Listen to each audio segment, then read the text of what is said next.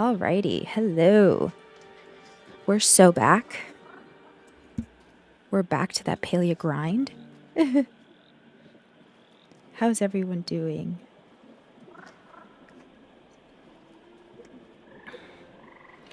I am attempting to wusa. I had but a difficult morning. Is playing Paleo Nature is healing. Literally, all is right with the world. All is correct. All is fine. Nothing is wrong. We're fine. Hello? My glasses are not. Okay. There we go. Yeah, so we're so back. And I am so ready. You know what, actually? These would go better. My bad. Oh my god. Oh my god. I just got so many notifications all at once. Okay. Y'all, I'm so happy my iPad is cellular, so I can, like, have it with me at all times. And it's, like, using cellular, so it's not, like, I don't have to have Wi-Fi on. It is a perk. What the fuck? It's, like, so dusty. Or why? Sorry, I know you're just, like, kind of watching me clean my glasses. But it's a necessity.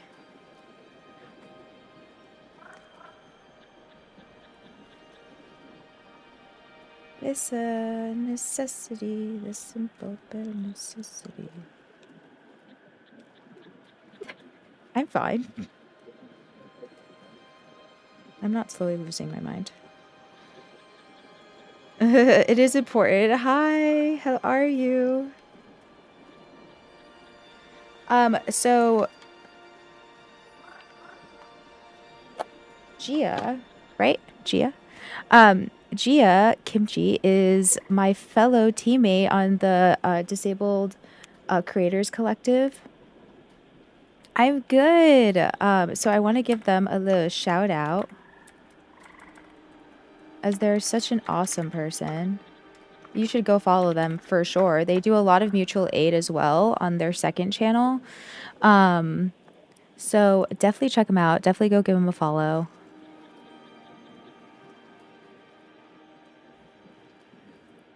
And thank you so much for stopping by. I'm honored.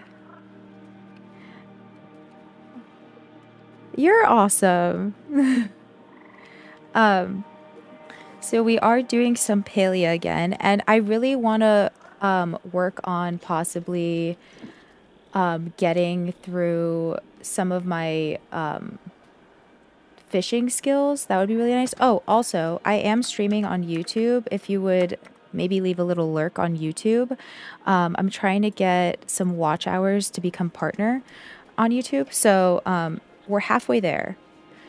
Also, if you want to subscribe, because we're also halfway to the subscription goal to get a partner. I have the spoons this morning to say hi. Always love being here. Yeah, of course. And trust me, I know all about the spoonage needed to simply say hi. So totally fine. I'm just so appreciative that you're here. So I thought I would try to work on a little bit of my fishing skill, because as we all know, I barely fish as it is, and it's starting to hurt me. So, I also want to see if I can get a Moz, which is like a legendary shark that you can get in this game. And I've only caught like 2 in my Palian career, which I feel like is not correct. I feel like I should have gotten a lot more than that, even though I don't fish that much.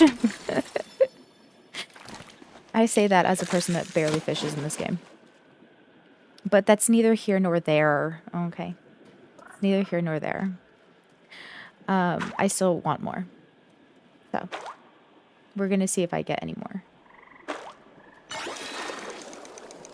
Yesterday I got 1 Moz, and that was my second one. And then, like, I got another Moz, like, a couple months ago. And don't even get me started on trying to get a starred Moz. That's gonna be nearly impossible. I barely see them as it is. But hopefully we do today.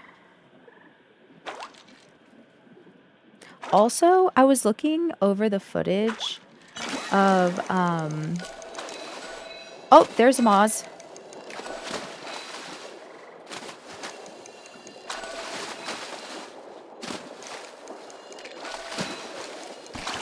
Yes!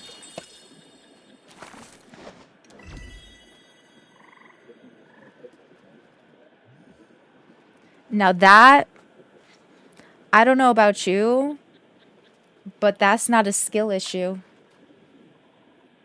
It's sure not. I'm a pro gamer, okay? What the fuck do you mean? Okay? Pro gamer shit. Now watch me not get one for the rest of the stream. But okay. I need to work on my bundles. You fish too much, you see? Now I wish I had that problem. So does that mean you've like gotten a lot of Moz in your Palian career? In your pro streamer career?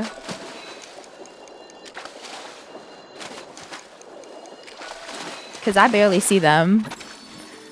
You will get so many. Okay. Yes, you know what? Manifest that shit. You know what? I got so many because you need to manifest in the present. As if you already did it or got it. I already got so many Moz, it's out this world. Okay? It's straight galaxy shit, okay? It's out of this world.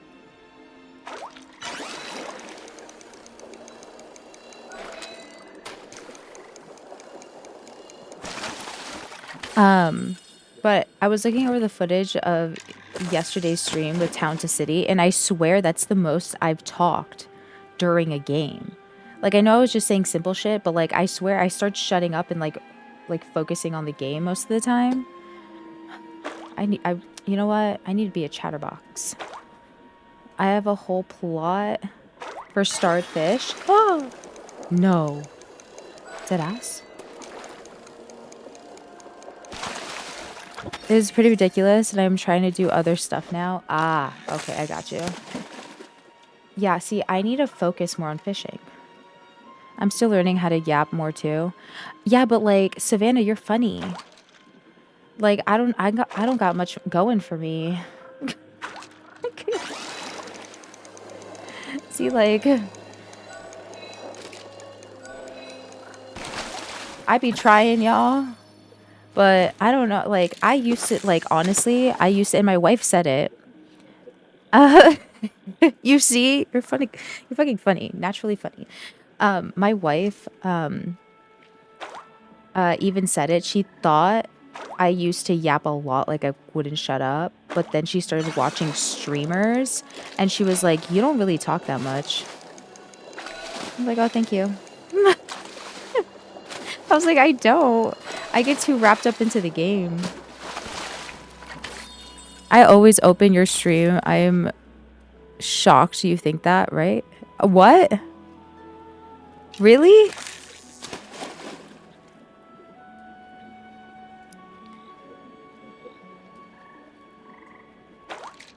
The autistic flow state. No, literally. It grabs me right by the ovaries and pulls down. I get balls by the end of the stream. Oy. It's the tism. You know, I literally blame everything on the tism because that's literally, like, who am I without the tism? I'm simply not a person. Yeah, I love co-working and watching you game. Oh, really? Oh, deadass? Wait, that means a lot to me. Stop, I'm gonna cry. That actually does mean a lot to me. / Jen. Thank you. I feel like I'm so boring when I game. But I'm trying to get better. We trying out here. Okay? The grind never stops. No, I'm just kidding. Grind culture is toxic. Don't do that.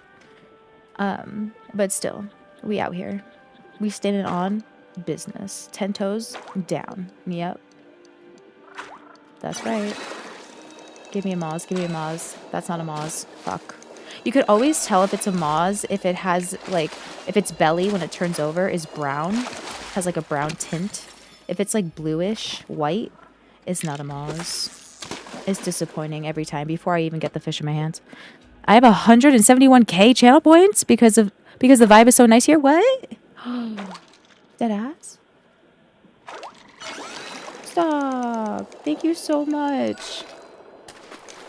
And I'm honored to be one of your teammates now. I was honestly so scared that I wouldn't make it onto the DC3. I was like, oh shit, I don't think I'm disabled enough, bitch. I was like, oh no, what if I'm not disabled? No, I'm just kidding. No, but I really do love the environment and the space at the DC3. And like every streamer on DC3 or like content creator on DC3 is like really wholesome and like very much in tune with like what's going on in the world and like the most grounded people, you know what I'm saying? Like they understand that shit's hitting the fucking fan, you know what I'm saying? And community matters. Yeah, I was so happy. And so was Jazz told me the same thing, that like they were really happy to see me on the list and they wanted to like message me and say like congrats, but like didn't know if I knew yet and like didn't want to like let the cat out of the bag. But I'm very honored, very happy. And Chi Chi is an awesome person. If you don't know Chi Chi, look up Hummington Mints on Twitch. Humming Mints. Humming Mints. Like MINTS. Chi Chi is amazing. When you talk about a creator that like keeps it like 100 all the time, like doesn't succumb to like any of the pressures, like Chi Chi is a great example of that. I also love seeing all the amazing people on our team. Yeah. You have to also like realize that a lot of like we need to uplift our disabled comrades, okay? Because literally, what are we without disability? And I mean that because everyone will become disabled at some point in their life, whether through old age or through like an accident or through like, you know, just being like born with a disability. But we will all be disabled at some point. Believe that. That's the only marginalized community you will become a part of. That's the one that you will gain membership to. You will be one of us. One of us. One of us. So again, it's only in your best interest to make everything accessible. Because once we make it accessible for the most disabled person, what? We make it accessible for all. That's right. Chant that shit in your dreams, bitch, because it's real. It's here.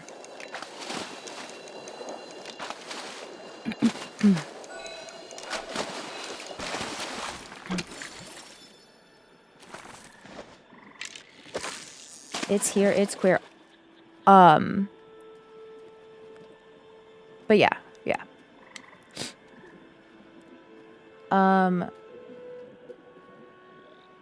Shit. I was gonna say something and now I forgot. God damn it. The ADHD has said hello.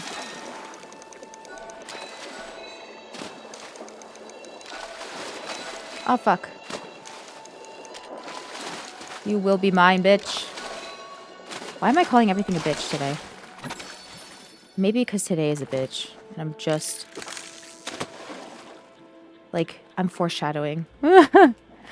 At least you're... shit, at least I'm cute.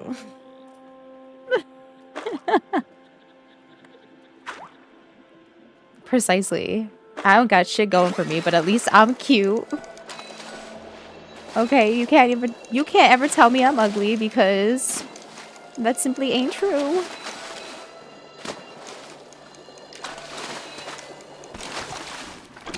Because you are, and I quote, that bitch, end quote.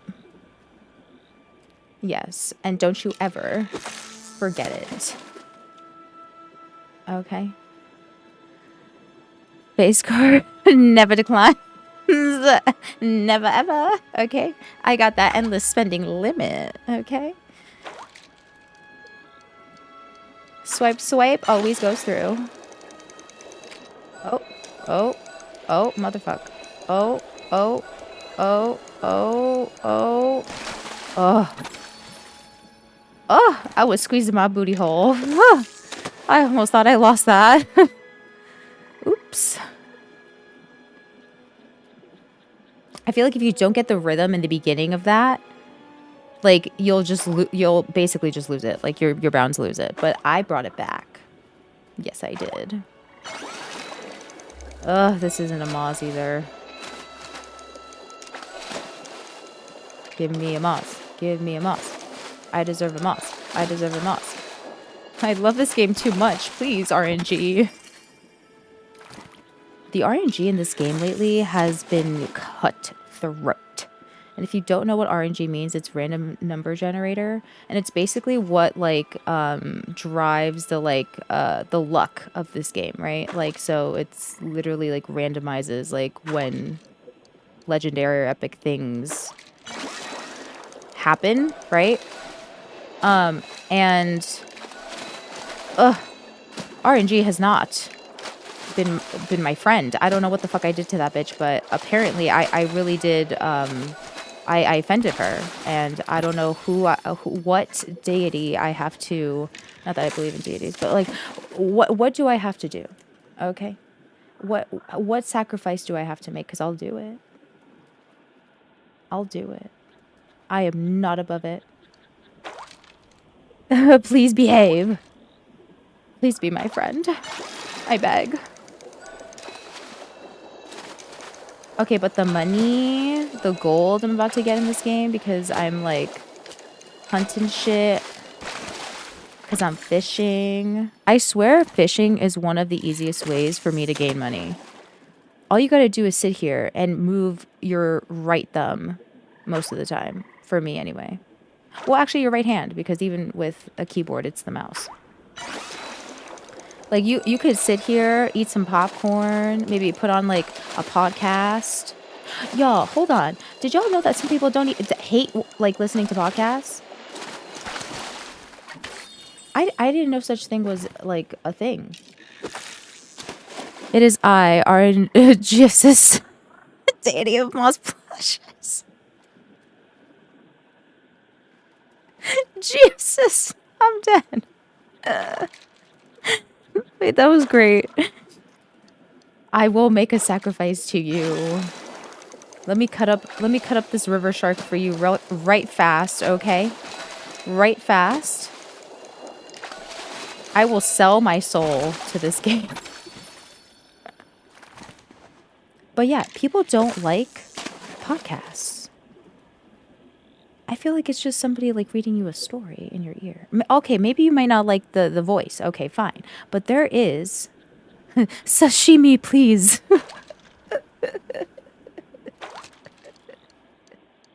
Sashimi, please. You know, I still don't have sashimi. That's the one you have to fish, right? You have to fish the recipe out. Because I don't have that. And that's the one you get in Bahari, right? Because I have every recipe but that one.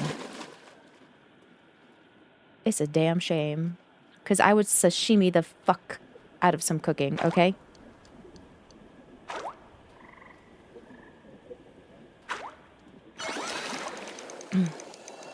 And you know what? I don't know if this is a lucky spot. I don't know. Couldn't tell you. But the only way I've gotten Moz is by being in this spot.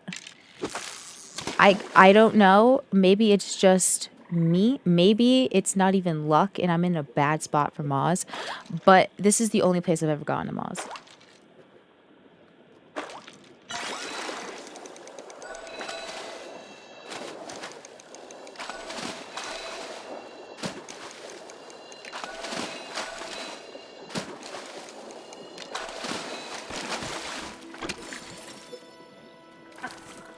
Motherfuck. Hold on. I got an itchy elbow, man. Don't look. Don't look. It might be ashy. Don't judge me. Okay.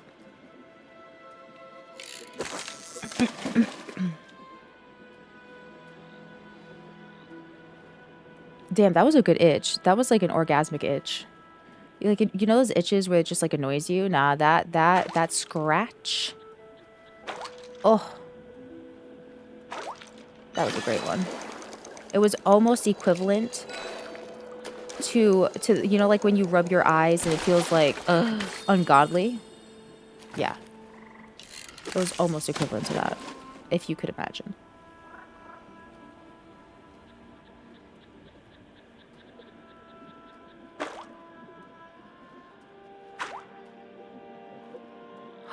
Y'all, I remember my brother took me fishing for realsies one day when I was like in middle school. And I almost got a hook stuck in my leg. Like I was like an inch, like if I didn't like move out the way, I was like an inch away from like getting a hook stuck in my leg. And y'all don't understand, those hooks like have like it's not just like an easy pull out, right? Because then how would you catch the fish? No, it has like these like, I don't want to say hooks on a hook, but like it has like edges, right? Like if this is the hook, it has like edges that go like this on the hook. So like when you pull out, you're like pulling the skin back too. You know what I'm saying? You know, y'all know what the fuck I'm saying. So like, it's no joke if you get that shit stuck in your leg. You pulling a chunk out. Like a barb thing. Yeah, yeah, like, yeah, like kind of like barbed wire. Yeah. Ugh. Say bye-bye to a chunk of your leg. Hopefully it didn't reach the muscle. But anyway. I threw that shit on my own, so that was my own fault. But I do blame my brother. I have blamed my brother every day since, because who would bring me fishing? I'm like the most accident-prone person ever to have ever. Like I feel like he plotted that. I feel like he plotted my death that day. He really did. And I don't appreciate that, because I thought literally we were blood. We might be half blood, but we blood nonetheless. Your mama, my mama, we came out the same vajayjay, man. That's sacred. That's sacred.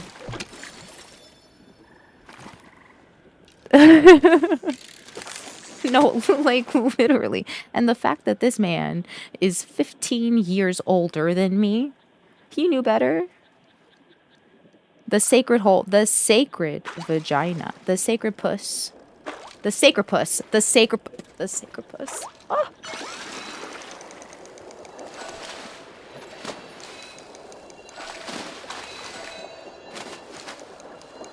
So disrespectful. I told my mama, she said, you know better. He knows, hello? He knows better. New Pokemon just dropped. Stop. The succubus. That was a good one.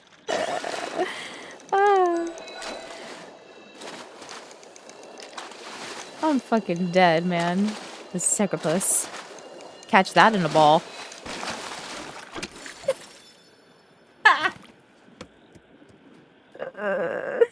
I'm so sorry. I'm so sorry. Hi, Michaela.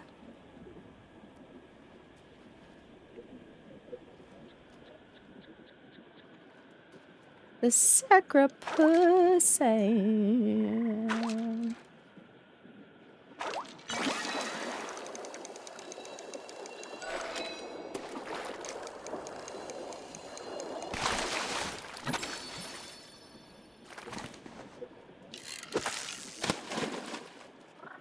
Y'all, I really hope. Let me know if you want to fish together. Yes. Hello.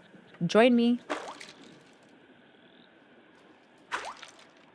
Let's get it started in here. Let's get it started. Hold on. Just give me a second because I'm obviously losing this fish. Okay.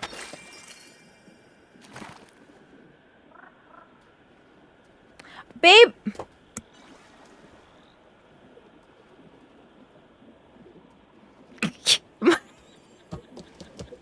I fucking fucking love my relationship, okay? My wife and I have grown so much as a couple.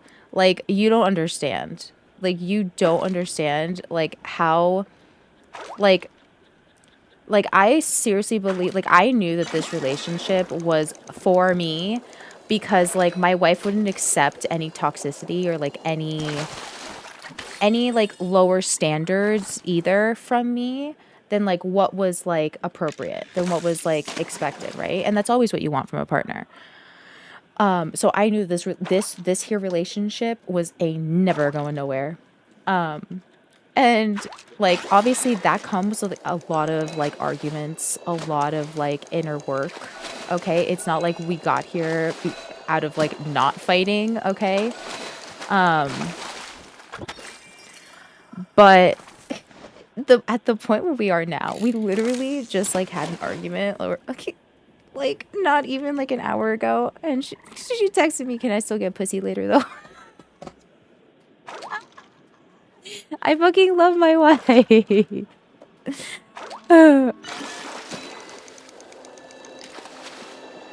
I love my wife so much. Hold on, let me text back yes.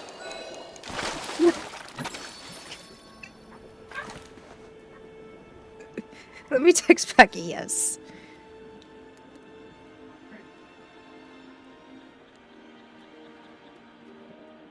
I said duh. Valid question. I mean, is there any other question that needs to be asked after an argument? I don't think so. Hello?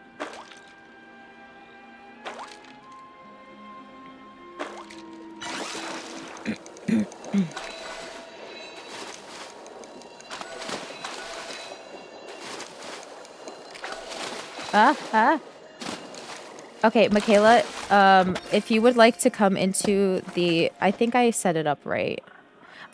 Listen, I've had a stream deck for I don't even know how long. And... hold on. Okay, Michaela, let me know when you're in the Palia on stream channel. You can get in there, right? You should have permission to get in there. Let me know when you get in there, and then I will pull myself into there too. Just let a sister know when you're there. You're in? Fuck it, we ball. Hi. Hello. Can you hear me?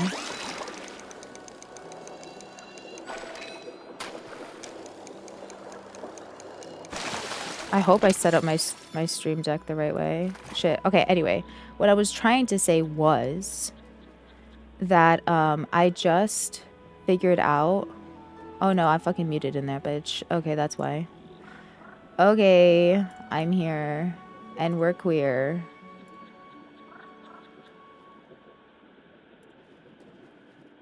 Okay. There we go. Okay, stream should be able to hear you if I did it right on my stream deck. But anyway, I just optimized my stream deck to work for me. Yeah, my stream deck did not do what it was supposed to do. Okay, but at least I fixed it. Oh shit, I'm gonna miss.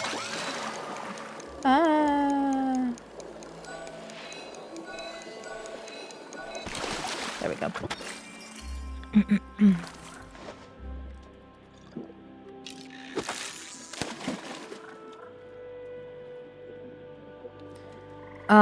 Obviously I have to reconfigure my stream deck.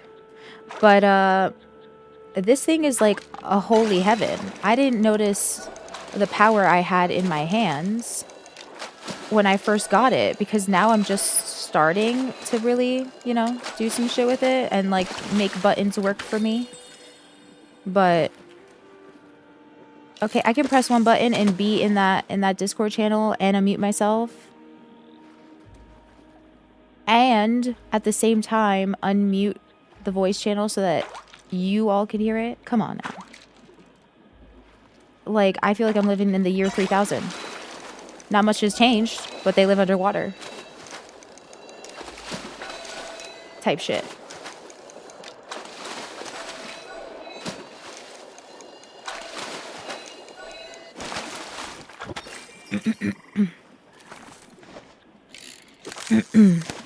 Right? I'm saying. I was like, yeah, I'll get to it. I'll get to it a year and a half later. But you know what? I got to it. I ain't never lie. Okay. We stand on what? Business. 10 toes down. You cannot hear or see me? What do you mean? I'm in the Palia stream channel. You're here too. I'm talking. Why? Hello? Hello?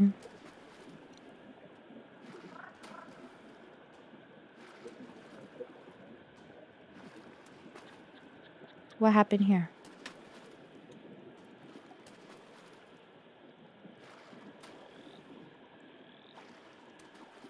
Hello? Hello? Hello? Hi? Hello? Hello? Hello? What the fuck, man? What happened? Oh, hell no, we're not about to have some problems now. I don't need this shit. Okay? Not today, PC. Huh?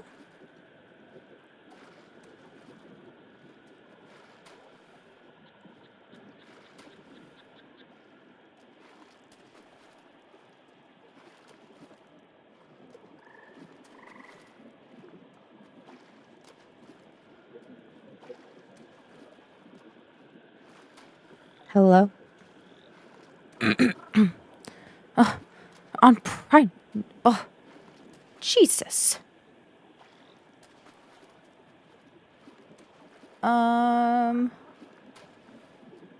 What's going on? Hello? Hello? No, that's still not working. Why can't you see me or hear me?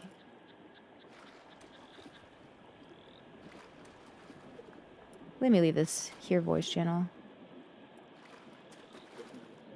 Okay, how about hello? Hello?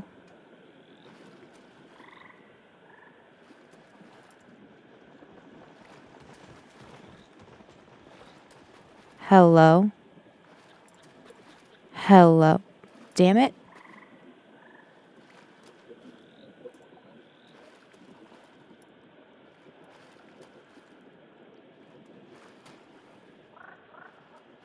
Hello?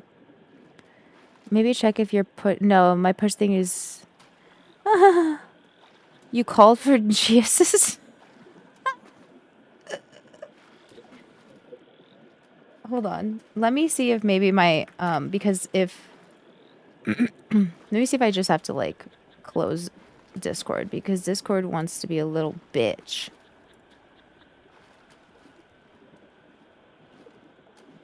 Stop acting like a ball sack.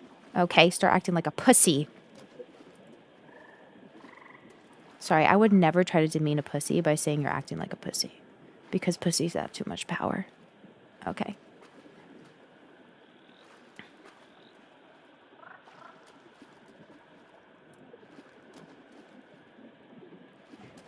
Okay. Am I being heard now? Yes. No, I can hear you. Can you see me? Yes. Yes. Hello. Yes. It was Discord being a what? Ball sack. Yeah. Okay. Yeah, that checks. Okay. Also, I don't know what you did, but it's great now. What do you mean it's great? Like, no problems. Oh, yay. Okay. Awesome. I literally just closed Discord through Task Manager and then reopened it. Yeah. Yep. I have to do that every so often. Gia, you hilarious. Sorry, cracking me up. Oh, interesting. I didn't know they had r/plays badges. Our what? He's got a little, or they've got a little, Like the little badges you can have next to your name Oh, and on Twitch. what is the R place? Our place is like so it's like a map, it's like a real life map. But then on top of it, they were doing like pixel art. So like a lot of people would like do big pixel art like around their house or around like areas they like, grew up in and like things like that. I was on there for a little bit. I was working on like a really large Palestinian flag on there. Ooh. But then I found out like there was some not great things happening, so I stopped using it. But What is it, like an app or something? It's a website. A website, okay. So yeah. But the badge from like 2 years ago, so That's cool. Oh, I don't have my fisherman's brew on. Hello? Mother of Jesus. Just give me the fucking eel. It's fine. Thank you. Ugh. Hi, Aaliyah.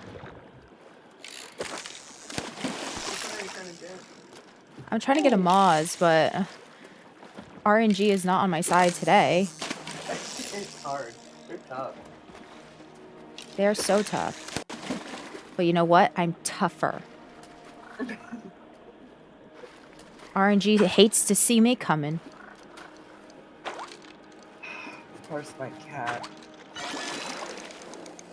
Gotta see her shit.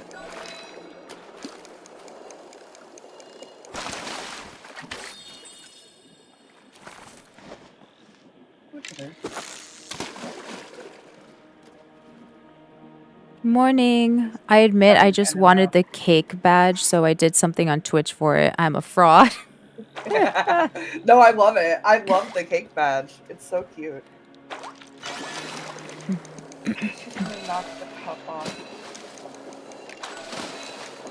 Don't you just love it when you just have to watch your cat do it? Because if you don't, they'll just keep trying to do it. I'm trying to play, but she's sitting right where my mouse is. So I can't use my mouse at all. She's just... Hello, Nick. On YouTube.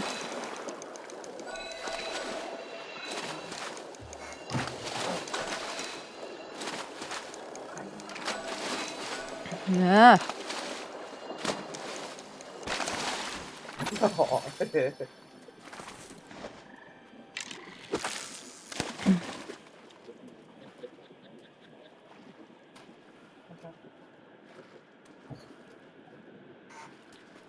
We're attempting to get a Moz today, Aaliyah. Attempting. Also, how are you, Aaliyah? How are you and Bebez?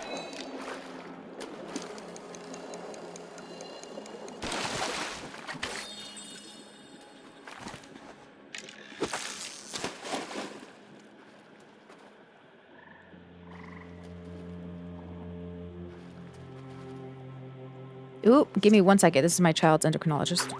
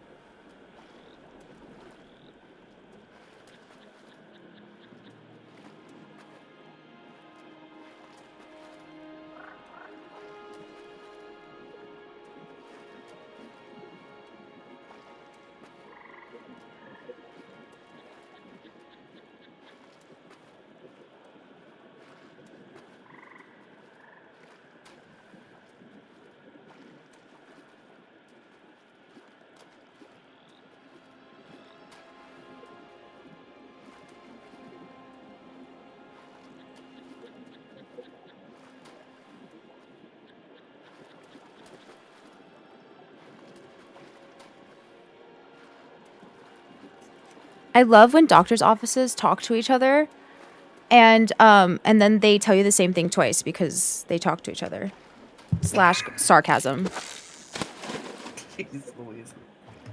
Like I called my daughter's endocrinologist to like ask like what are the test results, like are we suppressing like Right. puberty or what, or like what's happening, because I want to, like, if we need to suppress it we need to like start soon, Yeah, ASAP. Yeah. because I'm not, that little girl cannot go through her period right now. She's 7. No, yeah. Were they able to get you some answers though? Yeah, so the test results obviously did come in, but the doctor, what I stream is having issues yet again. Shocker. Oh, Yeah, it's I mean, it's good now, apparently. It's not me, it's Twitch servers, y'all. Like, I don't know what the fuck they're doing, but it's really annoying me. But so so the doctor called me to tell me she had to talk to a colleague to tell me definite answers. oh jeez Louise. Hello? Oh well, you know what it. Oh God, I hate this. I know why. Because Why? they're getting really picky about who they give puberty blockers to now because of all the anti-trans legislation. So they may have to get higher up approval in order to grant puberty blockers for children. Because there may or may not be laws in your state preventing puberty I don't think in blockers for Connecticut, transgender. because even though, like, I don't think in Connecticut. Federally. There's stuff federally up in the air right now as well. The bill in the Senate part of the bill is passing a lot of anti-trans legislation, especially like for people under 18. So it could be that too. They're just more cautious about prescribing them in general now. As Right. a precautionary.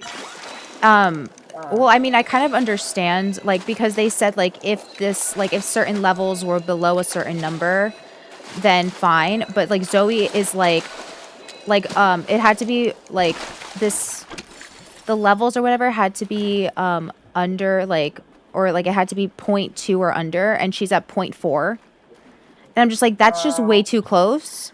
Like, you need to, like, figure something out. And she's like, yeah, I think we will be able to prescribe it because Good. The other symptoms. of the other symptom, like her bone age is at age 11 instead of 7. So and because of like her like physical growth and stuff like that, they're just like, yeah, you know what, like we may actually still do it even though like you're 0.4 or 0.04 like away. Yep. Very random, but she may end up getting her wisdom teeth earlier as well because of that. Oh yeah, I believe it. So, yeah. Definitely try to get them removed when she still has healthcare for you. Oh, she doesn't have healthcare through me. She has healthcare through my mom. No, through my mom. So she has private, Awesome. she doesn't even, like, my mom's job pays the premium. So, like, my mom just pays per month and then she gets a credit card and her job pays for everything out of pocket. That's wild. Yeah. So, like when I had, thankfully, my daughter and I were both under my mom's insurance plan. Like, so,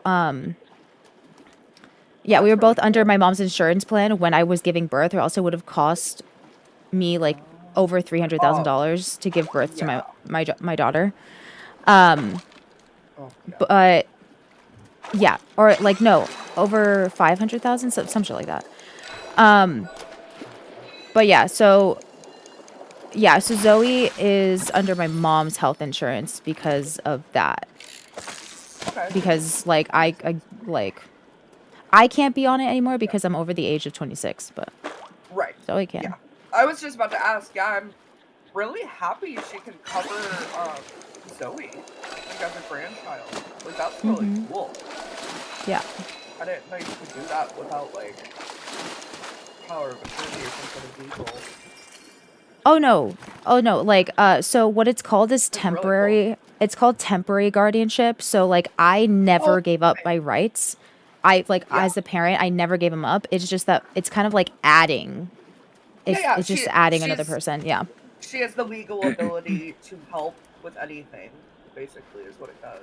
Yeah. Yeah. So you have other people on your team. That's great. That's great. Yeah. Takes a village, right? No, it literally does take a village. Yeah. Yeah. And I'm thankful that I my used to mom think. can do that. Oh, well, sure. Yeah. I used to teach preschool, and I know it's very, very difficult to do on your own. And with living in such a like an individualist society, like everyone wants to try to do it on their own because we're pressured. Like that's the way to do it, right? Oh. Yep. You know, Yes. do it Exactly. for yourself by yourself. But that's not always the best for the kids. So I've Yep. noticed. I mean, I came from a very collectivist culture, being like Latine, so Yeah. I feel like it's kind of like ingrained in us. But then again, like I obviously was born here. There is some of like that, like Americanization. Yeah. Oh, for sure. But thankfully, like my family's always been one to like always stick very closely together. So, like even if we're fighting, even if there's like an argument, whatever, at the end of the day, if you like really need us, we're gonna be there. Where are you? Oh, I'm like, so you know like how you can go up the middle to the steps of Demur Dock? Do you see me? Look. Oh wait, you know what? Let me share my screen. Let me see if this will work today. Because it I'll just wasn't... go down the Dermer and see if I can find you. Okay. Because I'm like under the Demur Dock, like the actual dock. Oh, okay.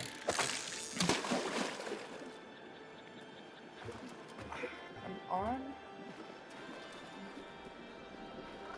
Oh, I know why.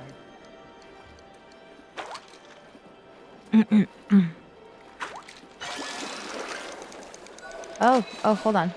Give me 1 second. You're good. I'm gonna accept it. I just need to get this fucking shark. Do they want worms or glowworm? Oh, I'm using glowworms. Okay. So, hold on 1 second. I'm doing okay. Oh, the symptoms. Is it nausea that you were having, right? I mean, you don't have to tell me, but I think that's what you said before. I'm doing well. I'm finally back on my meds. So, oh, and didn't you wait, Michaela, didn't you say, I think you said that you got are you the one that said you got Zepbound? Right? Yeah, I did my first injection last night. I'm so Woohoo! excited. Just remember what I told you, you know, like the nausea and everything. Yeah. It just takes a second to get used to. Yeah, I'm sure it's more like when you're eating, or like like while or after you're eating, is when I'll get it. But oh, I see you. I just invited you. That's funny. Yeah, I don't know. This is the only place I've ever gone to Moz, so I'm sticking to it, I guess. I thought I was going to go to the Discord chat and forgot I needed permission. Oh, do you want to... You can... Give me 1 sec. If you join any other Discord voice channel, Daira can drag you to this one.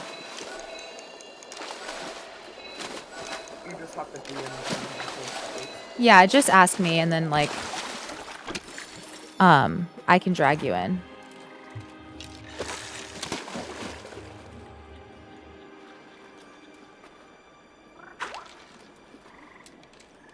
I need to stand, like, I need to sit up straight more. I can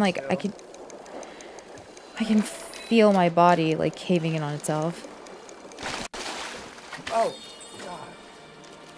I forget how hard these are. Oh, you know what? I should have another... I got a fish brew. I have, like, 40 of them. Oh, I do too. I almost forgot. I'll be right back. Hold on. Okay.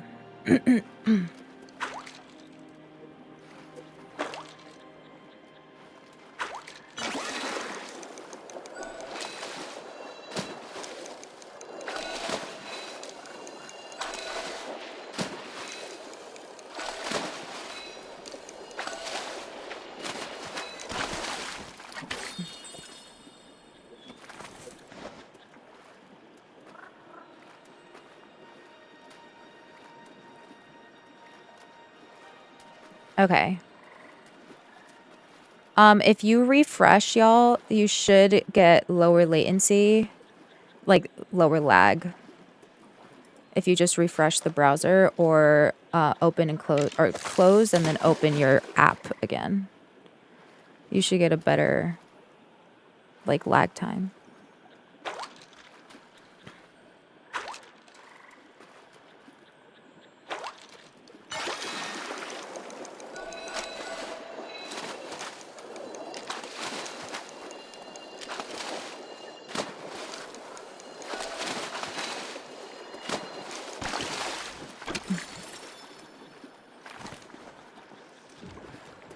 Thank you for doing your daily clicks.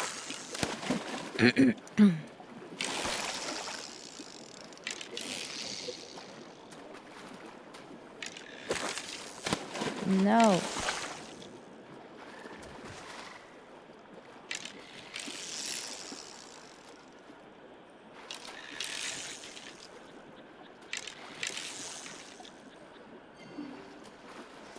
God fucking damn it. That should be good. So I was looking into it last night. Just because you know me, if I'm dealing with something medical, my ass is gonna research it for at Right, least an yeah. hour. Like,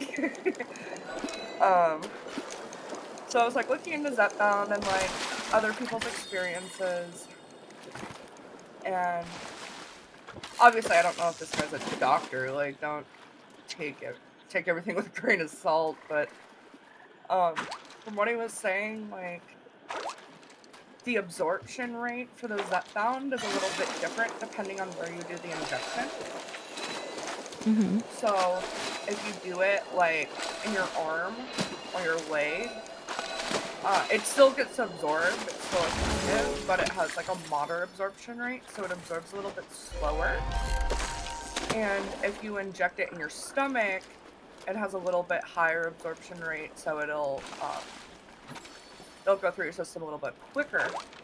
So I learned, like, if you have nausea or like vomiting, like any of the more severe side effects, if you do the injection in your arm or leg, it can help sometimes. Okay. Especially if you've been doing it in your stomach. So. You think you did it right? What, with the Discord? Oh yeah. Hold on. Hold on.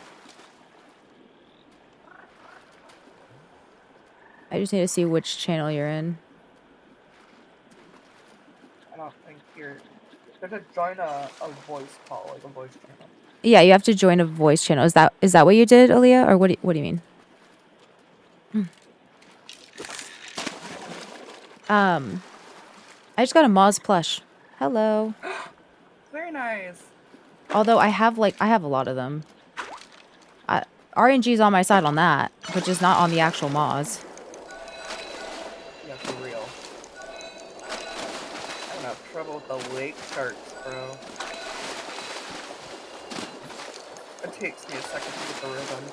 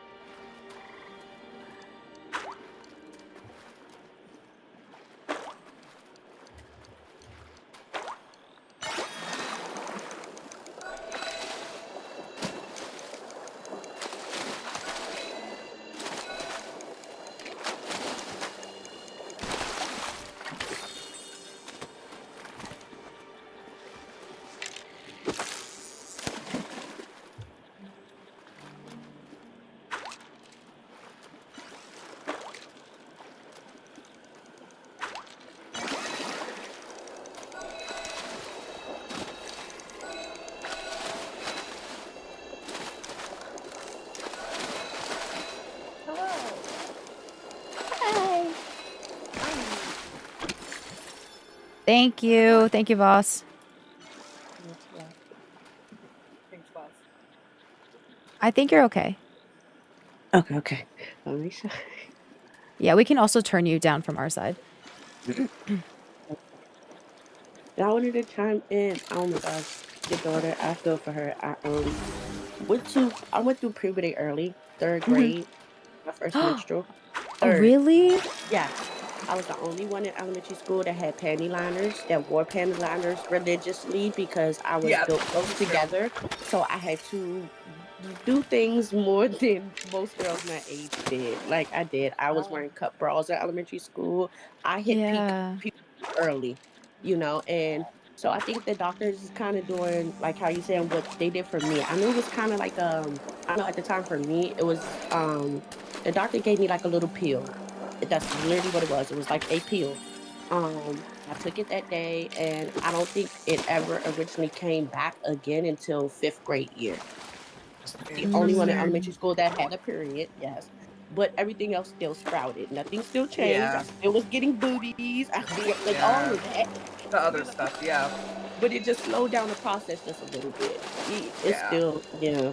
But no, it Yeah, was definitely so difficult being the only one in elementary school having to deal with that phase yeah, and so not I understanding what's going on with your body. oh yeah, so I got my period when I was 10, so I was in 5th grade. So I know the struggle. It was a lot, and I used to get in trouble for going to the bathroom a lot, and you know, Yeah. Mhm. the way that I remembered it, like I didn't like I thought I was like, oh, okay, like yeah, I handled it pretty well, but Bless you. my mom was like, don't you like remember, Daira, like you you had such a hard time. You got in trouble because you went to the bathroom too much because the second that you would feel a drop of being wet, you Oh, would go to the bathroom and you'd have to That's what we. change. Mhm. yeah, And it was Yeah. she was like you were so uncomfortable and yeah, eventually like in 6th grade my mom was just like, "Okay, we're teaching you how to use tampons. That's it." But yeah. especially cuz I was a swimmer, so it just made sense. But Okay. Yeah. not a big, but like my mom would have like my mom like the second I got my period, she's like, okay, so I think these are for you, and she dropped like thongs on my bed, and she was just like, Oh my god. it, and I've never went back. I've never gone back. Like I don't wear anything but thongs. I don't understand like Oh, because you wear a permanent wedgie, like you don't have to worry about getting a wedgie. You know what I'm saying? shame But That's her. anyway, that too. Shame uh, Yeah. her. what? Shame her. Shame who? No. The Shadow. kitty. Oh, you're. Oh, I was like, shame who? Ugh. My cat. She keeps sitting on my keyboard. Yeah, no, for me, I remember mom having to tell the school, and so I was the only one that used to go down to the nurses unit. I was the only one in the whole school that they actually had pads specifically for because you don't usually girls you're at my age, they don't have pads that size. Right. You get what I Yeah. mean? Right. So Right, some of yeah. it was actually makeshift for the kids, but it was what I needed because if not, then I have kids laughing at me, don't understand. I'm already going through turmoil at this point because I don't know.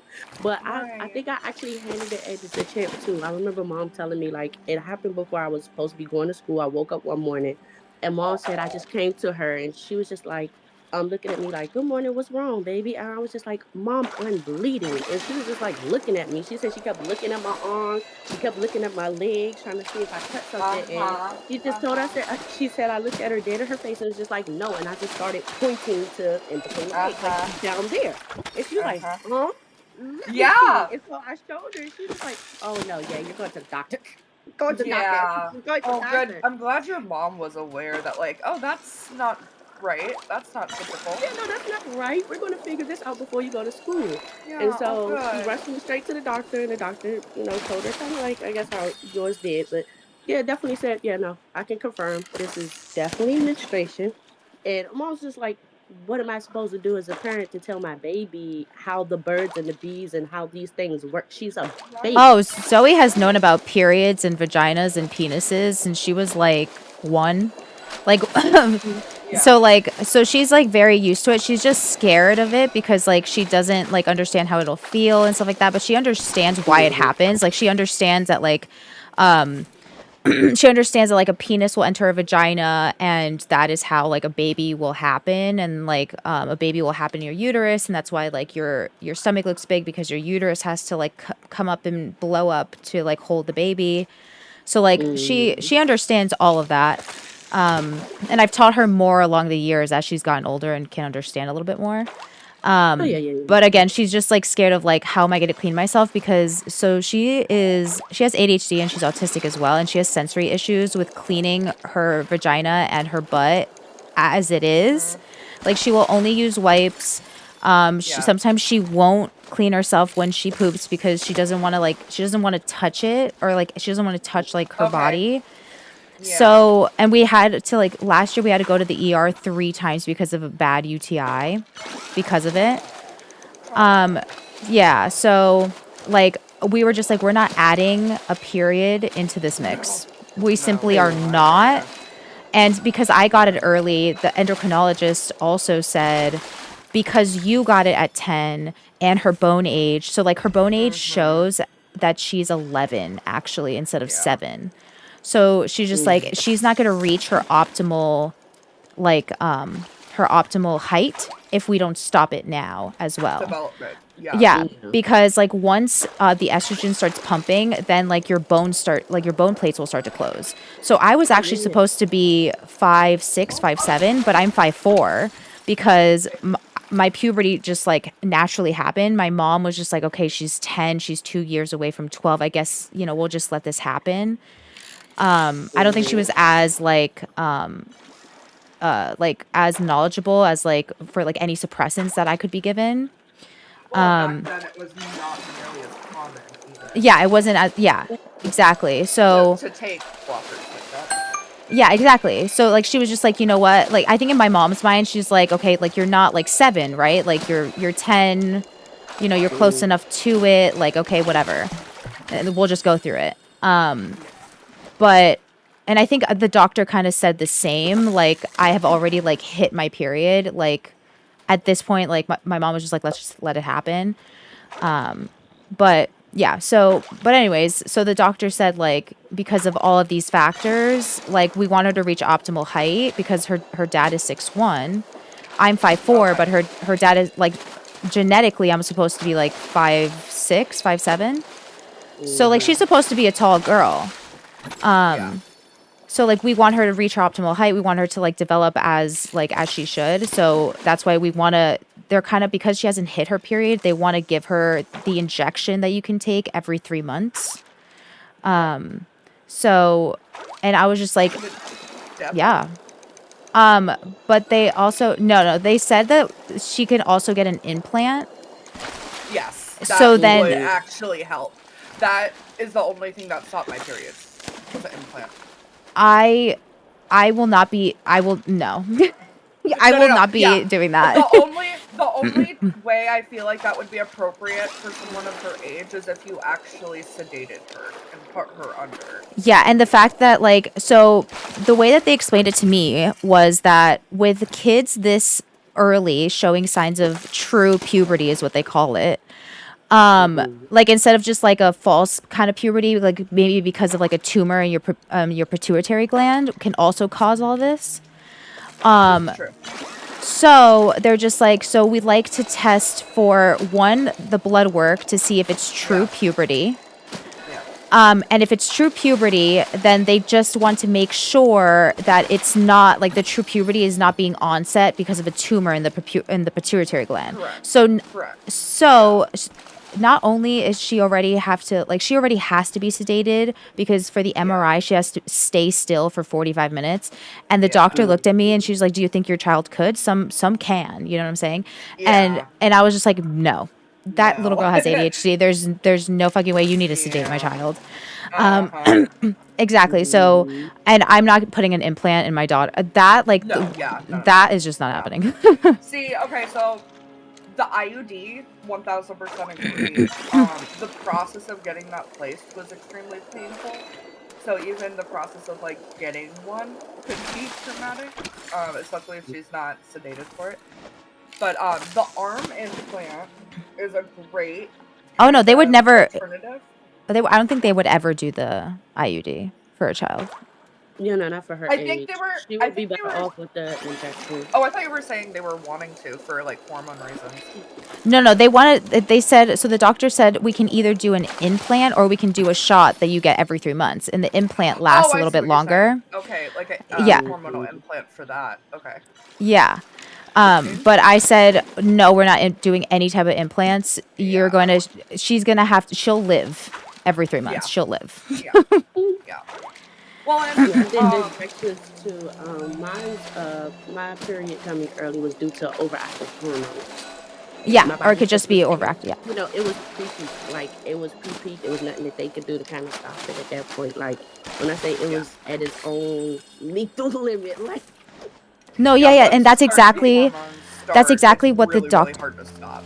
exactly. And that's what yeah, like the sometimes doctor people told can't, me. and doctors say that sometimes it's like it could be through genetics, could be the food we're eating, chemicals in food, byproducts, all that things. But It could be I don't know. For stress. me, It could be It could be a, like there's yeah. a it could be lot a of lot of things. yeah. But I It could be mean, sometimes environmental. yeah. yeah, Sometimes environmental. the brain just does it naturally earlier as well. And I know for me, like my birth mother, I say my birth mother, I was adopted, but my Okay. birth mother, she started having kids early. So I assumed a lot of it had to do with that. My mom's first baby was at 13 years old. So Oh, imagine, yeah, I probably wow. would pre-peak a little early, being as though you Yeah. kind of started life a little early. So that does kind of play onto your children. People don't think that way, but it does kind of pass that Oh, yeah, down. Oh, for for sure. sure. Yeah. A lot of health stuff is genetic in ways that we did not realize even, in our parents' generation. Especially things like autoimmune disorders, hormonal conditions like that. Yep. Yeah, so Zoe is essentially like the doctor was like, because of like how her body's growing and her bone age and stuff like that, she was like, I'm expecting the blood work to be like she's like almost there. Like Yeah. we're in like levels where like we need to start the shots now, or like Yeah. it's not gonna be okay. So but the blood work showed that she was like basically they only give the shot to like kids that are like point 0.2 or below of like some hormone. And she's at oh sorry, yeah, and she's at 0.24, right? So she would have to be 0.04 less to then for them to be like, okay, yeah, we're Mhm. so she has to like talk to a bunch of people. The doctor has to talk to a bunch of like her colleagues and be like, based on the bone age, her mother having a period so early as well, like I think we should Yeah. just give it to them. And then once she gets like, I guess the clear to do it, then we'll start it like, well, actually we'll start the MRI because we need to make sure that it's not like a Yes. tumor. Yeah, I will chime in and do say with this whole new stuff going on with women's rights and what they can do with their body has kind of changed what doctors allow us as women to do the right things to help us get in that right direction. Some of those stipulations were put in, whereas even though it wasn't just as easy even back then for me as a kid to get access to those things, but it's something about like doctors and trying to diagnose, and it's strange, but like as a kid a parent knows when a kid doesn't, and instead they like to say, oh well, they're kids, they'll grow out of it. Some things yes, some things no, and with Yeah. time it can become worse. Yeah. So if Yes. you're one that's very visual and very, I work in the medical field, I tell people quickly, for a person that knows their body and very hyper aware, I listen. Yes. I can do Yeah. a lot of testing, but you know your body more than I do. A book Yeah. gives you a guided resources, but it's not one size fit for all person. Right. You know Especially what I mean? for So minorities as well. And give me just Yeah. 1 second. I just have to welcome in the raid. Hi. Thank you so much for the raid. I see you were doing co-working. We're doing some Palia. I'm Daira. I use fair pronouns. And yeah, we're doing a bit of fishing because I hate fishing and in any game, and I need to start doing more of it in this game. I'm also trying to get my money up, so we're doing a lot of that. But welcome. We also do co-working here. I am a 24/7 streamer, so if we're not doing cozy gaming, then we're doing cozy co-working. And you're more than welcome to keep using Super Sweetbot in chat while I game if you would like. I totally don't mind. We're going to be back to co-working at 3 p.m. EST. So in about 4 hours, we'll be right back to it. But yeah, thank you so much for being here. Okay. Thank you for letting me quickly welcome them in. We're just talking about early puberty and, getting your period earlier than you should and, things that doctors can do for that. So that's all we're talking about. Oh, the joys. Oh, the joys. Yeah, it was really scary for me. I remember thankfully, I got my period before school as well as you, Aaliyah. Because I couldn't imagine how I would feel or like the embarrassment I might have felt, like, making everything 10 times worse or like around, the mental and emotional regulation of my period, if I would have gotten at school.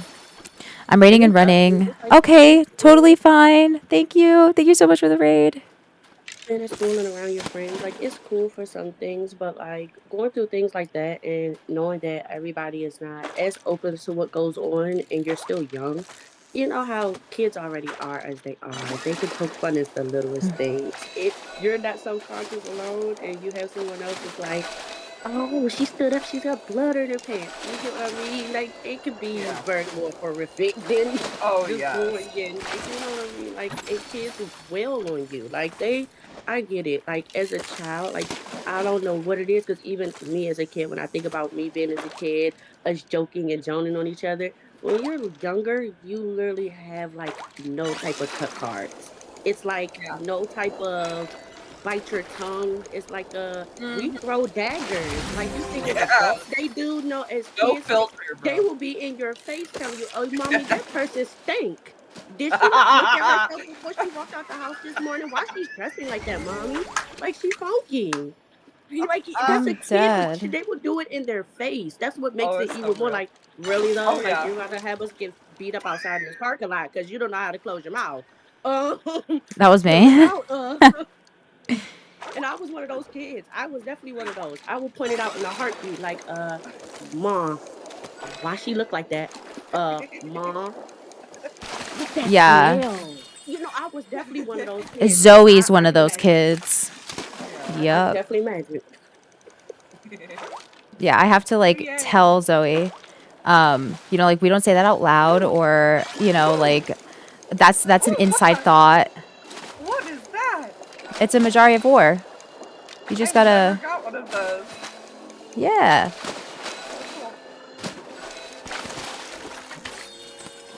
Cool. Um. But yeah, I have to tell Zoe that some things are inside thoughts and inside thoughts only. No, for real, you got to, because they will be trying to, just saying it somewhere, and you just need to be like, really, bro? Really? Like, this person is right here. Excuse me. Yeah, my Look um later. my daughter's also autistic, so like on top of like, just like general like kid, like saying stuff, like she also doesn't understand like why she wouldn't say these things, like why are they bad? And they're not necessarily Yes. bad. It's just you can make a person feel really, It's hard. uncomfortable Yeah. and, It can be disrespectful. Sure. And yeah. that was a hard one for me to grasp as a kid, like disrespect. Because people would always say I was being disrespectful, Yeah. but I was asking questions. Like I was asking Yeah. for clarification, or I was trying to communicate my way through a situation. And they're like, "Oh, don't ask that. That's disrespectful." Or, don't Yeah. talk like that. I That's was definitely, disrespectful. And it's like, I'm sorry. and I I didn't stand by have my values. issues as a kid Yeah. with like other things, like on mental health. Like I was definitely a curious George type kid, and if I was asked or told to do something, if it didn't make sense to me, I asked questions.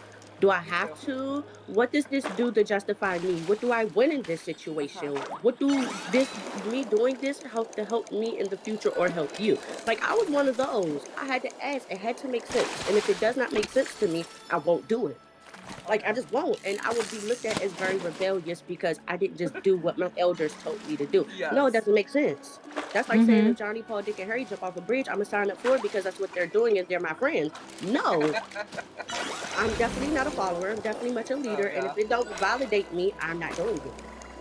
Yeah. Absolutely. It has to make sense. It has to make sense. Absolutely. I used to get called a smartass all the time.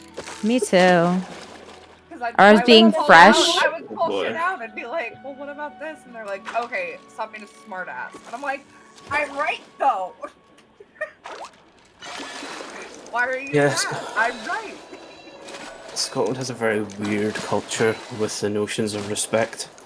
The easiest example I can give, at least the places I've grown up, is that even just kind of walking past a person can result in them perceiving you as disrespecting them, and then they engage in some type of intense assault.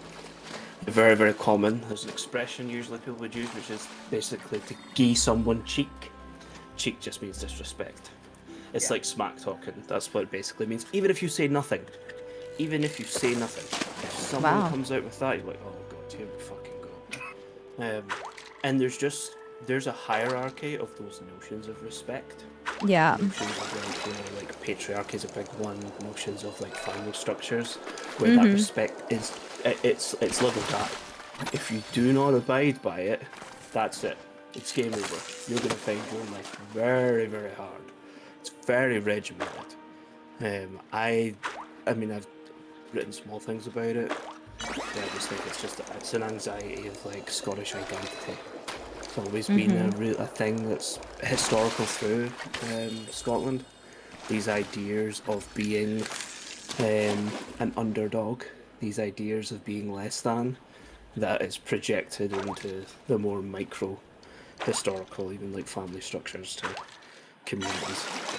So yeah, that was my life growing up. Was notions Wow. of disrespect. So there's two things you can either do. You either learn to fight or you learn to talk utter shit. And I kind of learned a bit of both. I didn't like dealing with that kind of conflict. I would rather just shit talk. I would rather just yap at somebody. I'll be right back. I just have to unload my bag. Oh. Jeez. But no, it's a tricky one. And I mean, I'm in a softer, I say soft, sounds gendered, but I'm in an easier area for that stuff to deal with, given that I live in rural Scotland. Whereas if you live in either post-industrial place like Glasgow, those rules are much more rigid. They're more intense. Which I think sometimes, in the context of how Scotland's often articulated, that sometimes is given like the misunderstanding of like, oh, Glasgow's a dangerous place to be. In reality, it's not really. It's just that like there's certain behaviours, certain codes of conduct in places that you have to abide by. Not as much these days with some places, but there are areas where, for example, if you wear the colour green, you might get your head kicked in. So I mean, if you wear red in Yeah. certain parts of the United States Yeah. or all Yeah. blue, you know. yeah, Oh my gosh, yeah. I will go downtown sometimes. Like, this is why you just don't stop, like, anywhere. Like, just at any place. When you Or go with like downtown. your windows down, like, you know, like you need to. Doors unlocked, all of Yeah. And so Mm-mm. there's a few gas stations I have been to very briefly where you just see like old heads walking out head to toe in blue. Blue baseball cap, blue shirt, blue shorts, blue shoes. Is like, oh, I don't you're know. repping. My Okay. family, and we're from the south. It was always warnings. Like growing up on certain areas, you just don't travel in, or like Yep. you're not seen in, or you don't go to a gas station, especially as a woman You by just gotta go. yourself. Oh, you Because we gotta go learned around the about long way. sundown areas, and we just learned about these things. So it's like, no, like, you need to pick and choose wisely when you travel. We're going to make a stop in this state, and we're going to make a stop in this state. We're going to go during twilight, and you're going to go at the busiest hour, and everybody's getting out their car. It's just how it was. And I just thought it was norm. Okay, everybody's getting out. We're going to the rest break. We're going to go use the potty, and then we're going to go back on the road. It was just norm, at some point, until growing up and realizing, no, that was just not norm. We did it to keep ourselves protected. Yep. Yeah. Well, and especially in the U.S., there's Is there's Maji a lot open of- yet? Sorry. Yes. It yes, should is. be, yeah. We can go. Yeah. Okay. Want to meet me there? Oh yeah. Yeah. Because we can at least catch the Choppa Chase. Yeah. Sorry. I just got really excited. Sorry. We can also fish there too if you're up for it. Oh, yes. But yeah, like in the U.S., there's the concept of sundown towns, which is Yes. I know you know, but like towns where it's very unsafe for people of color to be in at night. or just in the evening. Oh yeah, Sometimes. yeah. Definitely even where I am right now. Like I moved away from home. I was born and raised in PG. I moved from home when I was 19 and I stay in an area called Bumpus. It's in Virginia. And Okay. definitely seen like we see a lot of blue stars, you see a lot of the the nooses, you see Oh those yeah. things. So Oh yeah. okay, I am this, I'm not going on your front porch at night. Matter of fact, I don't even want to say hello, just in case if you might have the inkling. You know what I Yep. mean? It's Yep. just Oh how it yeah. is. I moved out here thinking that, like I said, I wanted to get away from home, give me a new start. I'm literally more than 3.5 to 4 hours away from home. Right. Something totally different for me. I'm in a country area where I'm sitting on at least 1.4 acres of land. No, I have to look out yonder to see the next house. I do like it because it's not what I grew up in. What I grew up in is less than 2 inches away from me is another house. You know what I mean? That's what I grew up in, Yeah. like it's more of a city than like a country. Um, but I didn't factor in everything that came in my area of being here. Like now being a newly mom, like, hold up. I didn't think of this. Like I'm in now an area where I only have maybe 4 families in this whole area that are African Americans like me. The Yeah. rest is of the other descent. Um, and so I didn't factor these things in until now. Like, I knew there were certain things I knew I had to tell my child, but now I'm like, no, I definitely have to tell you way early because when you go to school, you're not going to see too many people of you. Yeah. I don't want you to be in there not knowing how to protect yourself if someone's out here trying to bully you because Yeah. most Mhm. kids repeat what their parents have been taught. Oh yeah. Well, So this day and age Oh with yeah, like big time. parents like repeating Trump talking points instead of their fucking kids like all the time. yes. And that's why I'm like, now I'm like petrified because I'm like, Yeah. I knew I had to tell my child these things, of course, but now it's like, no, I have to be on guard and tell you these things way early because I don't know if I have to worry about the kids themselves now. I don't know if I have to worry about the school system itself now. I don't know if I have to worry about your teacher. I don't know. And now this puts me in this gray area where I don't want to feel like I need to put a tracking device behind my child. I need to be sitting in a classroom with you all day to make sure nobody is trying to bully you. And if they do, you know how to exactly protect yourself or stand ground without you being the one, oh, well, they're black, they're angry, they just touched me or they yelled and now they did Yeah. something to me. Yeah. No. Yeah. I'm like, oh my gosh, I did not prepare for this at all. Well, nobody should have to. That's the worst part. Is it's like you weren't prepared because we weren't expecting to have a fucking fascist president. Like even 5 years ago, you know. Like, and I mean, even this last election, a lot of people had this understanding, like, oh yeah, it's an election, but Kamala's gonna win. Like, she's gonna win. And it's like, okay, well, she didn't. And it was because, like, everyone had the assumption that she would just get it. And a lot of people protested that election for very valid reasons. The genocide of Palestine being the main one. And the lack of, any sort of progressive power or any sort of progressive anything from Kamala about it. It was the same shit we were hearing from the Trump men. And the same shit we were hearing from Biden. It's a uniparty. Foreign policy is uniparty. They both have the same goals. Yeah. My thing was like, I didn't want to, for me, it was like, I was hoping, of course, Kamala had it. I also was like a typical African American too, and realized that again, she's a woman. And is it really a thing that is it something that this world has about putting women in power? Not only that, but Kamala was not the answer. Kamala is. This thing when it comes down to women in power. Yeah, Kamala is not the answer. Yeah. She was an abject failure of a candidate. Like, I've never met such an incompetent. Like, Keir Starmer makes her look effective. Yeah. Like, that's the only person that makes her look effective, and that's not good by any means. Yeah. Like, when you won't give, like, you won't pay lip service to any notions of reformism, it's like, who are you dealing with? It's once again, it's like, why would you offer diet when Trump's going to give you a full fat version? That's the message in electoral politics there. So it's like, I'm sorry, but like, she was repping like misogyny definitely played a role.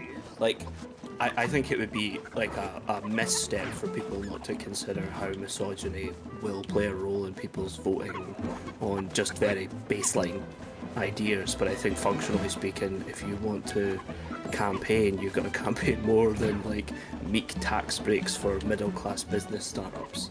That is, you know, like when you're dealing with, you know, a substantial portion of your base that has a big contention with the genocide to which you will not split away from Biden's original behaviour, or the fact that there's things like cost of living, or the fact that there's a myriad of like phenomena like that you can deal with. Like, you know, as a reformist, like I don't care about either of them. They're two bourgeois parties. They can both burn in hell for all I care.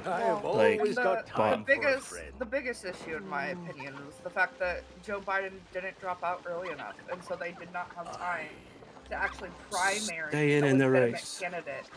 They did not have time to actually do a legitimate primary because he decided he was going to bomb the election and drop out after the first debate. When he was a bumbling fool on You want to stage. blow this popsicle stand? And they realized, like, oh, he really can't do this shit. Yeah. Yeah, no. His health declined bad, but when I look at some of the people that went in there, their health did in a sense. Like, don't get me wrong. Even look at Obama. Age so bad when you go in there, but it's just like who wouldn't? It's the world is faced on your shoulders. You are one powerful person that's facing like 50,000 different things, and at the end of the day, you're like the head of decision. And it's going to be one of those where it's like, dang if you do, dang if you don't. I'm either going to do this to help them, and at the same time of me helping someone else, I can literally be sabotaging someone else. You give me a holler. There's not no win-win. So it's like in a sense. Eggs. So it's like it's literally the fate of the world on your shoulders. And they carry that with them. Like, it's crazy, but literally in each presidency, I've seen how bad they age through the whole process. And it's all because of just having this so much power and this fate on your shoulders. Our chat's get That we Yeah, depend it's a on. lot of fate with like millions of deaths on their hands. But with love. Substantial political power. I mean, my views are pretty clear on it. I think functionally, left-wingers have to abandon it. They have to have the courage to just collapse on the idea of like bourgeois party politics. Otherwise, it's a reformist race to the bottom. I think the best thing to do is you've got to look at anarchist groups across the world. You've got to be like collaborative. You've got to look at the things that worked and look at the things that didn't work. Because the biggest contention I have with a whole host of statist left-wingers, which I used to be one of them, but I've shifted very quickly on it, is this kind of apologia for like actions by the state. As if like, oh yeah, well, you know, other state did it, therefore it's permissible that I do it. And I'm like, well, actually, you look at anarchist groups, for the most part, like, even take like the Spanish anarchists. Who, big issues with the way in which they did like union power, big issues with the way in which they dealt with like the proletariat. Anarchist groups called them, other anarchist groups called them. Other anarchist groups were learned from that mistake. And I think that what needs to happen functionally in America, it's the only avenue I can see, and it will take a long time, it will not be easy, but is to functionally shift to a much more like anarchist coordinated way of doing politics. Because it's that or it's imperial like bourgeois politics till the earth blows up. Like, so Yeah, and And it's a Obama was routine. not a great president. Like, if you see what he actually did, militarily, I guess, like, awful. Absolutely awful president. Before Trump, he was the one with the most deportations. Yeah. He broke the record. Yep. Like I Like, said, all of them are gonna have their definitely. Like, I don't know. It's not a perfect thing. It's like I can say it seems like it's like okay, I can help in one area, but like after that, like the rest of these people might be just screwed. You know what I mean? But one person, I'm sorry, but that like that. But that's to me what I've been seeing is like, okay, I would do one good deed. The rest of the year, I'm going on retirement. If I feel like pushing this paper, I'll be pushing, and if I don't, I'll don't. If I don't have to, I won't. I'm gonna just sit back and relax and let it unfold. That's what I see. But because everyone else is going through something totally different, so I have to like, learn to conform to that in a sense. But Can you maybe make the music volume of the game a bit lower? Sometimes it's hard to hear what the others are saying. Oh, yes. Yes, I can. Hold on. Yes, thank you for that. I completely forgot to mention that. Thank you.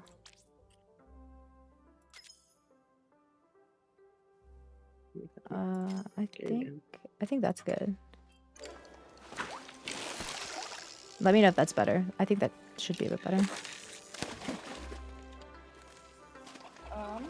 Hopefully they can hear a bit better now. We'll be listening.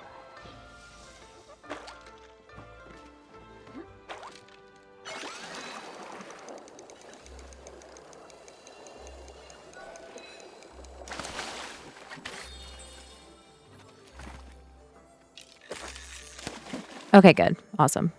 Thank you.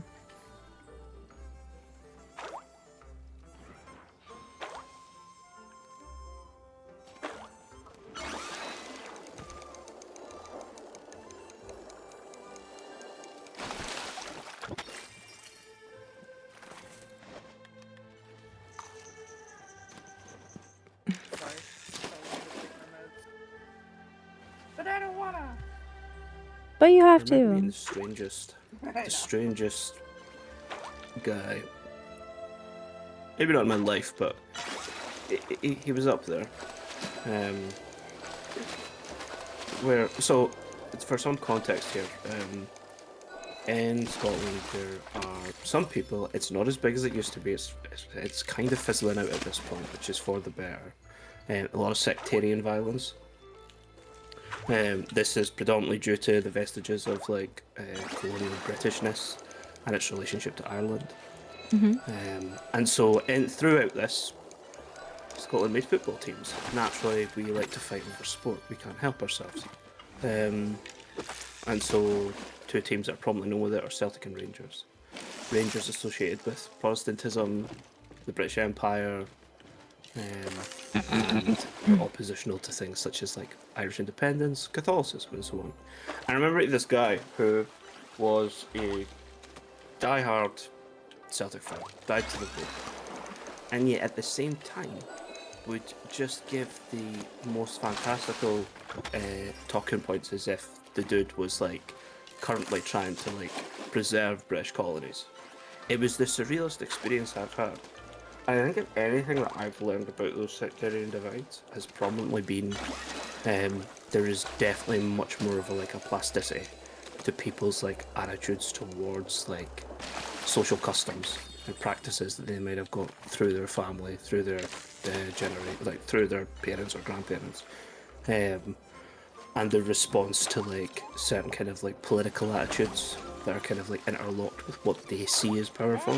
Because it used to baffle me, and like this person would like, you know, be singing like Irish rebel songs whilst at the same time doing "Lest We Forget" as he has a tattoo of a Spitfire on him. It used to blow my mind because I was like, who are you fighting for?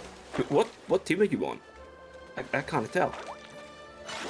And it is fascinating how much those things can become very blurry over time.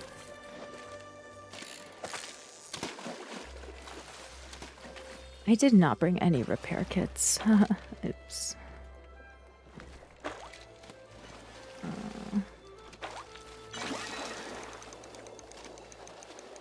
It's okay, we can go back. I'll just let it break. It's okay. I honestly, whenever I'm out, I let this shit break, and then I just repair it when I get back. I finally was able to complete the little carrier pet quest. I thought it was going to take me forever and ages to do it. Oh, that's great. So I enjoy it because I'm like, okay, I can be around and I don't always have to lug back home. I can send certain things back home and I can still keep doing what I was doing. Yep. I love it. I was waiting for this.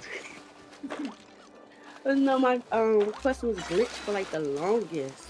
You know, when everyone else's quest got glitched, mine did too. And being on the Switch, it doesn't make it any better. You know, because I play it on the Switch, I get it, you know. So I'm like, it's to be expected. But I finally was able to like, you know, send them send Palia the notice or whatever. And I think with their last patch update, they fixed it because I was able to finally progress a little bit more through the Elder Woods. I finally got most of my relics. I think I'm down to 1 that I need left now, and most of them are now fully upgraded to almost a level 5.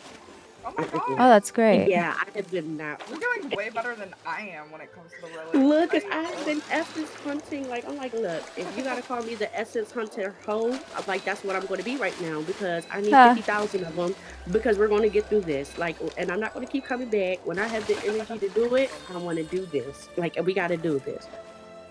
Especially now, like how my energy levels are, and with the pregnancy, like when I get in the mood to do it, it's like I don't know. It's like I get this rush of energy to want to do things now, and it's weird. Like it's like a really It's rush. nesting Like behavior. yeah, it's like an adrenaline rush almost. It's like okay, I feel like I really gotta do this. I gotta do this. It's not gonna get out on me until I do it. But then it's like I have moments where I'm at complete utter exhaustion. Like don't bother me. I'm laying in my bed. Don't touch me. Don't like because I'm not moving for nothing. Yeah, So that's it's like this. actually a thing that happens with pregnant women. It actually is called like nesting, or like kind of like when birds like start to prepare when they're about to lay some eggs. You will start like trying to get everything ready, and that's like where that like adrenaline or like motivation comes from, like where you just like need to get stuff done. It's like it's in our nature, I guess, to just to like And then it's start like my mind won't preparing, rest until I do it. Like my mind would not rest. It will just sit there and just gnaw at me until I finally say, okay, we're going to get up and do it so I can stop thinking about it. It's done. You know what I mean? Because I literally will not let myself live in peace until I finally do it, especially once my brain is stuck on it. You got to get this done. And I'm like, okay, I'm going to do it tomorrow. No, my body's like, you're not resting until you do it because your brain knows you need to do it. We're going to do it. I You're just don't want sitting to in your today. school parking lot procrastinating? Savannah, go to class. Me when I used to be in the college parking lot hitting my dad's head before going to class. Don't be me. Don't be me. Don't be Well, sometimes you need that. Like, me. get you a little bush in the morning before you go to For class. real. For real. For real. You might get an A in that class, you know. You might do really good. I'm just saying, look. Any motivation helps. I get it. I'm sitting on my 4th college degree, okay? So whatever helps you, okay? You do it. But as long as you see it through, that's all I'm saying. As long as you know you got walked across that stage, do whatever motivates you. If your motivation in the morning is I gotta go have Starbucks to get through this math quiz, go have your small Starbucks coffee. Do what you gotta. That's your I will mission. hopefully not Starbucks because we are boycotting Well, you Starbucks, know what but I'm saying. If you But need you a gotta little do your treat. ritual to help you get through that hump. You know, Yes. It's true. it is stressful Yeah, trying to go people through love rituals. midterms, trying to go through finals. Like that is very stressful. So whatever your ritual is, even if it's retail therapy, whether it's whatever, do what you gotta do during that little time frame. You'll thank yourself later. You'll trust me, thank yourself later. mm-hmm. Yeah, I'm hoping to go back soon. Either in the spring or in the fall. I just gotta get funding to have to pay the school back before I can go back. Which is annoying.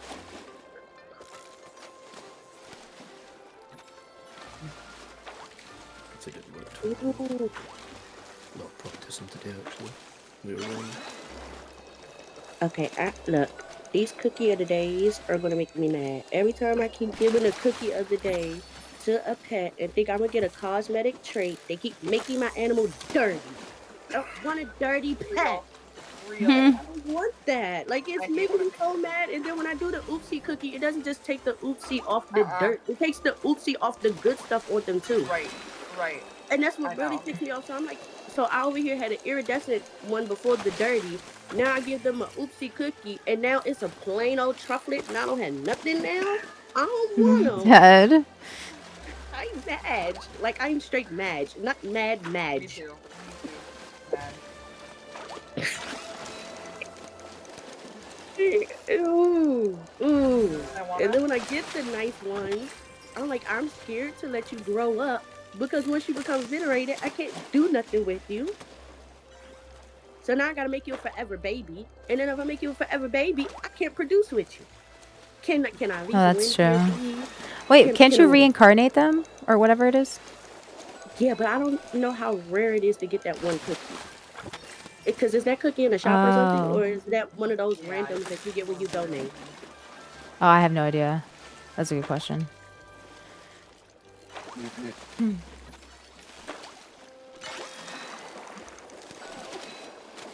I feel like you have not set up.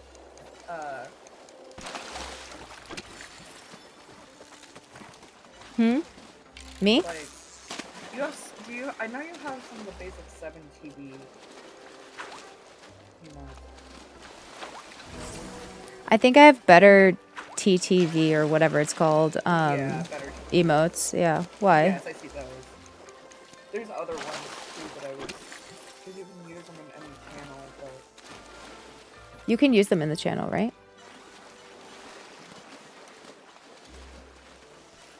yeah.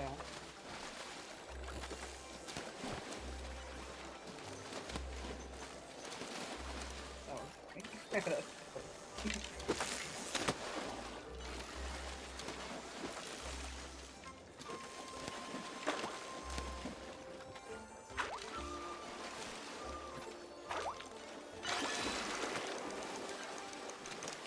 Because I was looking for a mad. Game.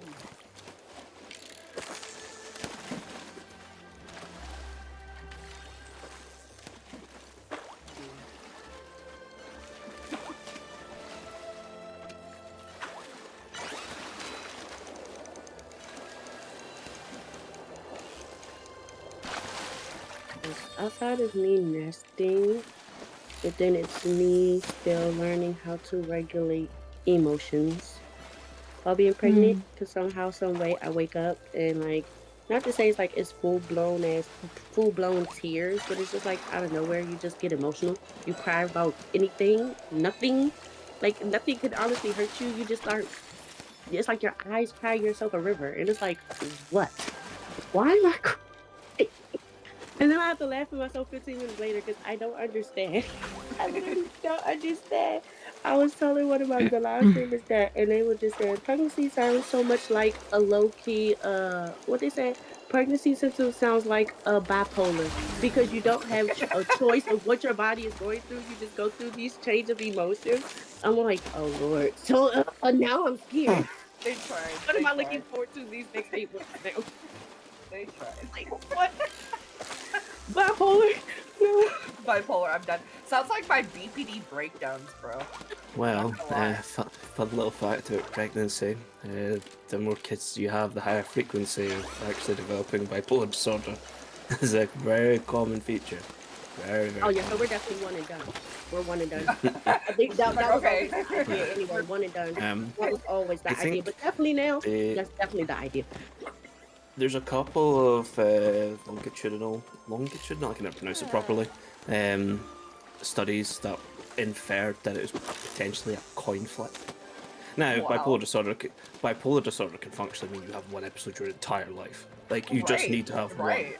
one. One Yeah. manic episode is all that. And so that basically they posited that, like, yeah, just due to the strains of pregnancy, typically, like, I can't remember if the study basically said those that experienced it long term, because I think this study was over like 15 years. But yeah, it's actually a lot more frequent than people think. Yep. Which makes sense, I guess. Also, I'm pretty sure there's a lot of individuals in the community here who have dealt with postpartum depression. Mm-hmm. So if that's ever something that you Yeah, it struggle was- with, I know there's a lot of people who could offer advice. Yeah, me, for example. Yeah. It was really bad, especially because I couldn't be medicated. I mean, like, thankfully I wasn't medicated at that time in my life before I had Zoe. But I couldn't be medicated because my dosage for all my meds are way too high. So it was a really, yeah, and for breastfeeding, it was a really, really bad time. It was a very bad time. See, that's why I actually had to stop breastfeeding like a month in so I could take my meds. Yeah. It was that bad. Yeah. A lot of women have to. It's very common. like for me, I know I have scoliosis. So because of my Okay. scoliosis, like I have two metal rods in my back, I will never naturally birth.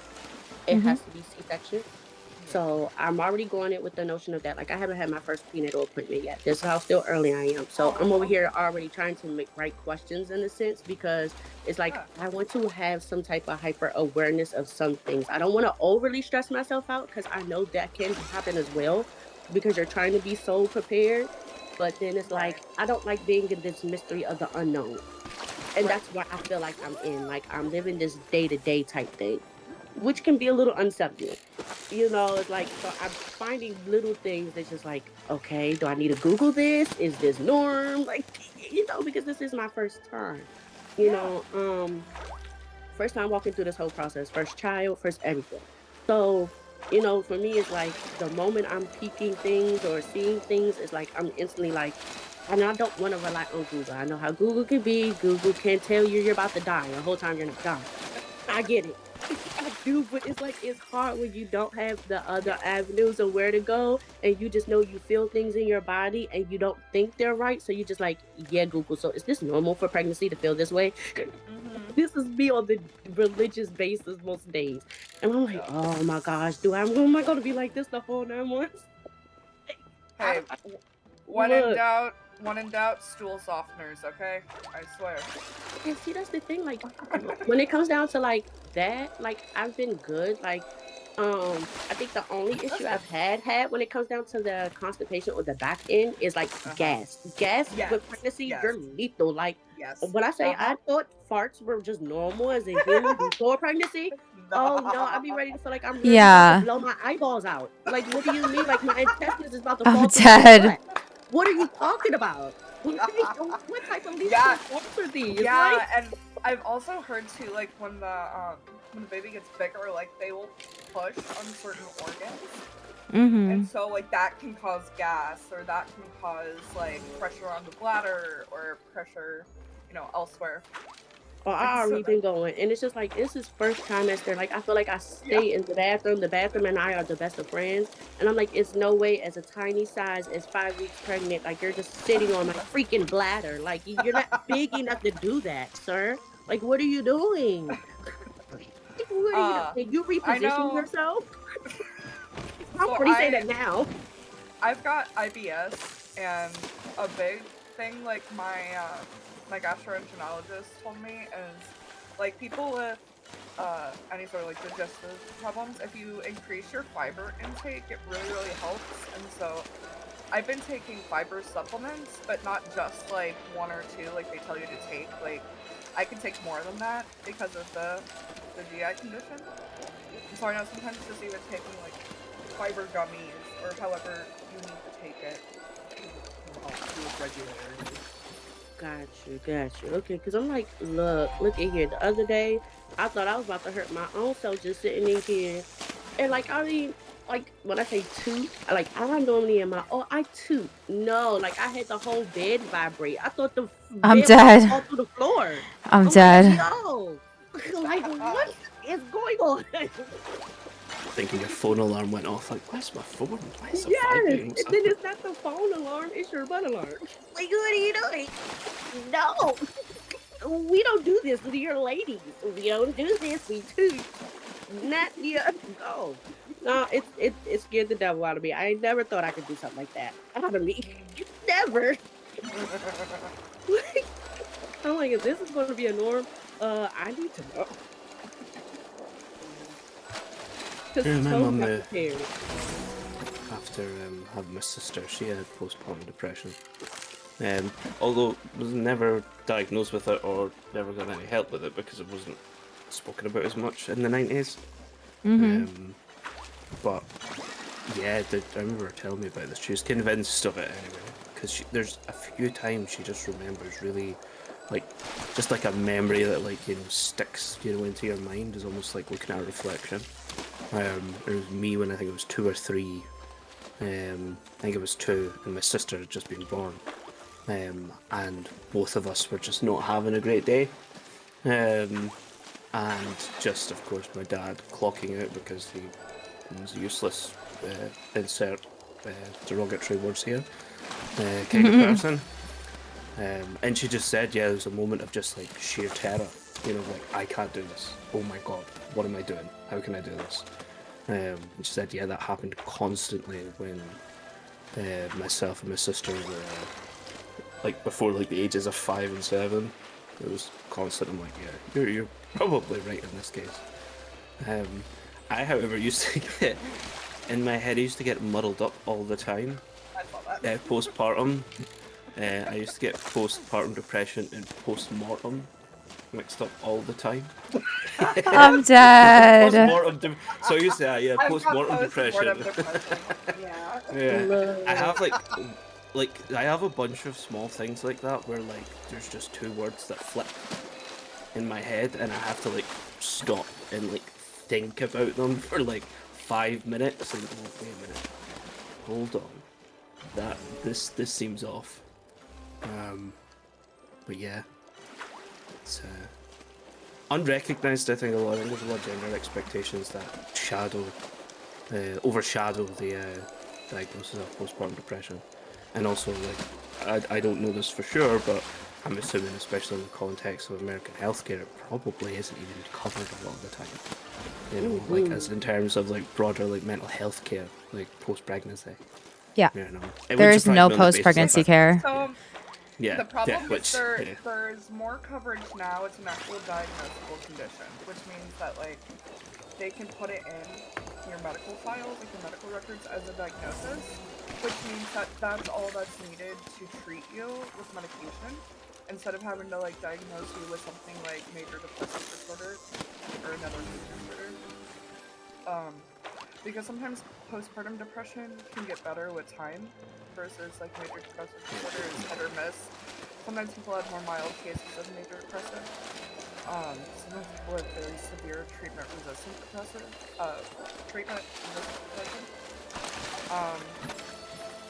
And so it's, you know, they take it case by case, but a lot of the medications are also the same. So even if you don't meet criteria for like a major depressive disorder, you may meet the criteria for postpartum. Which is good because that means you can get treatment, you can get medication.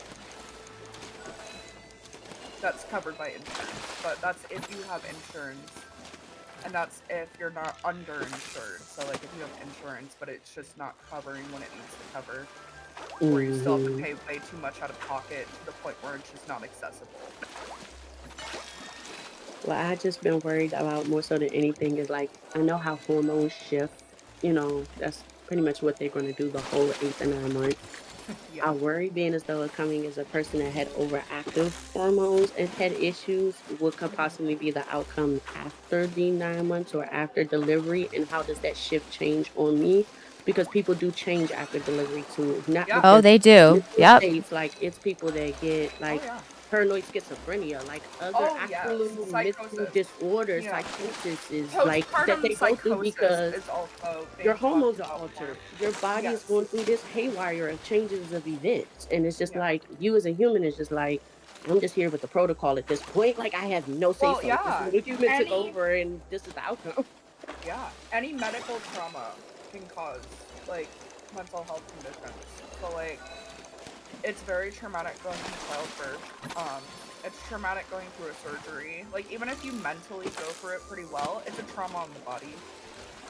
And so, and the body keeps the score, right? So even if you mentally feel okay, physically your body may have more of a response to it psychologically.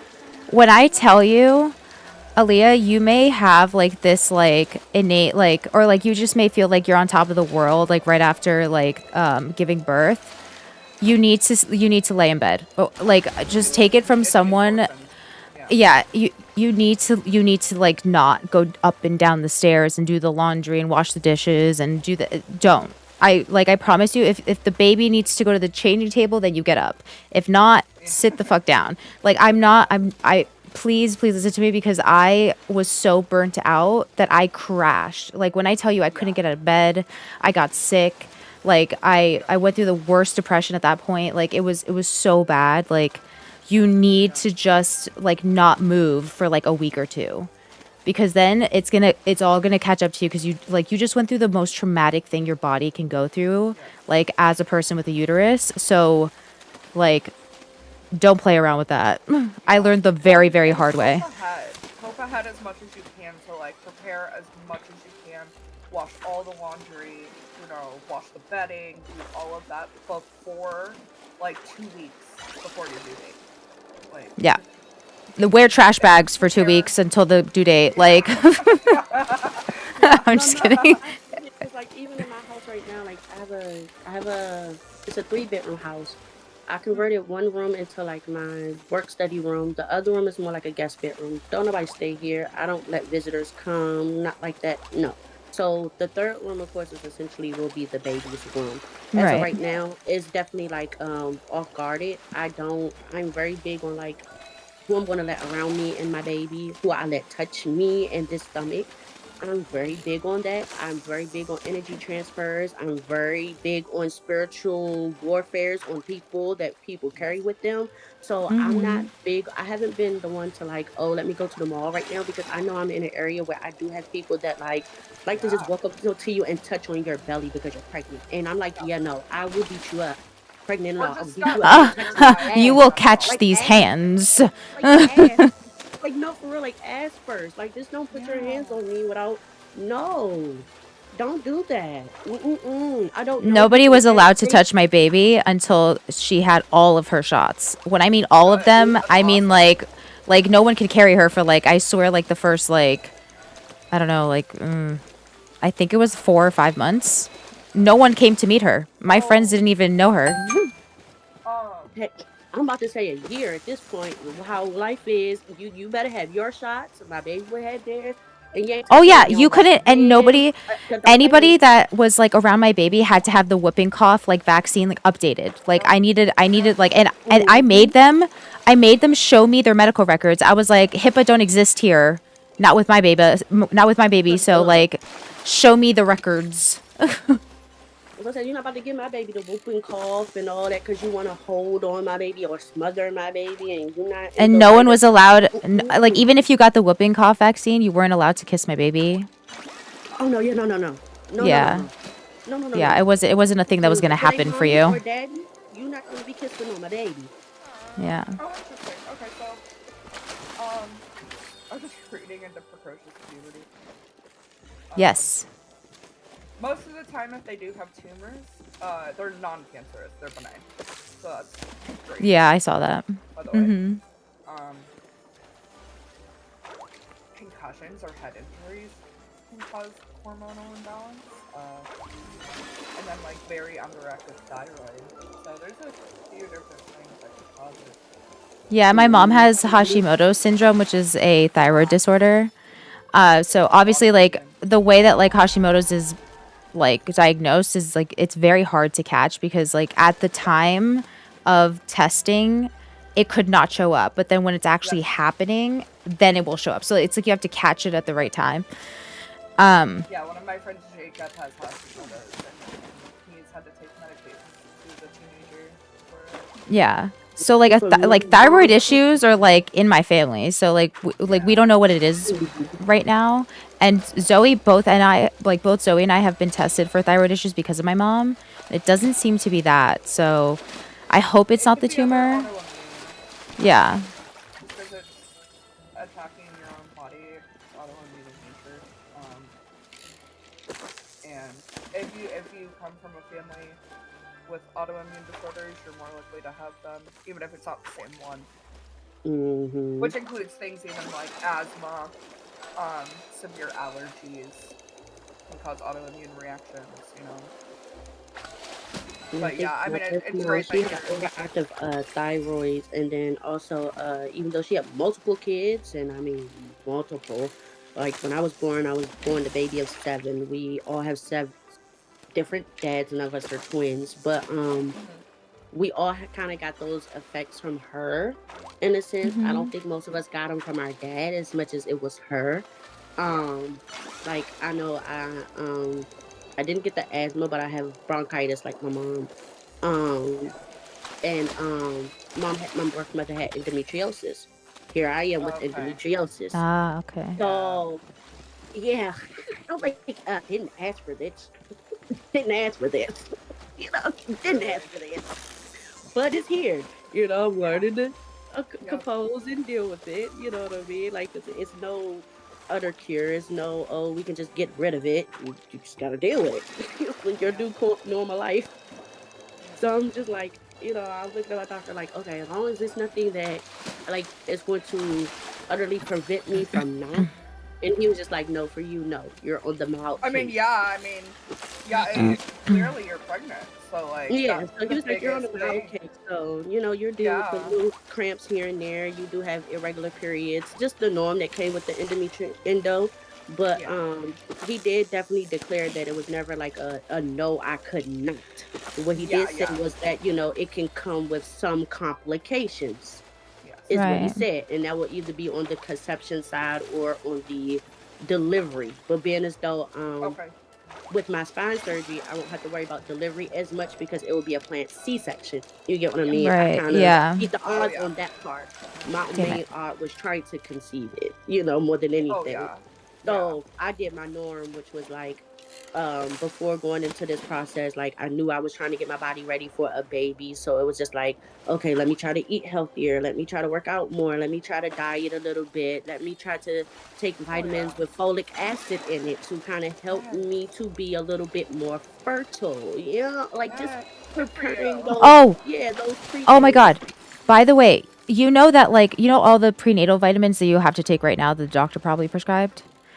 You need to keep taking them after pregnancy. Yes. Like For real. no, like well after pregnancy, like months after pregnancy, you need to keep taking them because the way that your body will be lacking severely in them, like I didn't, like I stopped taking them right after I gave birth, and boy did I regret it. It was so bad. Now, My my only thing hair when I'm was not falling cycling out, at like 5.5 it's bad. weeks is that I get this little thing where like I feel like I'm tinkling on myself. You get what I mean? Like it's like a little, Yep. Yeah, and that's Yeah. normal. what it's and So I'm like, what is going on? Because I haven't had it almost comes off as a discharge, not a discharge. It doesn't have an odor, but it's like, but it feels as if like you're wetting on yourself. Yeah, You that's gotta normal. dare, and I'm like, what yeah, is that this? or the only thing I could think is maybe some like pelvic floor physical therapy exercises could really, really benefit you because that just helps strengthen all of those muscles down there, like front to back, right? So like it Okay. helps with everything in that region. Yeah, and you A can lot go of on it YouTube. involves, yeah, Yeah. yeah. A lot of it's just like Kegling. It's very like basic at home stuff you can do. You can watch a couple videos and you can get a really like good idea of like what to do for these things. But like there's a few other like just regular like hit based physical therapy exercises can really help as well because they strengthen those muscles in the lower abdomen and the hips, which you're gonna need as well. But yeah, I would just look into some like pelvic floor physical therapy. Let me see if I can find it. Because I went to it through like my doctor prescribed it. Mm-hmm. But I don't know what it would cost. I know sometimes it can be out of the way as well.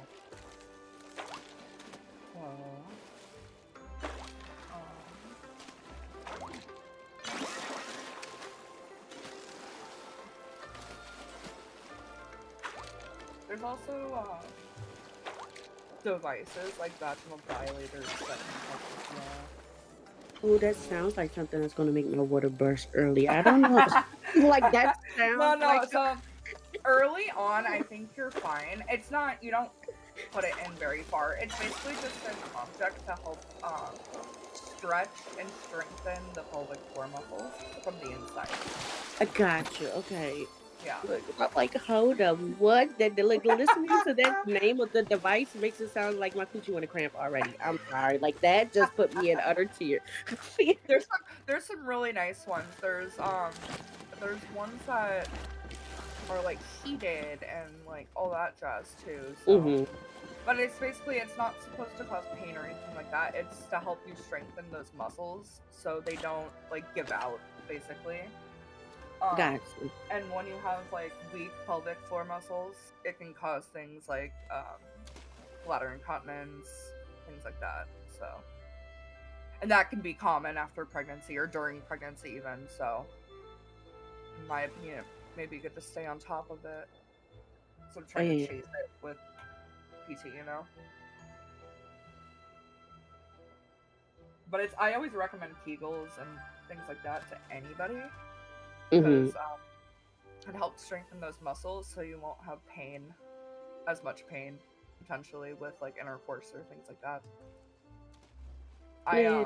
I had a laparoscopy to check for endometriosis as well. But my See, I knew at a young age that it was there, and it was crazy because the doctors would Yeah. not, because I was so young, they Yeah. didn't want to diagnose me, even though all the signs were there. The early periods, the like, Yeah. when I first started, being active, even younger as a teenager, like it used to be pain. Like it was not a pleasure Yeah. thing to, No. be intimate. Like, so it's like the signs were there. Yeah. Yeah, Yeah, yeah. the Like signs were definitely there, and I was just mad because extreme nobody pain would and want to bleeding. listen and try to like diagnose Yeah. me because I was so young. And I'm Yeah. like, no, but I need something, Well, like, because this is not cool. Your Yeah, body's not supposed to no. go through this. No, for real. And like the shittiest part is like I had a doctor, a surgeon basically tell me like, oh yeah, you meet every criteria marker. Let's get you in for a laparoscopy. And I was like, great. And then I called back to try to schedule it, and they were like, oh, that doctor's left the practice. And I'm like, oh, great. And so I go back to another doctor I'd been to before, and I just really don't like this doctor. He is not my favorite. He is the only pelvic or gynecological chronic pain, like chronic pelvic pain doctor. Mm-hmm. At the university hospital I go to, and he did my laparoscopy. He identified multiple spots of scar tissue, but he said because there wasn't any active bleeding that he couldn't diagnose it. Yeah, you can. So he chose to not diagnose me. Because even with me, like when I went in there, like when I told the doctor, like, because I'm one that, like I said, I'm very hyper aware of my body. I know when things aren't right. So when I went into my doctor, I remember going in them. I was in my early 20s, like had to be 2021. I said, doctor, I said, look, you need to check me. I have endometriosis. No, I think I have it. So it's the way you also have to term things for them too. And so he's just like, oh, okay, well, let me see what I can do. Had me on the test the same day to check before he could email me the next day. Well, ma'am, you were right. I know. I know my body.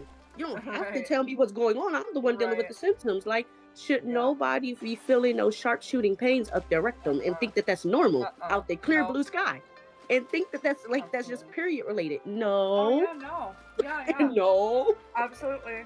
This is not Well, normal. that's why it felt like the first time I'd actually been listened to was when I had that female doctor. When I had the male doctor, he was not in any place to try to listen at all. I tried to talk to him about the possibility of something like a differential diagnosis, like adenomyosis or PMDD, premenstrual toric disorder. And when I brought up PMDD, he was like, "Oh, you should talk to your psychiatrist about that." Oh no. I was like, okay, Yeah, the I guess psychiatrist not I'm not. footing your tail. Guess I'm not coming to see you again. Like, I think I had one lady do that when we like my first primary care doctor, when he lost his practice, they switched them over to another doctor. And when I went in there to visit her the first time, this was my first time of learning of doctors being holistic and not really giving you medication. And so I went in there and I'm telling her my issue. I've been known for it. I have a history for this. I just need my medicine. The lady gonna talk about no, ma'am, you don't need your medication. You just need to sit back and find you something fun to do and channel your energy into something fun. Hell no. I'm gonna channel my energy and my foot up your tail. Like, no, you're not. Like, what do you mean? Like, and then she did the same thing to my mom. And I'm like, hold up. My mother lives on blood pressure medicine, been taking it since 20s. You didn't even test her to see if she could get off of it. You just didn't want to give her medication, and all of a sudden you just stopped because you holistic and don't want to give her blood pressure medication. Like, my mother depends on this. It is known in our family. That should be illegal. That's Oh yeah, I told Mom, you need to unacceptable. get away from her. I'm not going back now. What you do with yourself is what you do. But this lady and I gonna be fighting because she not Oh about to no, just for tell me to real. channel my energy into something else, and then it will stop the pain. Channel your energy into That's something fun. She like, do you like crocheting? Do you like to art? Channel your pain into that. I said, I'm gonna channel my foot in your tail. That's true. exactly what I told her. Like, that's a great way to cope with things, but that does not diagnose these conditions, so that does not treat these conditions. Like, Hmm. any condition. It's just ableist, bro. I hate that shit. Hey, I hate oh it when no. people think you could just pull yourself up by your bootstraps and try harder. And it's like, Hmm. no. It's just mind-boggling when they're like, yeah, just try to have lower blood pressure. Yes, that's and I'm like, that's come on, this is something ridiculous. hereditary in my mother's family. When I say so hereditary, like Right. Well, most and of my like, family members in my mom's family, like are all on high blood pressure medicine. They usually right. take 2 different doses, one at night and one at morning. This is how bad it is, and it's something Yeah. that they started in their early 20s. Okay, because it was always in their tradition on my mom's grandmom's side and my granddad's side. It was just high. You know what I mean? So it's like, no, you didn't even test my mom. You just told her you're just refusing to take to That's ridiculous. re up her medicine. Are Yeah, you crazy? that's ridiculous. Like, do you Cause not like, understand? It's there's times a where my mom can be reason. in this Just a house and she reminder, can just wake not up to out use her the word bed. crazy. Oh, sorry, Oh, sorry, No, it's sorry. okay. yeah. No, it's times It's when my just mom will just wake mind-boggling. up out the bed and like her blood pressure is sitting at like a resting 190 something, and you're gonna tell me Oh she don't need her high blood no. pressure medicine? Are you crazy? Oh, no. Like, Are there's a you serious? people take these medications because there's a medical need for them. Like, they're not just taking them for funsies. Like, what? I don't. Wow, amazing. Because like I Yeah. have fibromyalgia. I've been diagnosed since like 2020, and or 21, I think. Yeah, 21. Um, and yeah, if I heard some shit like that, I would pop the fuck off. Cause like I don't take pain pills or anything like that. But like I have muscle relaxers. I take Cymbalta and I take amitriptyline for nerve pain, for fibro pain. You know. Yeah.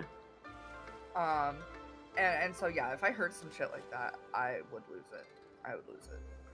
You know, I definitely was losing it for my mom because I'm just like, this is stuff I Yeah. know my family lives on, and even with like my uncle, he got affected by it too because like, um, you know how when you go into your doctor's office, they ask you your family hereditary, what's in your makeup, this, that, and the third, you know, and so he tells them like they have cancer in their family, they have this, you know, doctor prescribes him his medication for his high blood pressure.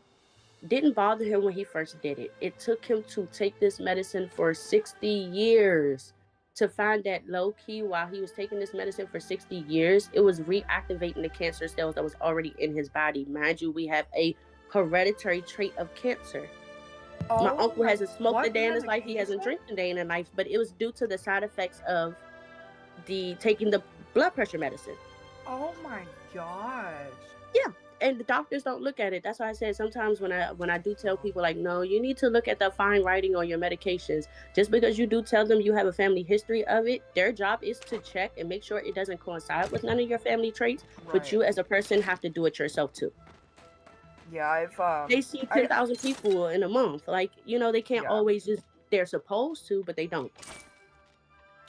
It's always a risk, but a lot of them are rare as well, just to keep in mind. So like, not that it's impossible, definitely possible, but that can be a reason why doctors are very hesitant to assume it's that. It's because it's not a common response.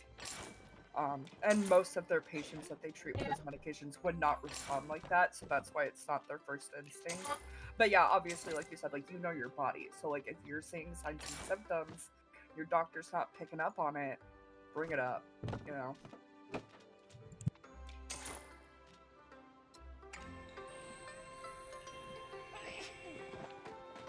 Because we also have to remember a lot of these doctors and nurses are still burnt out from COVID. They have not gotten like real breaks, like real actual like time off. The doctors maybe, but the nurses no. And burnout is real. We know this. it's hard for neurotypical people. They have a limit too, you know. Whoops. I was muted. Why does this keep Oh, happening to you're me? good. Okay, we're about to start the thingy probably in like the next 5 minutes. I always think it's at 9. It's at 10. Oh, you talking about Maji Market? Yeah. Mm-hmm. Okay, I'm joining it. I had to take care of my animals first. That's okay. No worries. Oh, I don't want them to be walking around with their little bowls in their mouth. I feel so bad when I see that. No, I feed know. your pets. I get so sad when they're depressed. I'm like, Yes. I can't Like their help little you. tummies be rumbling and they just be like low key just looking like lost and sad. I'm like, no, I'm dead. feed your pets, please.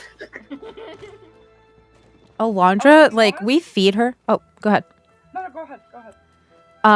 So Alondra, we feed her, but and like it's not like she eats a lot. It's just that I feel like she just wants it in her bowl sometimes, because like she cries every so often, and we think it's like food or like I don't know, like her litter box is clean or whatever, and it's really weird. Oh, it's starting. Whoops, sorry, I cut myself off. Let Daira know when you get here, and Faye can add you to the party. Okay, yeah, I'm on my way now. Not me with my fishing pole out.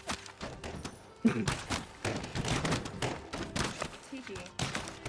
I'm gonna call if I see him.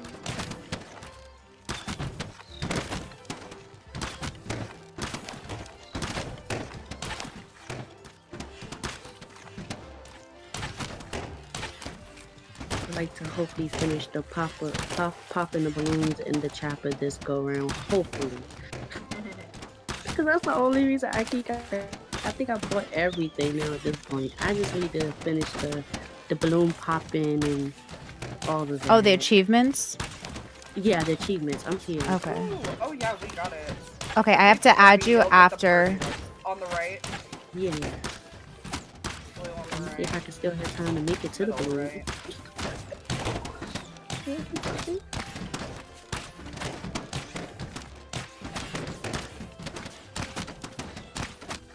And watch me come all the way this far and I cannot bring arrows because this is what I do. Oh, but you can buy You them only need one. because and you only need Hacian. one. Yeah, you can buy them from the one where you buy, I think, the drums or something like that. The one that's like right in front of the lake or the river or whatever it's called. Yeah, it gives you unlimited. You just have to have the one to start with. Blue on the left. Yeah. Yeah, I just quickly did it. Oh, blue on my side, on the right.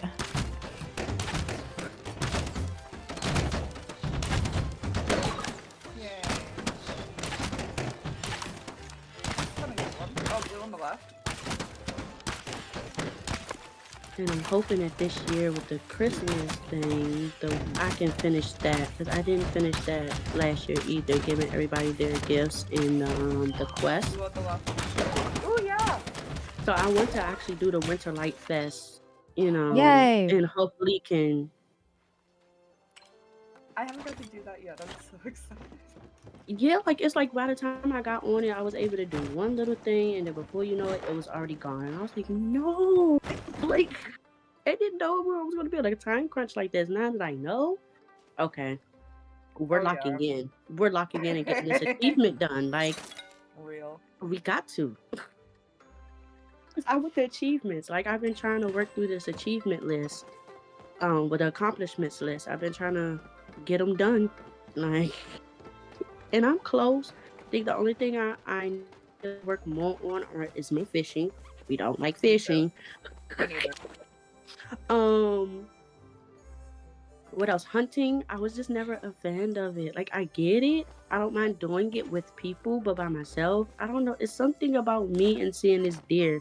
Even though it doesn't like actually KO on you, but the fact that it evaporates, you just know you're doing what you're doing. You know what I mean? I can't get in it yet.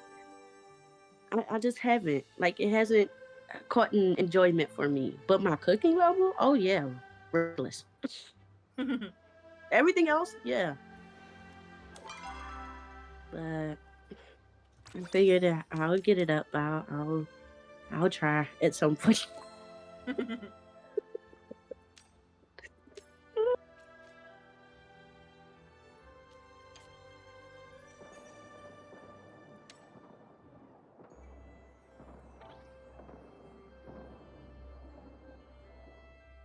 And did I hear correctly? You're starting motherhood yourself?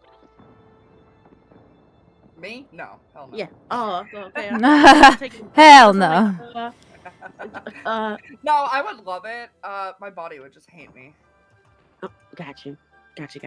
I would have to stop like a ton of meds to like. It would be like a weaning off process.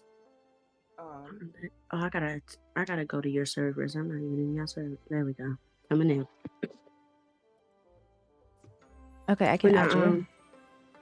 for me, yeah, it was the it took a year in the beginning to do it because I like I said, didn't do it the natural way. The child does not have a legitimate father. I did IVF. So I went half on my baby. I want my baby. You know what I mean? I was one of those. I went half on the baby. I wanted this. So That's I so knew at cool, some though. point it was a process to go through, you know. But I did do the injections for myself. I did do the whole 9 process, like, and we're now here. It took one rodeo. For Oh, wait. like, Did you get the like party some invite? not yet. I just hopped in on the server. Let's see. Hold on.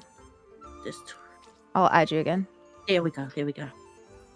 You got... Hopefully I accept this. Oh, there we go. There we go. You're in. Oh, it's about to start. Ooh, let's go. Michaela, get up. We gotta get the chappers. And this was a process I knew I was going to endeavor in.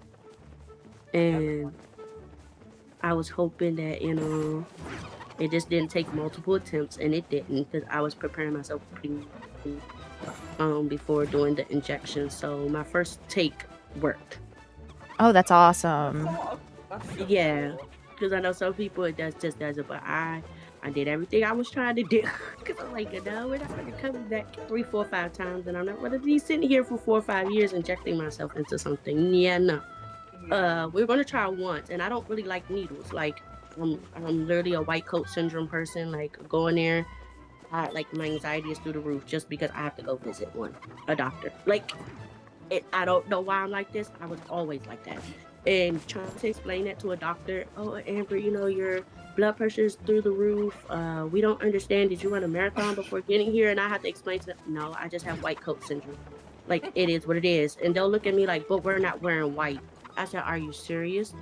Do I really need to explain that term to you? And I work in the medical field. Do I need to explain that term to you? It's not the fact that you have to wear white. It's the fact that you know you're coming to see something and you're about to get news about something that you don't know, and you're in panic because you want things to be okay.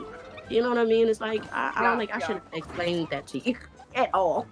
Medical anxiety is so common. Like, I don't understand how doctors stay so ignorant about stuff like that. Like, so they'll ask me all the time, you sure you didn't run a marathon before you came here? Are you serious? Like, I probably walked one. I don't know about running. You don't know about running. Walked it, maybe. I don't think I haven't been active since probably a teen at that. You know, walking, yeah. A marathon. I walked probably it. couldn't even do that shit. I'd just be dead on the ground. I said maybe I jogged up some steps, you know, 4 or 5 steps, but I don't know about a marathon. No. So, kind of my favorite thing that I want to start doing is in the co-working Discord, we've been walking together, or people have been walking together. I have not been able to join yet, but It'll be fun. yeah, like people have like treadmills and like different like workout equipment at home. But like you can do it everywhere. I'm gonna have to like, I don't know. I love being home. I'm on bed rest. I work from home, but I'll be honest. When I go walking and think about exercises, this is when I do choose the motion to like go touch grass. Yes. Because like I've been in a house, like I'm conformed into an environment, you know. So it's like at some point I got to go because if I stay within these 4 walls too long, I will go stir crazy. Shit. Whoops. Sorry.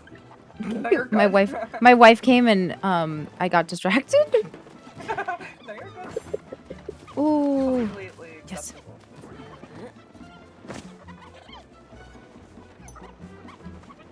Hi, welcome in. I Thank you so do. much for the follow. I too would get distracted if I had a light. Ooh, I'd be like, oh my god, I have to ooh, like are 50 we times a day. hinting? Are we hinting? Oh my god. Bro, we wish we could get married. Unfortunately, immigration is a fuck. It's a pain in the backside. It also costs tens of thousands of dollars in order to do it right and legally. Yeah, it does. Yes. Mm-hmm. So, Okay, so I'm just gonna say y'all are married. yeah, we're just married. We're already married. Yeah, they're married. They're fine. Okay. Common law. Common law. Oh yeah, no, Common no. law I marriage. get yeah. Maritime marriage. Not maritime. On the seas, there is no jurisdiction. Excuse me, 1 second. You're good. I'm probably gonna go home and drop off and repair and sell my piece. I have to buy, I guess, some things so I can get these little coins. Oh my gosh, I bought like a few things and I still didn't get a coin, but I think it's like 8,000. I thought it was 6. Is it 6? Okay, maybe. Yeah, I think you got to spend 6K Maybe I to should get a still coin. six. No, you're fine, but you definitely was close. No, yeah, but it was, yeah, I think it's 6. But still, that's a lot. That to purchase, especially when it's things you may not always use. You know what I mean? Like, cause I'm not a fan of these like fireworks. I leave the fireworks all alone. I sell my fireworks. I got a couple just because I never gotten them before. And I was like, fuck it, why not? I got all the stuff I wanted, which is like the plushies, so Yeah. Definitely the I'm plushie. happy. The only thing I'm really actually wanting is there's an achievement that just seems impossible to get, which is get 25 choppas in the choppa chase. Yeah, that's. I think what I was seeing people do is like because it's another streamer that I watch. I think one of you watch her Jupiverse. Yeah. She does the Maji Market takeovers in a sense, and so she will actually have 20 people, 25 people on one server, and you all go get one chopper and you stop. Usually, I think once everybody has gotten the one chopper and done, the whole 25 is done, but it's done in a group. But yeah, but she would do it as a server takeover, and everybody would have this accomplishment done just by going to collect one and be done. Wait. No. I thought you individually had to collect them. It's a group one. That one's a group one. I think it's that one. There was like 2 of them on that No, there's Discord one that's there's a meant group for one. Sorry, there's a group one, but the 25 is like everyone else is just standing there to like basically like you would do a server takeover, so everyone else just stands there while like others or like once you get your 25, stop. 25. Yeah. Oh, okay, yeah. Once you get your 25, you stop. Yeah. I will have to tune in and see if she does that. Because I think it's that one and the second party one where it's like catch 15 in a party, but then it came a chopper chase. Like I haven't done that one either. For the same thing, because I normally don't have a party to go in with to do it. I'm usually by myself. The 15 is singular as well. Like you have to catch 15 alone. Catch 15 choppers. Yeah, see, there's a chopper. Yeah. Oh, and then there's a total. My highest record was 24. Mine's 22. Mine's 19. Look, I don't think y'all want to know mine. I'm sitting at 13 on the Switch. No, that's not bad. It's hard. The 13 on the Switch. Well, and like recently, like, they just get so full. The servers get so full, so you can only get like less than 10. And every time I feel like I'm close to picking up one, usually someone just instantly teleports right in front of me and grabs it. And I'm like, is it like Yep. Wi-Fi or is it just the switch is that No. slow? I get it, No. you know, it is slow. People are using computers that could be a little bit better, but like, no, I'm like, But I'm right even here. then- I'm spamming the A button. Yeah, No, even it then, just I'm on vanishes with a ghost right in front of me.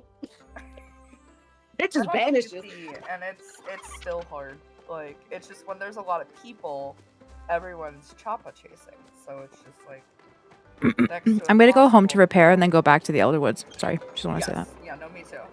Okay, that sounds good. I join. Ooh, I got the makeshift charcuterie. I haven't gotten that yet. Charcuterie board. Charcuterie board. I love that. That's one of my favorites. Ray goes there. Oh, I almost forgot to repair TV. Oh no. On restock too.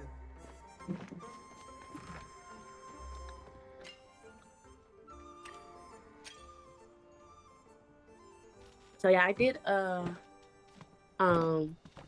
did schedule my first mommy and me appointment. I want to take mommy and me classes. I think that is so nice to be able to do while pregnant. For sure. And I'm like, hopefully that allows me to meet other people that are going through this process with me. And it would be nice to, like, if I could connect, like, down the road, you could have mommy and me dates. Your kids can play together, like, be friends. You know what I mean? Yeah. You can share the process together with someone else and not always feel like you're by yourself. You know what I mean? Mm-hmm. So I thought that was kind of cool to be able to do that. Oh, for sure. And my midwife, she's real cool. The lady that did my procedure with me, she seems like someone that I would still like connect with along the way. She has kids as well. So like she calls me out of clear blue sky. You're okay today? Like I'm doing a mental check-in. Like you're good. I'm like, no, I'm straight. Like I'm honestly straight. Like no, there's really no complaints. Like I cannot complain. Yeah. I'm viably happy, like literally genuinely happy. Like, you know, I have no complaints on this. Just a few questions here and there, but like, you know, I'm ready to enjoy this process. Like, what's to come of it? So she's like, no, I just love your energy. You're so ecstatic about it. You're very happy. You're full of joy. I was like, yeah, no, I want my little bundle of joy. I wanted it, you know. I can't, you know.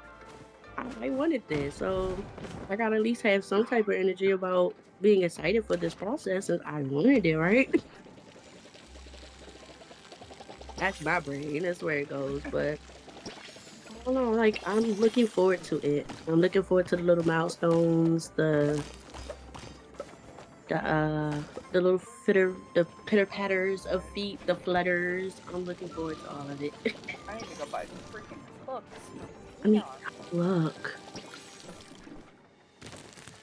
And I didn't know the different hooks, like the size boosters and stuff. Like, look, now you're making my head spin. I like the recovery ones. I've had the best luck with them. Especially in Elderwood, because those are hard. Yeah, because those sharks can be a pain in the tushy. Oh, they really are.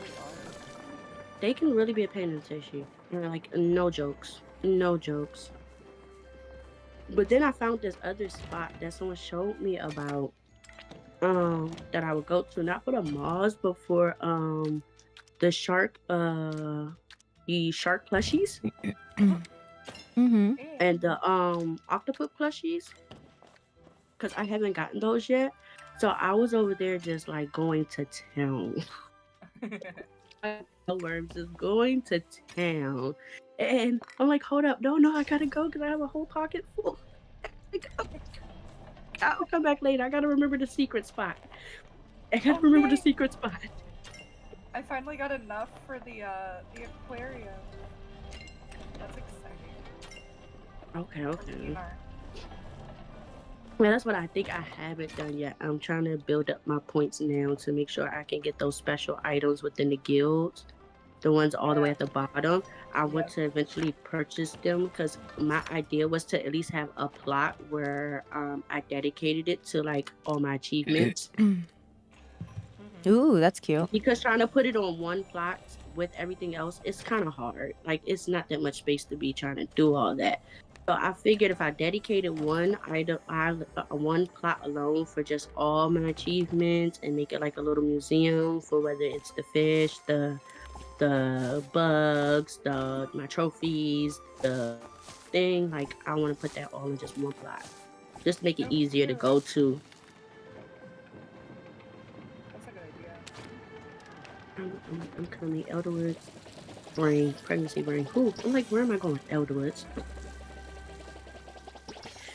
Okay, I have to go to Anar to go get more glowfish, and then I'll be right there. Okay. Okay. No worries.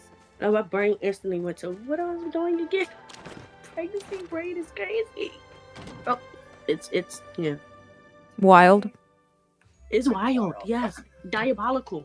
Diabolical is the word. I'm Diabolical. gonna stick with that. Diabolical. Mm-hmm. I see Voss is flag farming. Sure is. Sure is. Just waiting for you to pop up so he can steal it from you. Do I have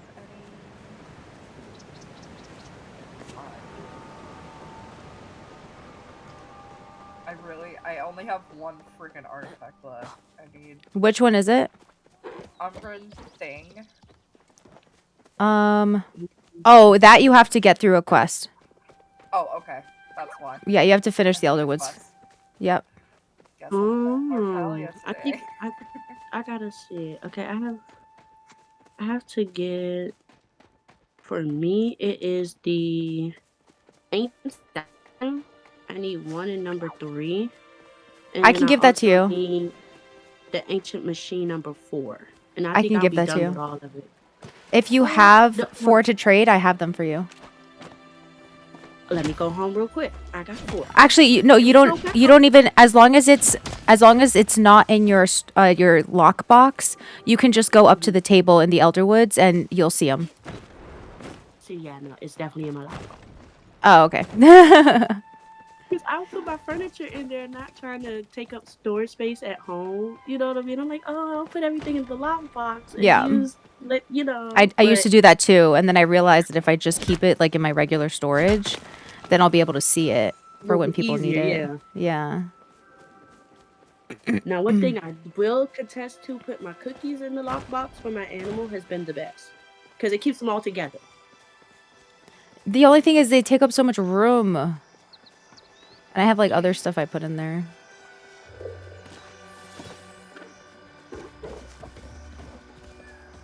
I think I have 3. Let's see. Oh, Anar. Oh, I do. Okay. 1, 2, 3. You said 4, right? 4.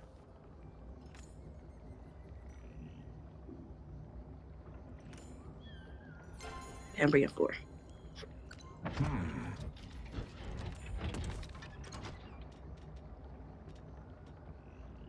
Oh, I have a shiny pebble for you, Anar.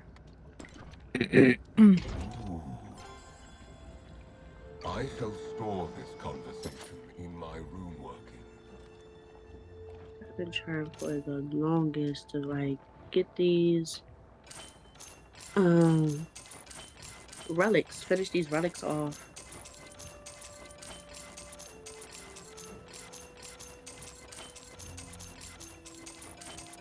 Used all of my guild coins on the glowworms. Oh my goodness. I had like 600 and now I'm at 5. Glowworm farms. Yes, glowworm farms, and I find that with glowworm farms, what has been easiest for me is all the milk and the eggs that I get from my pets. They go in the glowworm machines.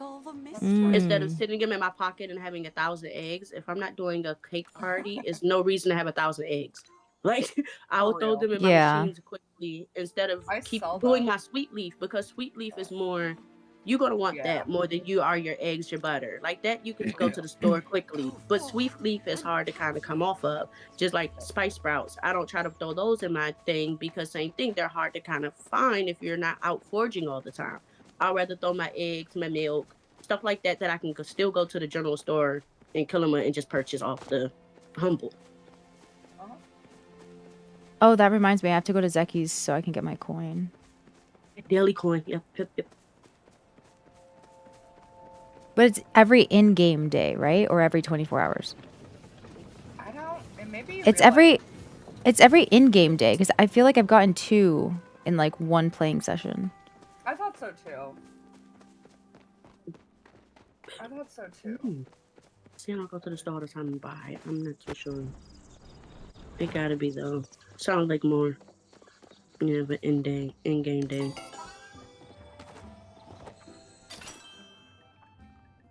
Make sure all these are done. You see that's done. And this one's done, yeah.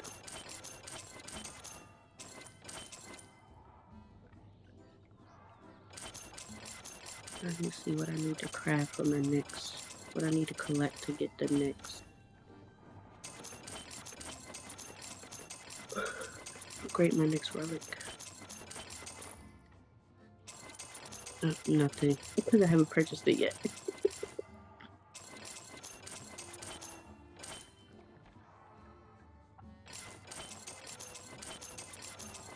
Oh my god, why is vinegar so expensive? Yeah. Right. There you I go. gotta stock up when I can.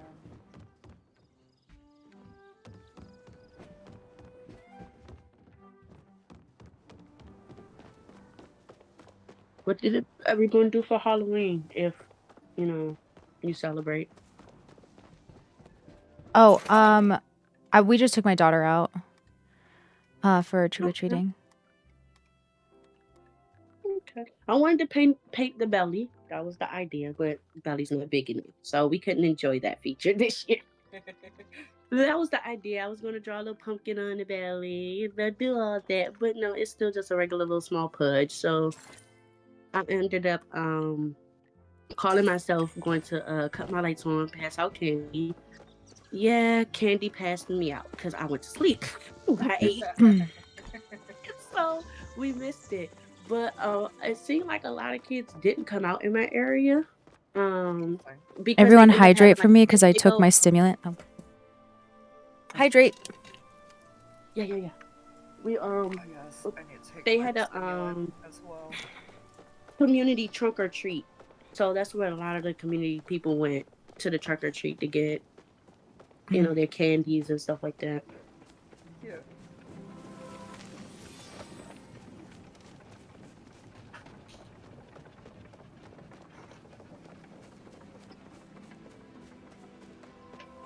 Don't forget about your dailies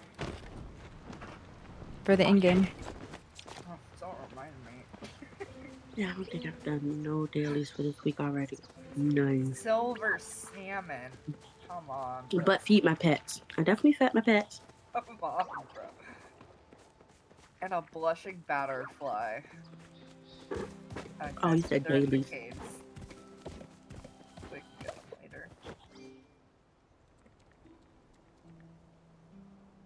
Let's see, daily. Image Pyre north.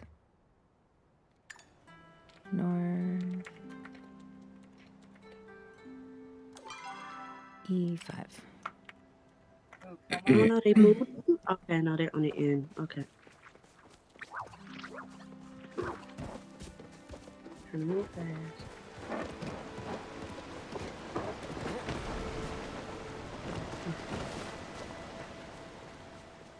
Daily's blushing butterfly. And I got a Bahari bass. Okay. I had a Sundrop Lily and then like I think it was a cave pixie. I think. I would have wished. My little Gooby gave me a sundrop lily. They're so Oh, easy to find goody. too. Oh man, I love the goobies. Oh, I love Yes, the I gave my Gooby one of the little trait cookies, the customization trait cookies, and Yeah. so one He has an elderflower sitting on the top of his head. Cutest thing ever. I love want to know. mess with him. He's so cute. He's I just the know. cutest. They're Like, so good. "Aw." Come on, bro. I like those kind of like. I mean, I like Yay. most of the pets, but like I feel like my favorite definitely is the Goobies by far. Yes, me too. By far.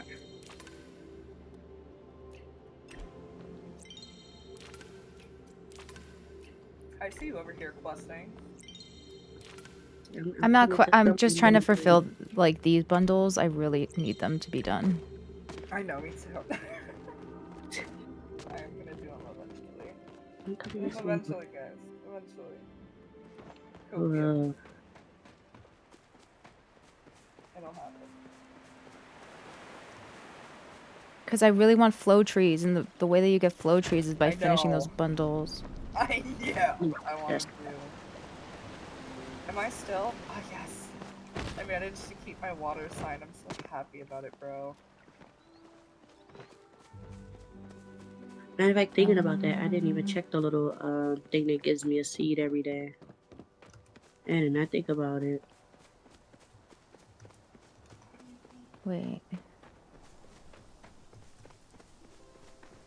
Can I come to somebody? Somebody is close by to me. Yeah, I'm coming up.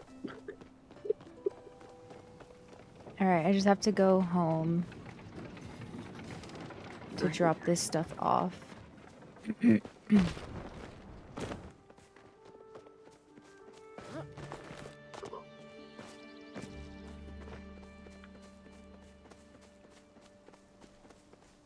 Go fishing.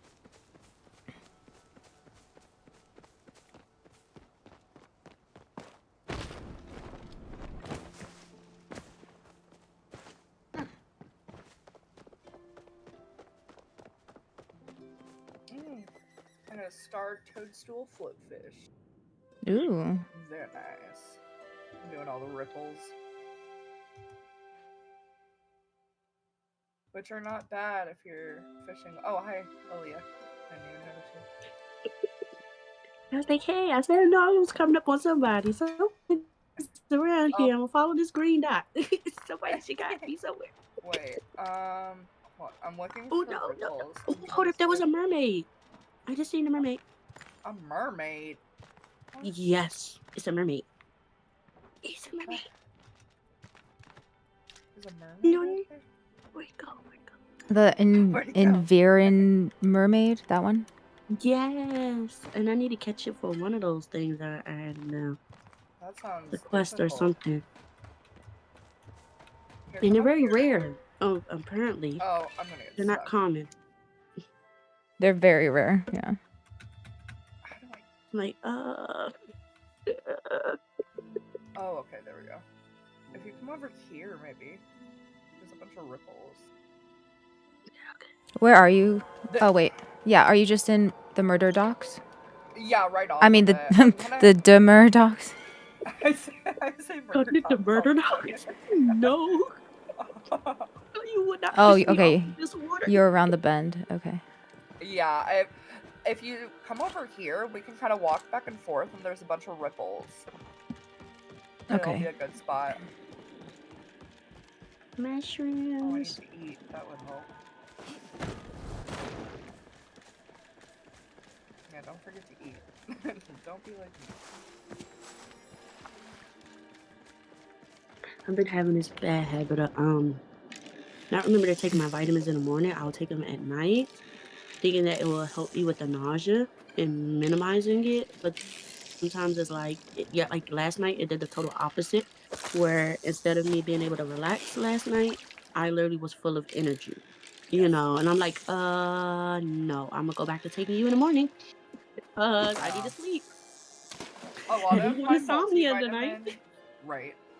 A lot of my multivitamin meds, like it's the B vitamins that get me because they literally improve energy and focus. And so if you Got take you. them at night, sometimes they'll perk you up instead of calming you. Yeah, because I was like, I had this burst of energy, and I'm like, oh no, like I'm supposed to be going to sleep, not having energy. Right. I don't want energy right now. I literally want to be asleep. And then the funny thing about it was, I'm thinking, okay, this is around the time to do it because I was yarning. I was in a cooking party last night, trying to do that last little cooking hunt with the community, stuff like that, and get the new thing. So I'm like, okay, I can just hang in here.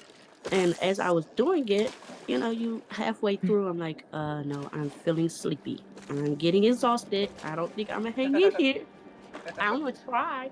I'm gonna try, but I don't. I know as a Switch user, it's kind of hard to just let yourself fall asleep on somebody's plot and then cause issues. So it's like I have to like be aware of that, and I know, which is even more difficult because I can't.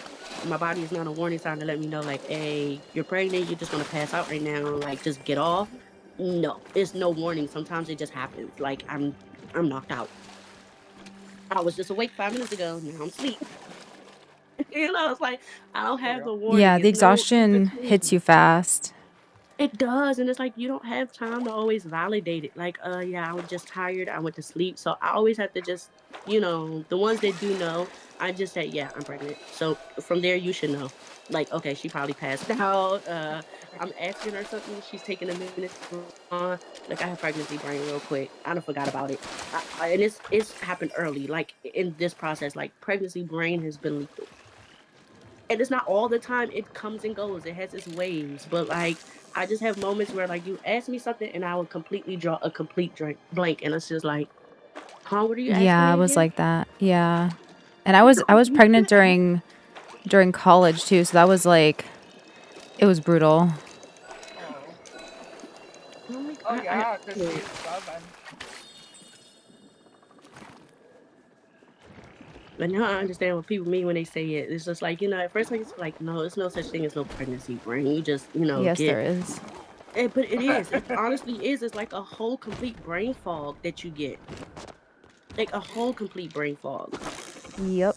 And eventually, by the time you remember it, is when you don't need the information anymore. Oh, yeah, about that conversation I had 2 weeks ago. It ain't gonna matter no more because it was 2 weeks ago. Now I know the information 2 weeks ago. I'm like, okay. Okay. It's good to know. Well, that's life now.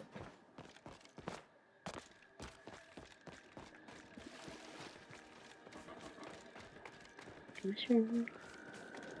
Oh, Aaliyah, remind me and I'll give you the artifacts. Okay, yeah. I'll do it when we go back to like get ready to transport to go back home because it's sitting in my pocket. Okay. No rush. Just whenever.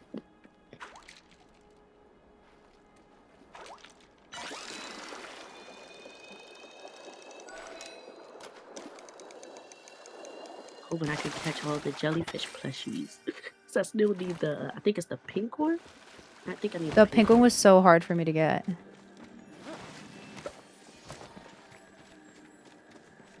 And then I don't think I did all the froggies either. Those things be look, they're on the move. They be on the move.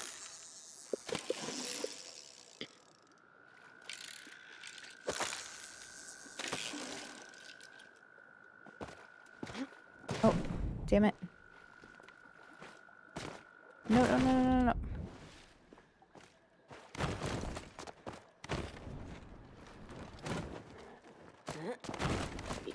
Mushrooms though.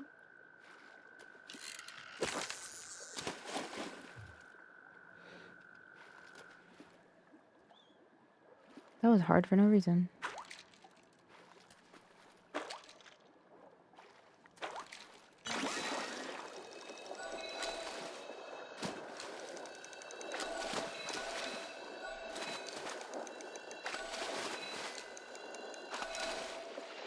It's actually not freezing today. It's 53 Fahrenheit. It was freezing for us today. Oh. Yeah. It was like what, 23?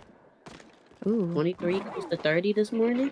I'm like, yeah, I know where I'm gonna stay at. In this bed on this heating pad. Not going out there if I don't have to. Mm-mm. For real. No sirree. Mm-mm. It's that weather that my mama say it's colder than a witch's tit. A witch's tit. Mm-hmm. I A love Mm-hmm. that. witch's Witch's tit. tit. That's so good. Look, those old sayings be funny. I have to look. Some love of that it. I know I'm gonna incorporate in my little child's life because it's just like, how can you not? Like, it's the fun in it. Like, and then mom was one of those that like getting prepared to leave and go out the door.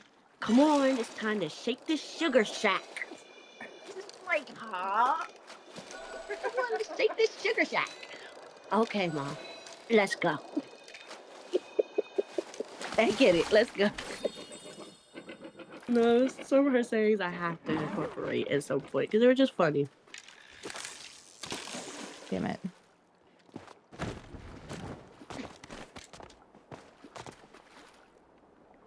Shit. Shit. How am I gonna get this? Oh no, okay. A shark, a shark, a shark.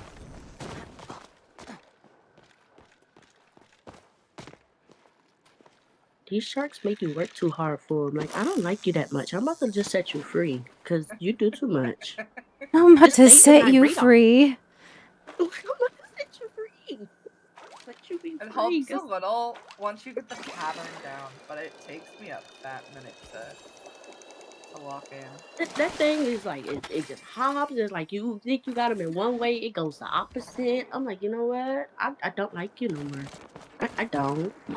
I don't like you. We've Mm. rethought our choices.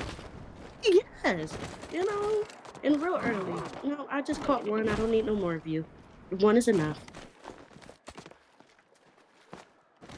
One fulfills the achievement. We're done here. See, no, I'm letting it go. I'm letting it go. Oh, I reeled it in. I can't. No. Me not like you.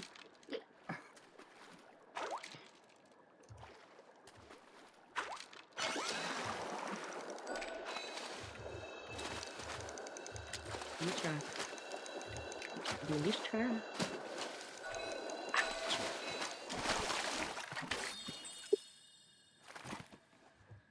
Okay, I got the Cooking with Friends achievement. My weekly from that trait. I guess I don't mind you that bad.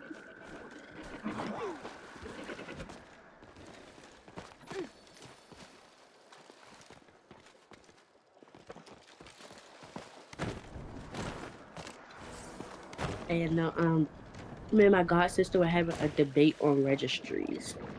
And if I'm gonna want to do one, mind you, this is my first pregnancy, but I've had family members. You know, you go to other endless baby showers growing up. My friends been pregnant. You know, I get the notion of this. I get the concept of why we do it, but we know these. At least I know my family, and a lot of my family's members are seniors. You know, and they don't go check a registry. They just buy what they think is cute for your said baby. Mhm. So that's why I'm like, do I really want to waste the time and do the registry and then be ticked off because now I still have to go shopping the month or two before delivery because half of the stuff I want y'all not gonna get. Y'all gonna get your own things. It works my nerves. It works my nerves. 'Cause I Maybe know I you can nag can. on women about them. So, like, none of them are tech savvy?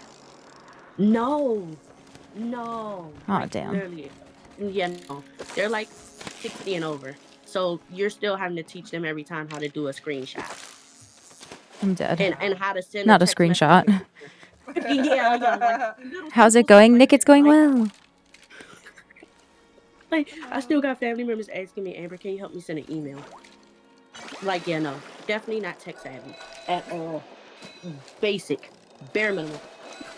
So I'm like, how do we alleviate the unnecessarily of me having to go do extra work to bypass this process? Oh my gosh. Like I'd rather call and tell them, but I know me, I can tell them, and then about a week later, they're probably gonna ask me again. Now, what you say you needed for the baby again? And then my brain is gonna forget. So I'm like, I don't know what I want to do. I'm ready to just say bump it and just get what y'all do, get what you get, and just make sure you leave the gift receipt. Real. You know what I mean? And then I have the option, but then I Or don't want to just do the.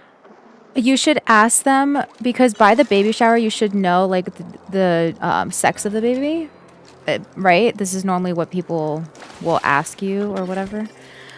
Even though Hmm. it shouldn't matter, but you should ask them like if you guys are gonna get anything, get something for like a 2-year-old or a 3-year-old because I promise you, you're gonna have so much. Like if they were to just get it themselves, they're gonna get stuff that is like 3 to 6 months or like 6 months to Yeah. 9 months. You need to ask them like for a lot of my friends, they would just ask for like 2-year-old and 3-year-old clothes because then they would get a bunch of that and then they wouldn't have to shop like Yep. shortly after if the kid grows fast or whatever.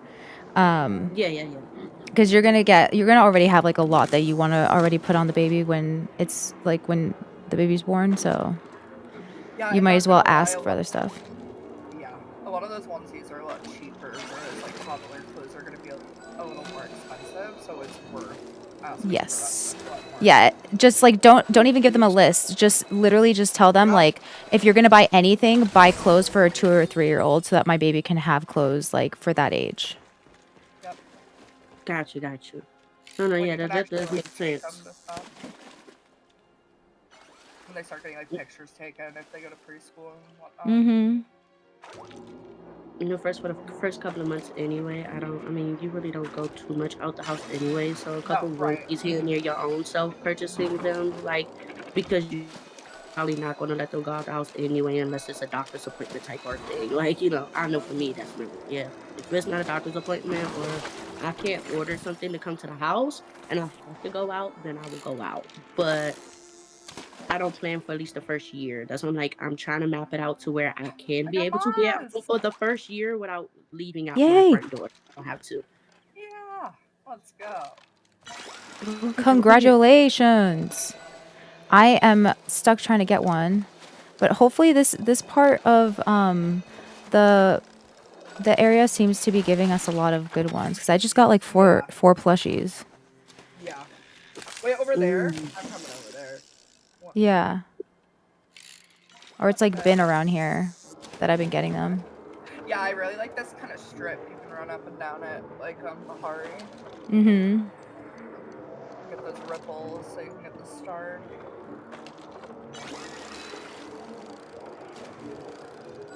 Let me see. Oh, well, I drowned.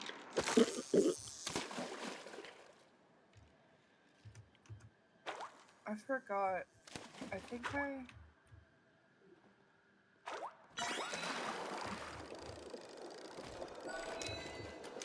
I think I gotta go on that side with you. Because this side is definitely not being a friend, a friendly keeper.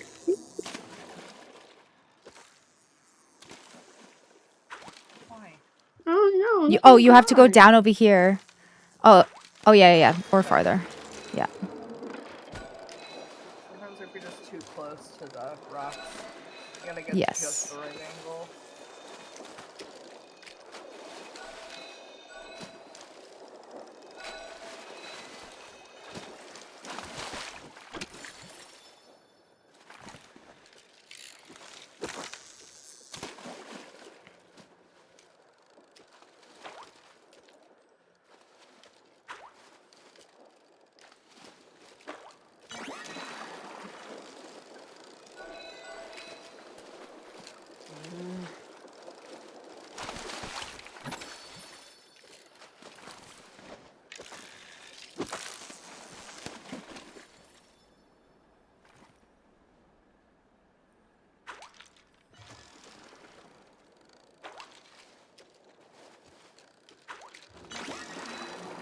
Oh, hi.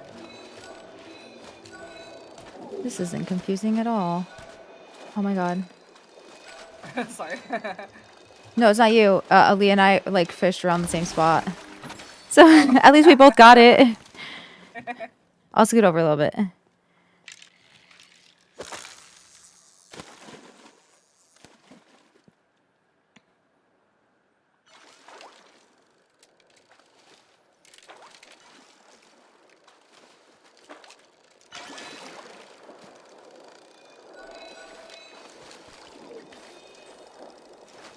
My bad. People in here trying to look at the smoke detector. We had a CO2 leak. Oh no. Oh, So yeah, I had to get on it. They sent me alert the moment I noticed the CO2 levels was peaking, and tried to hurry up and send someone out as fast as possible. So Well, I'm glad that you have like sensors that are that good. well, me too. I thought at first being overly obsessive and putting one in almost every room was going to be a problem, but nope. I'm glad I did. Yeah, I'm glad you did yeah. too. That's like really scary, especially being pregnant. Yes, that's what I was so. And then what made me notice it more was that I guess at my area within the last 2 weeks, this would have been the second home if I didn't catch mine that has blown up in flames due to the Oh, CO2 leak and people not paying attention. And it's as bad as just it went as bad as far as not even labeling it as just fire. They're labeling it as fire and like arson, like oh, that's how bad it's leaking and turning into. Yeah. Yeah, Nice. yes. And I'm like, wow. Yeah, let Sorry, I me was get on just that saying. now. I realized the timing was awful. Like, let me get on this now. Like, it's sad. Like when I seen the houses, like, For oh my real. gosh, like roofs are gone, window Oh shields yeah. are out, busted. Like it's like wild. that's Like so scary. I'm sorry. Uh-huh. Like yeah, these people are going through this. Like like wow. Like it's been a mess, like literally. And I mean literally it's been back to back houses last week. I think it's been total of almost, like, if I didn't catch mines, it would have been now four in just my cul-de-sac of houses. So I guess it's something with how they built the houses. I do know I Right, have a yeah. very old home. When I purchased it, it was purchased as a, buy to fixer upper type thing. Uh-huh. Um and I knew it, it was an investment home. Like I knew this was going to be my forever home, and I was going to make it the way I want it. But I didn't think it was going to come with all of this.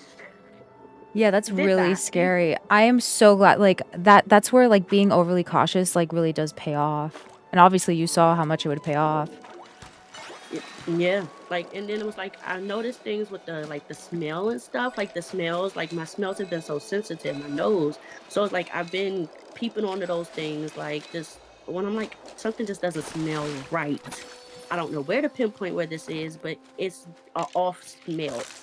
And I'm need to check this out. I have to check this out. And then something told me to just walk around the house, check my little my monitors that's in the wall. Let me check them, and I'm seeing it. And instead of it being zero and everything's looking good, it has a red light on it detecting like it could be possibly something. So I'm like, let me call these people too. Come to find out, when I'm trying to call them, they had already called me, and because I'm of dead. the do We not already tried to call disturb you, on like ma'am. spam calls. Oh Yeah, my like I have it on do not disturb gosh. for like spam calls and people that don't have a Yeah. name. Like, so whole time Yeah. you've been calling me, and I don't know this is going on because your calls are automatically being directed to being blocked. Uh-huh. Yeah, or So I'm like, they're being oh directed to like voicemail. Like I have that one set Oh up. gosh. Uh-huh. yeah, and I'm like, oh no, like what in the world? Like no, like no, man. We've been trying to call you for like the past 3-4 days. We detected your monitors. I'm Oh, like, glad I called. Oh my Glad I god. called.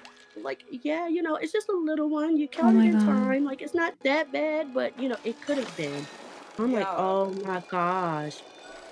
And then what makes it even worse was that my house, I don't have like, even though I pay electric, it's all gas. So Mhm. that's what makes it even more worse because it's gas in the house versus the electric. Yeah. And I'm like, oh my goodness. And I'm like, the other night when I was cooking, not paying attention, thinking of it. I'm like, I'm gonna preheat my little oven. I left the gas oven stove on for like 15 hours. Went to sleep. Did not cooking and forgot. Cooking and forgot. I'm like, yeah, I can't be doing this. We can't be doing this. Like, I go Oh my before, god, at least there was just that's so water real on the though. stove, and the water just evaporated, and there was nothing, no food I put in it yet, because my brain told me I'm going to go cook, but I got sidetracked. Then I get exhausted, and then it's like it No, no, goes no, from but that's down so there. real because mommy brain or like baby brain will definitely like do that to you. It's scary, it is, but like I'm glad that like nothing happened. I don't know. I was like, oh my goodness, what? Like I woke up, the pot was sitting on. Oh, that's what I meant to do. Oh. I told my godmom. My godmom was like, "Are you sure you don't need anybody there with you?" No, you do not babysit me. I got this. Don't need help. That's why I'm glad I don't live alone, because I used to be Like, let really, me really bad ask about for it, and then y'all forgetting can to come. sew. But don't automatically tell me, Amber, I'm worried now. Do you need a babysitter? I'm 33. You don't need babysitters. But no, sometimes I do. I know I have an issue with not asking for help. That's been me. I've been known to being Miss Independent even as a child. Did not want help. I wanted to do things on my own. Um, so I know where it's coming from. Like, you sure you're good? I'm like, yeah, no, I'm good. Cause she's like, I know you're not gonna ask for help. I know you're not. And it's I don't know if it's a pride thing or what, but it's just something I've always had an issue with, even as a kid. Like if it's not something like I really just can't do by myself, and I've tried to do it on my own, and it's not success. I'm not successful at it. Then I'll ask. But then it's like just utterly ask out of nowhere first. No, I'm gonna try myself first. Just be careful with that, especially when you have a kid. Like you need someone like, you know, like when my friends have babies or when I see like or like not even like a close friend but just like anyone have a baby, I tell them like if you need help, meaning like I will come over and I will do your dishes, I will clean your laundry, or if you want me to hold the baby while you do those things so you can have time off, I'll do that. But it's up to the mother, because everybody always wants to say like, oh yeah, I'll come over and I'll hold the baby. But like, what if the mother just wants to mother her child and not worry about the rest of the chores? Anyway, my point is, accept the help, ask for it, because you have no idea when like you're gonna this is motherhood is not meant to be done alone, and you're gonna need someone with you. And like even when you feel like just a little bit of tired, like definitely ask for help and be like, can you please like watch the baby like on Thursday, or like next week, are you free on Saturday? Like trust me, like you need it. You're gonna drive, especially the first, so they call it the first 100 days of darkness is like the first 100 days of a baby's life. Because think of it this way, like the baby is a very take type of relationship, because the baby like can't really give you like that smile or like that giggle or like that babble, or like they can't really give anything back to you at that point. It's kind of just like crying and silence. You know what I'm saying? And like you doing that repetitive like routine over and over and over again, you're going to start feeling drained because like you're not getting anything back in this like new relationship. And it's really hard. That's when like mothers say they feel like the most like postpartum depression, is because it's that like take and give, and there's no like anything you're receiving back, which obviously is not the fault of the baby. I'm just saying it's like the type of relationship that's there at that point. So Mm-hmm. you definitely, especially in the first 100 days, you need to like just get out of that and like see the light. So like definitely like ask for it. Like I know it's like very ingrained in us to be independent and like we can do this and we're strong mothers and whatever. Fuck that. Like you're gonna need the help or you're gonna burn yourself out, and then you're not gonna be able to take care of your kid because you're gonna end up in the hospital or something worse. Yeah, so I say for this last year, I've been trying to debate, being as though like I know I live so far away from my fam. Um, it's Move in like with your having a mom for house. like the first 3 months. I'm not even joking. If you're able to, I would. Look, and that's what we were talking about. Like, I was talking about my mom, and my mom was going to do how my grandma did with me. Even though my mom adopted me, my Hmm. grandma came home to my mom and stayed with her for the first 3 to 6 months to Yep. help her get herself on her feet and prepared so she can go back into her routine of going to work while still preparing herself to take care of a new child, in her Yeah. household. So, and I get that, like, so mom was just like, no, it's going to be okay. I might have to come stay with you for a little while. I wouldn't expect you to come pack up and be all the way over here. You live literally 4.5 hours away from me. It'll Oh, be right, easier right, for me yeah. to come to you because delivery will be closer to you. Everything will be closer to you. Your doctors will be closer there than Yeah. here. You Then have a it's great just going mom. to Yeah. save us, less on traveling and stuff like that. So, her plan was to come stay with me at least for the first 6 months to get myself Perfect. into Yeah. this new custom of life. Yeah. You And know, especially so because like the first like 3 to 6 months, it's a lot of change. Like first you need to feed the baby every like 2 hours, then it's every three, then it's every six, then it's like it just keeps changing, and there's never a form of stability for you where like you need someone to be your rock at that point, because like it's always changing, and you as the mother have to like come up with the new schedules, right? Like, and like me being autistic, it was 10 times harder for me because I can't do change that well. But like it might be easier for you, I don't know, but like just figuring out like, okay, like you intuitively as a mom, like they'll give you like ranges, like maybe like your child after 2 weeks, like, you know, like start giving them like whatever, or stop feeding them as much or whatever, or change their, oh my god, when changing their sleeping schedule, holy shit, that's like a whole other thing to like start getting used to, like every single week, then every single month, then like every single year. Like trust me, you're gonna need someone that you know is like your rock. My mom and my aunt were like my saving grace. Thankfully they were both there for me, because I don't think I would not have made it out of that. I don't think at all. So the biggest thing for me when it came to infant care, like I'm not a mother myself, but I used to be an early childhood educator for 5 years. So I worked with infants during a lot of that time. And what was easiest for me with infants is the reliability of the schedule. You can have like a journal or a chart. We would have like a whiteboard in the classroom, right? And each child would have a feeding schedule and they would have a sleeping schedule. And they don't always sync up with the other kids. And so we had to have like specific logs for each infant. Because typically it was like a 1-to-3 ratio in the state of Kansas, which means it was 1 teacher to 3 infants, and we would have 3 teachers and 9 infants in a classroom. So, you know, in order to keep track of all the feeding and sleep, changing schedules and all of it, we would keep journals, we would keep logs of it. And a lot of it's just a timer. You just have to keep things on a timer. And Yeah. it's about keeping that up to date with developmental marks and age. So like Yeah. I just use the notes app in my phone. I still have the notes from like that year. Um yeah. but yeah, definitely that. Oh, congrats on the plushie. I Yay.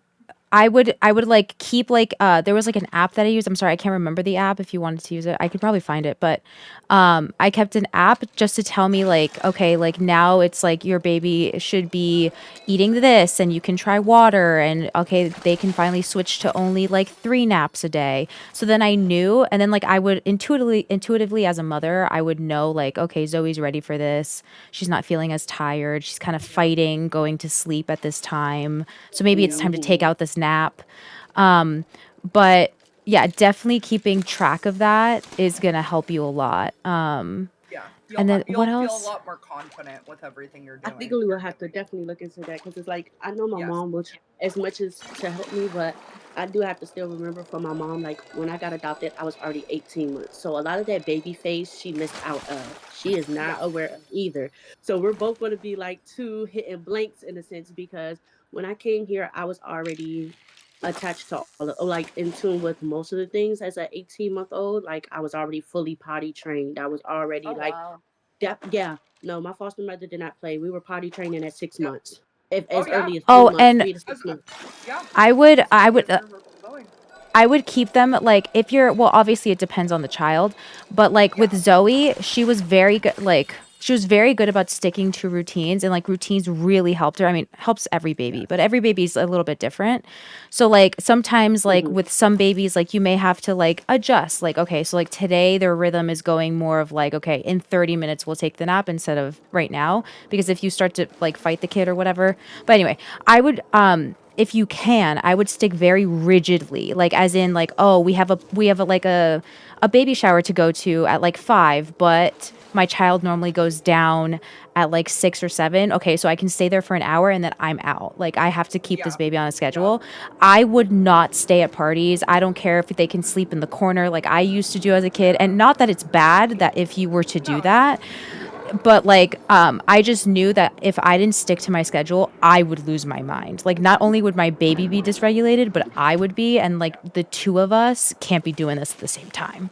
So yeah, so like I didn't care who I offended, because in my family it's like a huge custom, like, you know, if you're gonna stay there, you're gonna stay there the whole time. Like you even stay there to like clean up and stuff like that. You know what I'm saying?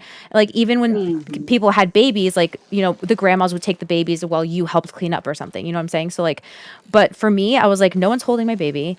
My baby's staying on a very strict schedule. Oh, like the party only lasts for 2 hours and that's my baby's nap time. Too bad, I'm not going. Like, you know what I'm saying? Like you have to sacrifice in that way for your child. And like obviously every mom knows that, but like, you know, it's just hard when it actually comes down to this to the sacrifice. And I'm not saying that like you wouldn't sacrifice for your child. I'm sure you've already sacrificed for them as of like right now.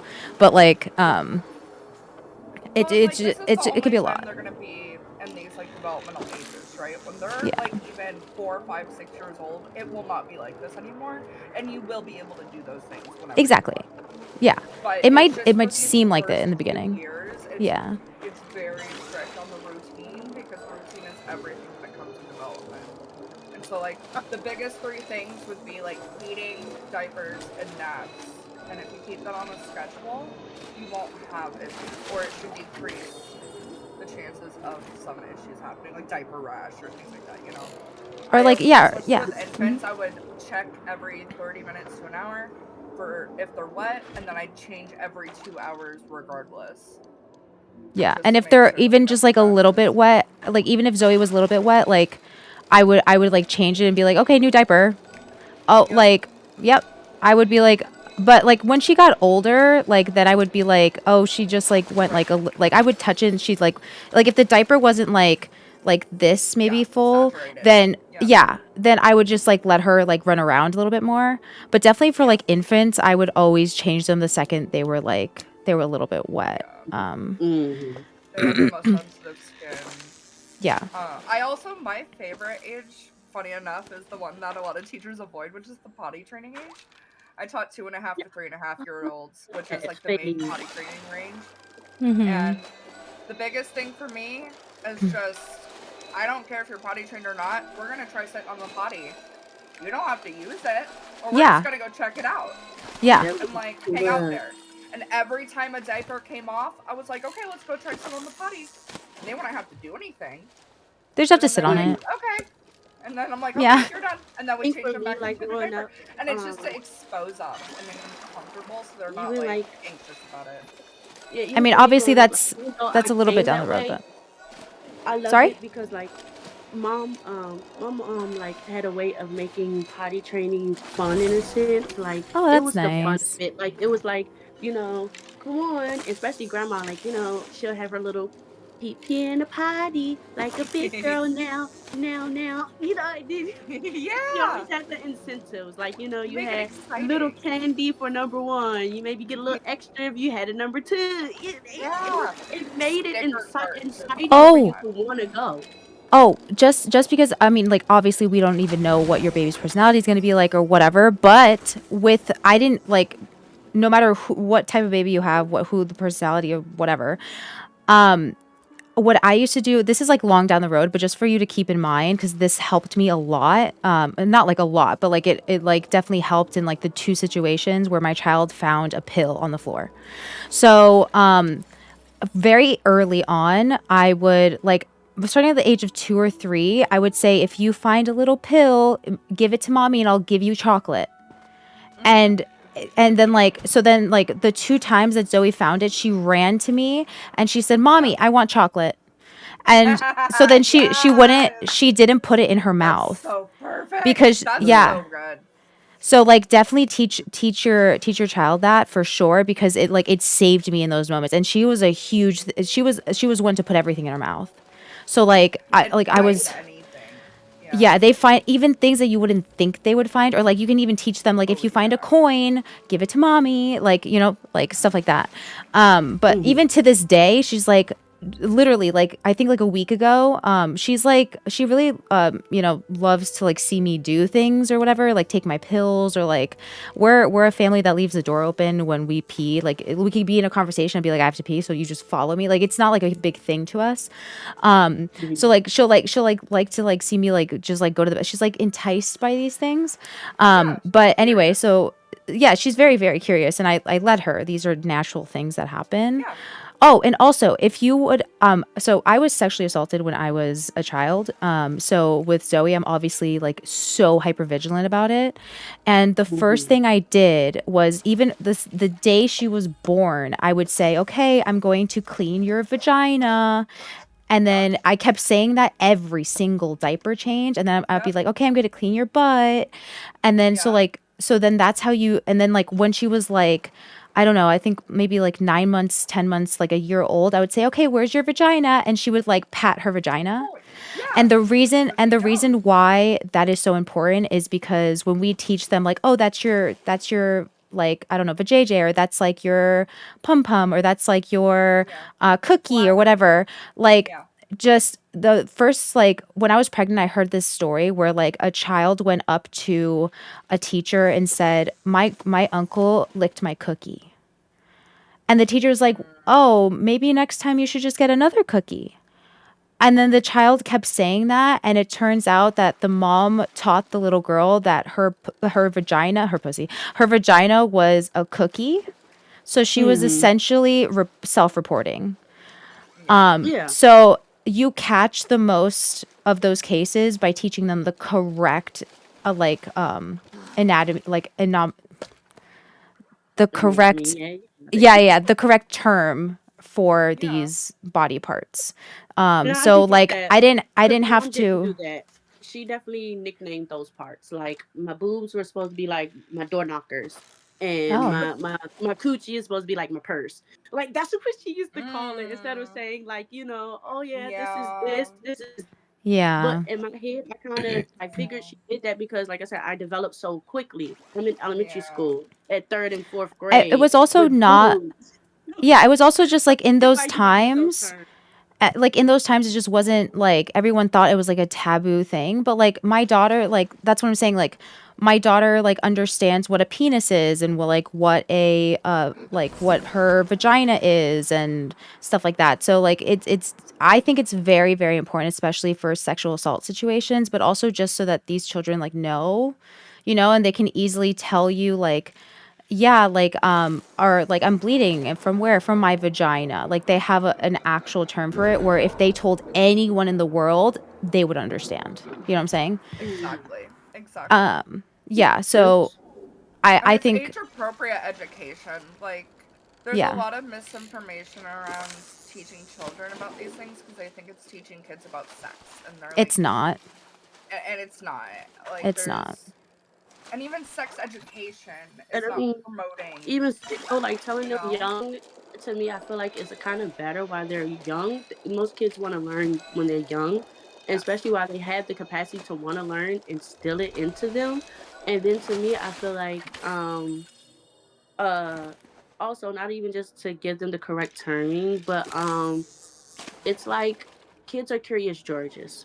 They're not going to tell you that they're a curious George, but just because you're not around, it's not that they're not investigating to see what does what work. How does this work? Like, you know what I mean? What does this do? And if mom doesn't tell me, I'm going to find out. You get what I mean? So yeah, and you don't want them finding out from the wrong person.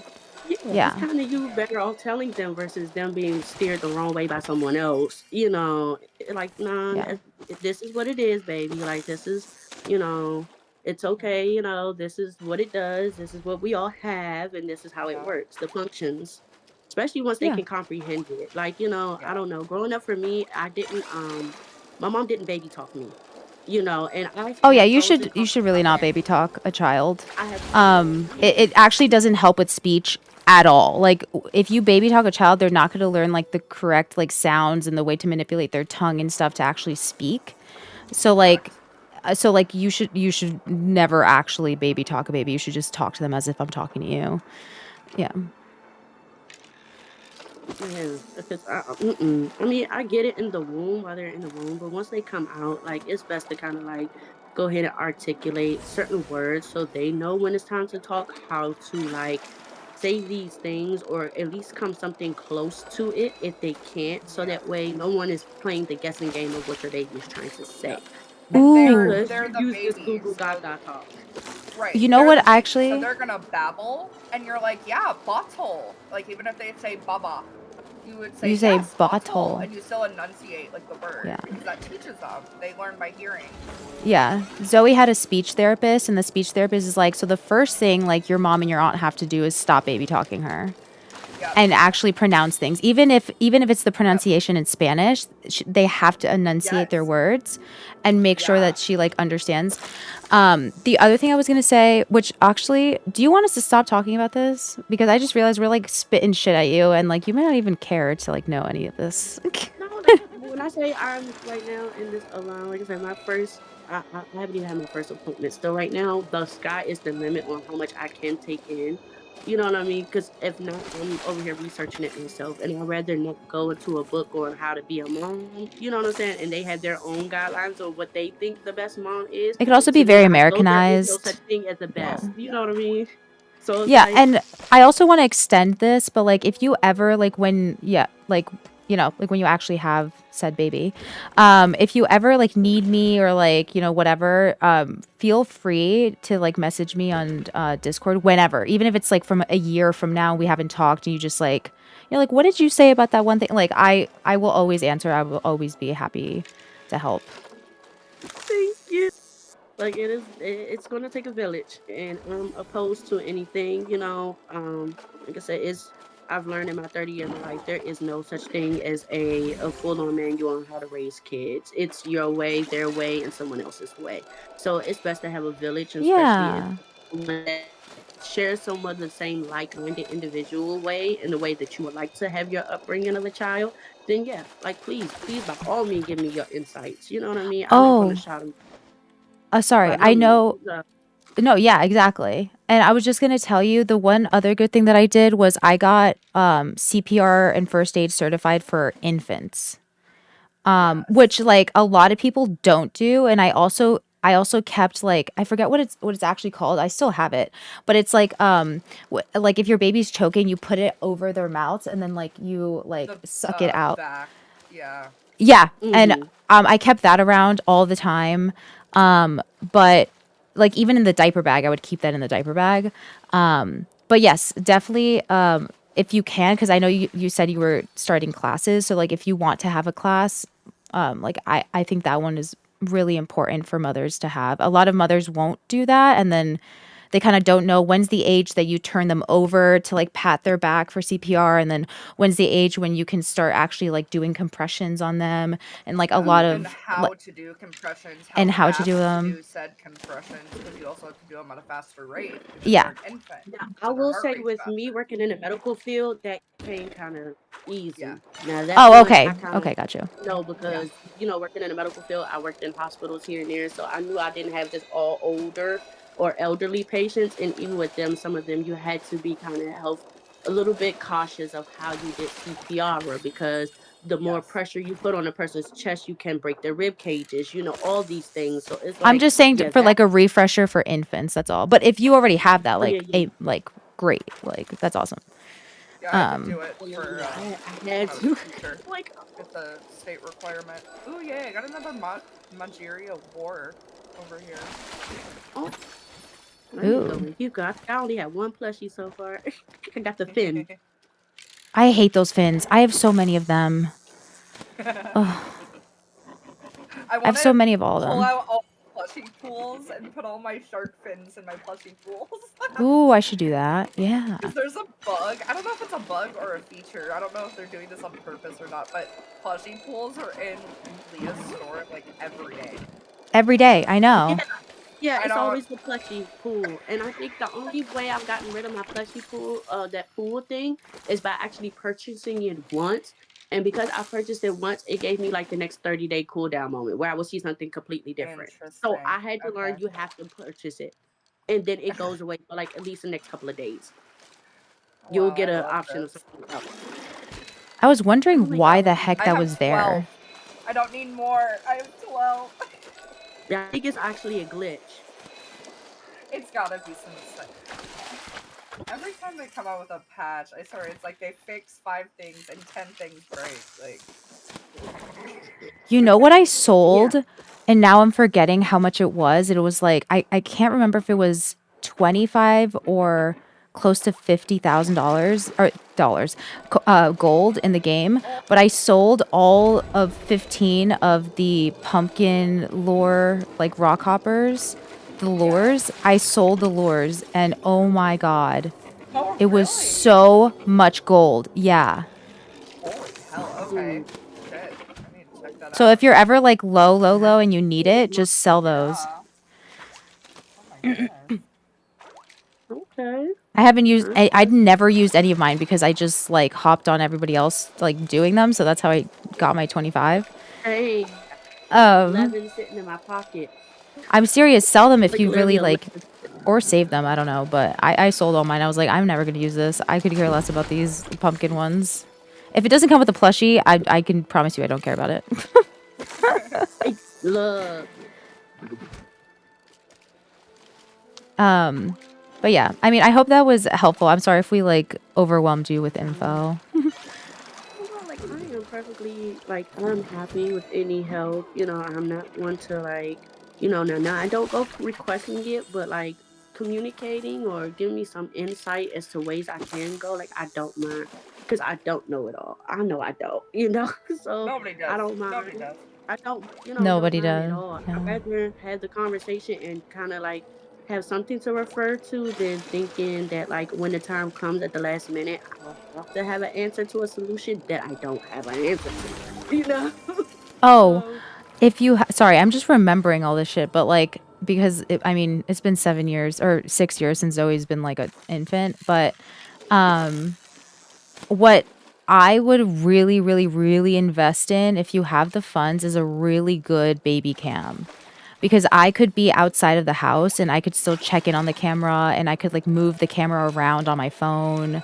And like it was like pointing all around her room too. So like I can see her when she was sleeping and like let's say like I was out with a friend or something, like I could check in on her, or like if I was in class and she was taking a nap, I could talk to her through the camera. I can move the camera. I could like, I could see the camera. So I think that's a really huge investment. Even if you're always going to be home, like for nap times and stuff, it's really great to have. I think mine even came with a temperature gauge on the camera, so I could tell if it was getting too wow. hot or too cold for her. Nice. Okay. I like that. I definitely like that Right? feature. And then let's say like I don't know, I was I was on another app or something and I didn't have the camera up while she was taking a nap. The camera would alert me when she was moving. So it would be like Zoe might be moving. And then I would check in and I would see like, oh, she's up. Yeah, I think Also that I'm when gonna have you're to do it once they because get to the the oh room, sorry, like I go said, ahead. is already prepped up. Oh, the room is already kind of prepped up as a regular room, like the king size bed in it and all. And to me, I'm like, I didn't want to waste the money in buying a crib and having to go through this bed phase of upgrading every couple of milestones. Because mom didn't do it to me. When I first came home, the only thing I know of was a queen size bed, and that's what I had my whole life. So I'm buying Yeah. guardrails. We're buying guardrails. I can't like No, and that's that's like the totally most important A valid. thing. really It'll throw a high bed away. quality. Invest in a really high quality mattress protector. And also another Hmm. thing you can do, especially when they're potty training and in the bed, so it doesn't even with the mattress protector, you can get puppy pads and put them Yes. under the sheets, and Okay. it'll save the mattress protection. Also, my mom was a very big like person like advocate for co-sleeping, which obviously a lot of like doctors and stuff will say don't do that because like different things can happen to the baby, like you could roll over the baby, whatever. But my mom was a big one, and the one thing that she did do was she put like the bassinet, I think, like, could either go on the platform or it could, like, you can like take it off or whatever. So whenever my mom, this is one thing that like I know I'm privileged in. My mom would actually sleep with my child because if I didn't want to like roll over on her or whatever, and we didn't have room in the bed with me and her dad. So we would put her in the bassinet, but then I would wake up like every hour, like checking on her, like making sure she was breathing, and like I couldn't sleep. So my mom eventually, for like the first year, would just sleep with her every night, which I'm very like privileged. My mom would get up with her at night so I can like sleep, so I can go to class and, you know, be with her during the day and stuff.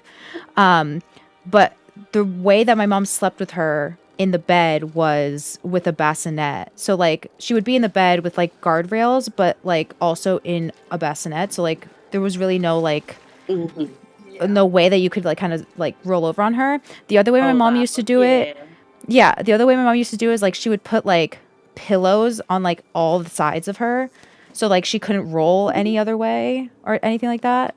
Or if she did, it wouldn't be like in an unsafe way.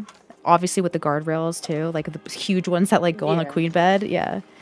Yeah, because my mom used to do that too when I was 18 months. Like, even though I had guardrails, mom would like pretty much built like a fort around the whole bed in Yeah. between the guardrails because kids can still squeeze that little hand in between that space and that rail and could end up being over or whatever. But I was definitely one of those kids that, like how my mom will say, I was a wild sleeper. She can fully tuck me Yeah. in one spot and I can wake up and I'm totally somewhere else on the opposite side of the bed, half So it one was the body same hanging way. out, one body hanging in. Like, it was just how I slept. Mom said, I don't know how you do it. I literally tucked you in. Like, you could not have moved good without being still in her head and still trapped in that one spot because she would tuck the sheets all the way around the bed. She'll put the floor. No, a kid found a way. Yeah. In my sleep, I'm always like, I don't know what you're doing. Are you fighting people? Like, what are you doing? You in kung fu? Like, I don't know what you're doing in your sleep, but you wake up in a whole different position than I put you in. Yeah. Yeah. That I'm not looking forward to, but I have been trying to find ways to at least try to like. And I know mom, like what she did for me was even though I was never a bedwetter, um because mom just had that rigid routine. Every time she got up and went to the bathroom, even if it was 4 or 5 times a night, she made me get up out my bed, whether I wanted to or not, sleepy or not, whether I had to go or not. You're gonna sit on this cot. You're gonna do something. You're not gonna move until you do something. Then you can go back to sleep. Like, that was my mom. Very rigid on that, but it kept me from wetting beds. You know what I'm saying? I can admit, like, I never had wet the bed, even when I was sick. Like, I would think, like, I would still know how to go to the bathroom on my own. My own issue of doing anything in my bed was when I did get sick and I may have upchucked, things of that nature, but never use the bathroom And in my bed. accidents No. always happen. Yeah. And if it's a regular thing, it's typically more a sign of a medical issue than anything. But yeah, like if you're super disciplined with your routines at any age with anything, it'll go good. Mm-hmm. It's just the routine of it. It's you're having to regulate that for them at this age. And Yeah, you know, for if sure. you can do it early, hopefully they can get the hang of it. Yeah, you're gonna either way, no matter what we say, you're gonna do great. You're gonna intuitively know your child really well. So even though it might be like scary or intimidating, I promise you're gonna have a connection with that baby that no one else will ever understand or will have, and you're gonna know your child very Oh well. yeah. That was the thing I always wanted to do. Being adopted, I love my mom. But me and my mom, she did not know how to get a bond or connect with me. So, because I knew what that was like on our relationship, for me, I always wanted to have one of the best unbreakable bonds that I could have with my baby. Could nothing come between me and my child, Right. and that's just something I wanted because I knew what life was like not having it at all. And it's a fear. Like, I want my child to feel like home is a safe space. You can talk to mommy about anything. There is no cash judgments. My mommy is here to guide you, not demand you to do something that she wouldn't expect for herself to do. You know what I mean? Like, that's not my job. I'm not supposed to live my life through you. I'm supposed to guide you, but I'm going to try to guide you in the right directions, but yet still let you know that if even with my guidance, you have the option to make whatever choice you want, but whatever choices that you make comes with a reaction. And these are the consequences of some reactions. And you have to be acceptable of the reactions that come out of it. And that's Yeah. my way of looking at it is my I'm just here to guide you. I'm the living vessel to guide you. And it's up to you to know that in life you have to make your own sacrifices. You make that decision, not mommy. Mommy knows that I did what I could as a parent to guide you in the right direction.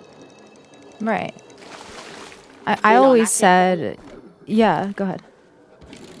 and I can't fault myself if I know I've tried everything and you chose as your child to do what you want to do. Like it's we know kids do it. It's not optimal. It's not what you know do think will but it does happen. So it's like I at least plan to try to do my part and just make sure I'm one very active, very vigilant, and just like I said, I wanted to make sure that they know it's a safe space at all times. Right. And also like I always said like for the first like 12, 13 years of a child's life, if you're instilling the right morals, the right values, whatever, then that's when parenting kind of ends. The rest, like 13 and up, is just guidance. Like you need to give them the independence and the authority to make their own decisions, because at that point, like you've given them all you can really give. And like if you're confident in like what you've give them and what like you've taught them, then like it should be very much of a guidance and a obviously still you're a parent, but like a very like I don't want to say friendship because it's not friendship, but it's like a It's a mentor teamwork. type of yeah. Yeah. Mhm. Yeah, that's what I said. And For I me, it's like growing up, mom household was our mom. This is who I am. I'm the head of household. I run the show. It's my rules. It's that. And like I said, I do get why parents might have to do that. For me, I don't. I don't want to run it in that way. I don't want to be best friends with my child, but I don't want to be overly strict to the point where I have to be the child that I'm your mother. You know I'm your mom. I don't You have have to to repeat pick your that to you every day. battles. Yeah, And that's what I'm like and saying. you Some also have battles. to like a lot of like parents don't want to admit that you have to tailor your parenting depending on the child. So if you have multiple children, your parenting with each one has to be different because they're all different people. The same reaction or the same consequences or whatever it may be is not going to work for every single child the same way. And like parents also just aren't willing. neurodivergence can And play a exactly role because of too. neurodivergence or personality or whatever it may be. Yeah. Like those Yeah. developmental marks may be delayed. So like you may be reminding a 12-year-old, 13, 14-year-old of things that you otherwise wouldn't have to at that age, but Mhm. sometimes kids with like ADHD or autism need extra guidance in those Oh years yeah, as yeah, well. yeah. See, Yeah, and growing I up feel for me, like yeah, go ahead. I ended up being the oldest of them, of my cousins, and I ended up babysitting a lot of them. So Mm, being around kids was norm for me. And even being a substitute teacher, I even remember like babysitting my cousin, first one in the whole family to be artistic, and everyone's looking at me like, "How do you manage?" Like, first off, I have this connection with kids. Kids cling to me. Like it's just my personality. I don't know what it is about me, but I have this thing to where I can be around a child in less than 5 minutes. They're my new best friend, and they love me down. You know what I mean? And I do Aw. love it. Like, but I was telling them, they're like, Amber, how do you just understand? I said, I don't know. It's just something about me that knows that I know he's trying to tell you this. I know he's trying to this. Like, but he's nonverbal. How do you know? I'm like, you just look at them, pay attention. If you pay attention no, to your they're child, you communicating with know. you. They're communicating Oh with They you for yeah. are. sure. Like, Always. Yeah. like mom, grandma used to look at me like, how do you? I said, Grandma, you should know when a child is looking at you and giving you that script face, like they're doing business over there. Like he's doing some mad business over there, okay? Okay. It's like, how do you? It's the squint, like the blood vessel is popping out of his forehead, okay? And he does not communicate. He's doing something in those pants, okay? Just check him. It's just a look. It's just a look that they give. It's like they contemplate. It's like it's Yeah. Oh funny, yes. like, but it's Oh like yes. Oh it's like yes. Yeah. and you don't have Oh to be yes. a parent to know that look. You know that look. Like, oh Yeah. well, grandma, like he's meditating. No, grandma. He is meditating. Yeah, He is he is. meditating, Sure enough. I'm dead. Sure enough. He's meditating something, all right. Oh, I'm dead. But it was just funny because it was just like I just knew, like because I was Right. like the family babysitter. I watched Yeah. all the kids grow up. I watched all the little infants, all the babies. But Yeah, it was so you fun got being on the cousin aspect babysitting because it was just like when I say go to family events, they will send me the baby so the adults can be adults, go drink, do stuff like that, and I did love it. I wouldn't mind doing it. Now I will tell you quickly though, that is my cousin. I love them to death. But when your newborn get to squirming and I know they doing something, mama, where your mama? Mama. There you go. Take your baby. When you're done with him, I'll take him back. See, I love that. Now I know I'm in this area where I can't do that. Okay, this is not my baby, and I can't say, mama, like you handle this and just bring him back. Yeah, you know Like, what? You know what I always tell people that say they want kids like early on is you only want them because you can give them back right now. Like yeah. when you actually have your own, there is no giving back. They're giving it back to you. Like, and that's what's like really hard about it. Job. Yeah. I do have to say one of the coolest things I've ever seen as a teacher was, I think the boy was 12 months or 14 months old. He couldn't speak but a few words, or if at all. I don't even know if he was speaking. Kind of, penguin waddling around. But he could communicate in multiple words, like sentences in ASL. Like he could sign. Oh yeah. I taught my Oh my gosh, even if your child It was so cool. Aaliyah, even if your child is like developing at the right times, whatever, there's no sign of like maybe they might have a speech development or issue or whatever, I would teach them sign language. Zoe knew sign language at like 5 months old, and she was communicating with me like through sign language. Like she could do more. She could do all done when she had to go to the bathroom. Thank you, please. At 6 months old. So like Okay. no, like seriously, you can actually communicate with your child just like through hand movements, and you it's not like you have to learn all of ASL. You can just learn like a couple of signs, like all done, or more. Like it's really easy for them. And it's actually they actually get less frustrated that way, and you'll probably see like a decrease in like crying episodes or whatever, just because they're able to tell you without crying. So Okay, I definitely guess I know babysitting. It was some that did do that. Like I knew the more, I knew the thank yous, I knew the please, the hug. I did know some of those because I watched some kids do it, and I always thought that was real cute. And I did realize for the nonverbal kids that did it, it did make them less it showed less signs of tics because they don't know how to communicate with their words. They use hand motions and everything to kind of guide you more so as to the things that they wanted. And like I yeah, said, I but love even the like subject. babies, like they deserve it too, so they can communicate. Yeah. No, that makes sense. Yeah. Definitely. I actually, we had, excuse me, when I was teaching 2-year-olds, that was a big thing where, like, yes, you would, sign with them, but you also want to promote vocal speech.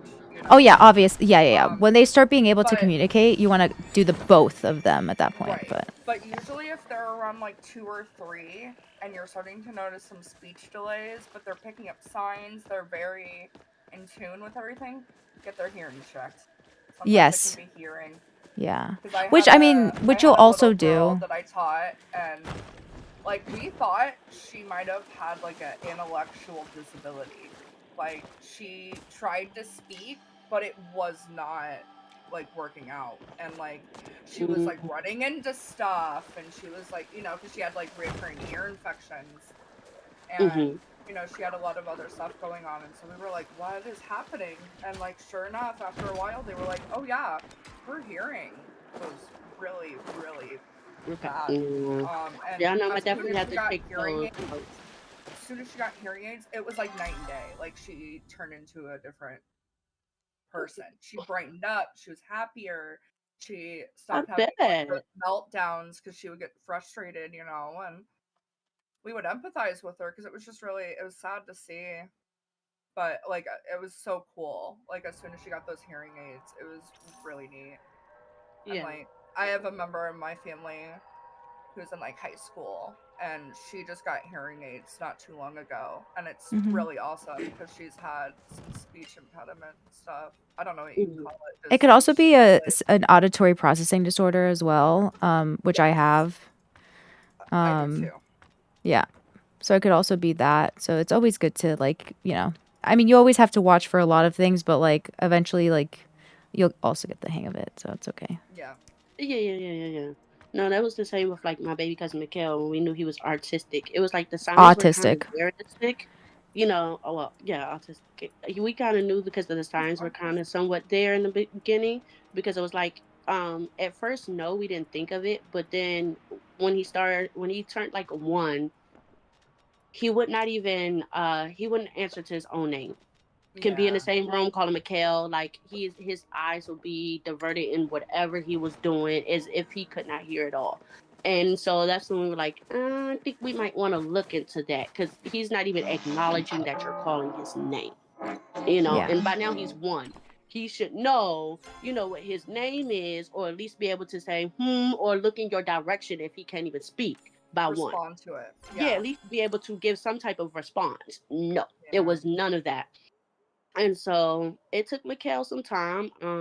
He was definitely that's when we definitely found out he was on the spectrum. And I was glad that my cousin, his mom, was able to give him the help that he was able to get. She lives not too far from us, but she was end up able to finding him a program that allowed him to go through the same thing. I think it was a celebrity that had an artistic child. They were able to put them in that hyperbaric chamber to help relieve some of that fog off their brain and stuff like that, to be able to Oh. seek a little bit more of a mental clarity in a sense. It's supposed to be something that I think it was one of the celebrities that did it. And my cousin Michelle was able to get him in that program. And ever since he was in that program, he started communicating a little bit more. It wasn't in full sentences, but like you can get some of an idea or inkling as to what he was at least trying to tell you. Because at first he wasn't saying anything at all. You know, Mikhail had issues with like sleepwalking. It was kind of, you know, going through a phase for him, because Yeah. I don't think his first word even then was until like after he was like 7. Yeah. With going through that process, like his first word was at 7, and it still wasn't even a hi or anything like that. It was like a no, you know, something like that, Yeah. Something you that know. invokes strong emotion is typically a common phrase, even for nonverbal or like kids with selective mutism and stuff like that. hmm So we were always so worried, but like Mikhail's thing with his autism is that he does communicate, but he's one of those that like you have to go to him and start the conversation. He is not a conversational Yeah. starter. He is a person that is not going to hold intriguing conversations with you. He is a person that he's going to give you a simple yes or no, and he's done. You know what I mean? Like Yeah. you ask him to go do something, okay. Which like relatable. Would you like to I do get. this? Yes or no. But like he's a straightforward to the point, and then that's it. He's not going to give you Yeah. no Yeah. extra lip service on why or Yeah. none of that. No, he's not. He's really not. But Yeah, he's he's the gonna get his point across, you know, and gets the job done. I get it.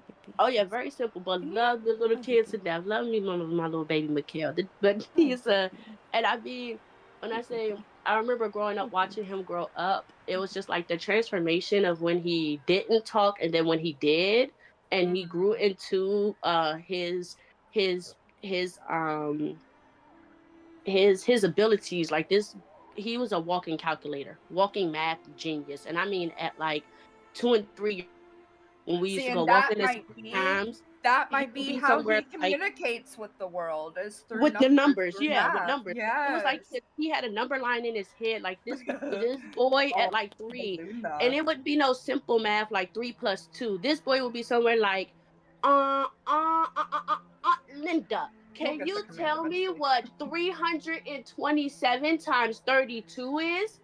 And we'll just look at him like, you're 3. How do you know this? You know what I mean? Right. Like, he Oh, had that's us walking around with a amazing. calculator thinking he's pulling our legs at one point. Like, no, this boy was be spot on. Like, he knew the answer, like, out of That's nowhere. so It was like he cool. can see numbers That's in his really cool. head. And it was so cool. Like, so his Yeah. thing is the numbers. He's a number whiz. He's the number he sees his Yeah. number. He got the number math line backwards and autism. forward. Yes, Yeah, I he has love the it. math. I And need then some of the that. same thing with like That's letters my and stuff like that. grandpa. He was Yeah, he's good my with his grandpa letters and majored in stuff. mathematics. Yeah, You he's know. good with his letters and stuff like that. Like he was the one, like when he did start talking, he would say the alphabet's not forwards but backwards. Yeah, It was yeah. like he So used it as a number line. So yes. that's why I was Oh, like, that's how we exactly. knew they correlated. Him and phonics was going to be okay. It's just Yeah. he had to He grow had to into make that wanting to correlation. communicate and be able to talk more. Yes. You know what I mean? That was his Yes. thing. Yeah, I've noticed that kids, even with like ADHD, even just any neurodivergence like that, even things like repeat concussions can affect development and affect things like this too. Mhm. They will have like different ways of making these connections Oof. than what we typically will teach children. And so because of that, it can sometimes even be hard to identify how they're making those connections Nope. and if they're making them No, at all. up. And so because of that, even if developmentally they're maybe not where their peers are, they may be making good strides, you know, for themselves. It's just about those connections that may not be Now, what I identified do in like different is ways. the school that she has him in. He's in a school for autistic kids, and he's supposed to graduate this year. Baby Oh boy wow. is no longer baby boy. He is definitely 18. Aw. He's man. He's man, not boy. But the school system and where he's at, because he's in this autism school, they don't let them graduate at 18. They make them graduate at 19. And pretty much what they do is allow them to stay in school for an extra year to do a work study program to get them outside in work environments around other people to learn how to truly cope in the reality of world with their Yeah. disability. And I And gain a love that. trade. Like, so Yeah. next year they're going to they told Nichelle, like, you know, we're going to have days where we're going to take him out, just put money in his pocket. We're going to take him to a restaurant. We're going to make sure he knows how to sit down and order his food without being frustrated, how to pay for his tab without being That's frustrated, huge. how to Oh, that's actually huge. work Like at a life job. skills. Yeah, life Oh, skills. They're wow. teaching him pretty much life skills, work and life Oh, skills. that's And I so love good. that because he's going to need it. Mom is not going to always be able to be beside him. So at some Yes. point, he's going to have to learn as a person how to still maintain in the world with his with what the norm is for him. It's not Yes. for everybody else. It's for him because of his needs. But Yeah. I do like that. You know, I thought at first it was like, oh my gosh, he's going to graduate at 19. But like, you know, no, it's for a reason. He's in a Yeah. work study program. He needs this so that way when he is out there alone, no one's out there taking advantage of him. You know what I mean? And he knows how to still conform with the world and society and how people are going to look at him. Well, and keep himself safe, bottom line. Because, That you know, too, like if safe. he gets frustrated or angry, unfortunately, a lot of people are not going to sit there and be like, well, I wonder why this guy's getting angry. They're going to be like, get the fuck out of my business. And so, That. like, if he can learn, like, these emotion regulation skills when he's out in the community, that's huge. Like, that's game changer for some individuals that really need that kind of... It's almost social work in a sense. It's just through their education. Yeah, through schooling. And I Yeah. commend them for this because I'm like, these kids do, you know, some of them need it because everybody does not have the support system at home. You know what I mean? So if you have a good system within the school that you trust, that, you know, can not say do your part as a parent, but help you alongside because this is still new for a lot of people too. Sometimes having your artistic child, that could be the first in your family. It was not a norm thing at one point. You get what I mean? Like, it was Absolutely. not norm. Over the years, it's become now a custom norm in a sense. But back when We Mikhail have was, more. after the early 90s, early 2000s, like it was not a norm thing. There was just a you know, this is a new thing that's coming up, and we have to learn how to help adapt these kids to life and with their situation. Bridge the gap, right? They Yeah, gotta bridge the find gap. Because ways you to have help. people that don't have the time or Yeah. don't take the attention. Like even when I was working at I remember when I was working at Walmart, I seen a customer come in. You can see, and once you've been around kids that have it, you kind of know what it looks like. Unfortunately, it's sad to say, but it's like it's a look they have in their face. You know what I Yeah, mean? it's behavioral Certain things, and aspects. it's It's yeah. yeah. So it was like I've seen it. I seen this boy. He comes in. You know, he has Well, this hold on. briefcase. I wouldn't make I wouldn't make that generalization too much just because I am autistic and I don't think I have that look. But No, right. yeah, It's I It's not think for people all. with higher needs, right? Like higher Mhm. support needs probably, yeah. Yeah, for sure. And then I remember just seeing him. He was walking around. He didn't really ask for help, but you could see that he was kind of struggling. He did eventually make it to the customer service desk, working at customer service. I'm just like hi, how can I help you? He's looking, he's fiddling, you could see him doing the things with his fingertips, stimming, yeah. stimming, and stuff like that. So I'm just like, Yeah. okay, instead of me treating I it stim a as a lot too normal, let me myself. adapt into my work, like unless work Yeah, mode, yeah. and like really kind of figure out what's going on, this, that, and the third. He was by himself, you could tell Yeah. he could be of adult age, but like he's by himself. So I'm just like, what's did you need anything, like what Right. what did you leave your house today to go do, not like, hey, I'm at Walmart, Yeah. what do you need to buy type thing, but like you know Yeah. Like how can I help you? How can I help how can I accommodate honestly you? help? And Yeah. so when I seen he was not where he was supposed to be, he because he was dressing in a suit, like he was honestly supposed to go to work. He had a suitcase, a Oh. briefcase, and I'm just like, oh, he did honestly give that look like he could be possibly lost. That's I'm like, I don't want to Hmm. like give him the Walmart talk because you walked Right. in Walmart, at a customer service desk. I know it was more to it than that.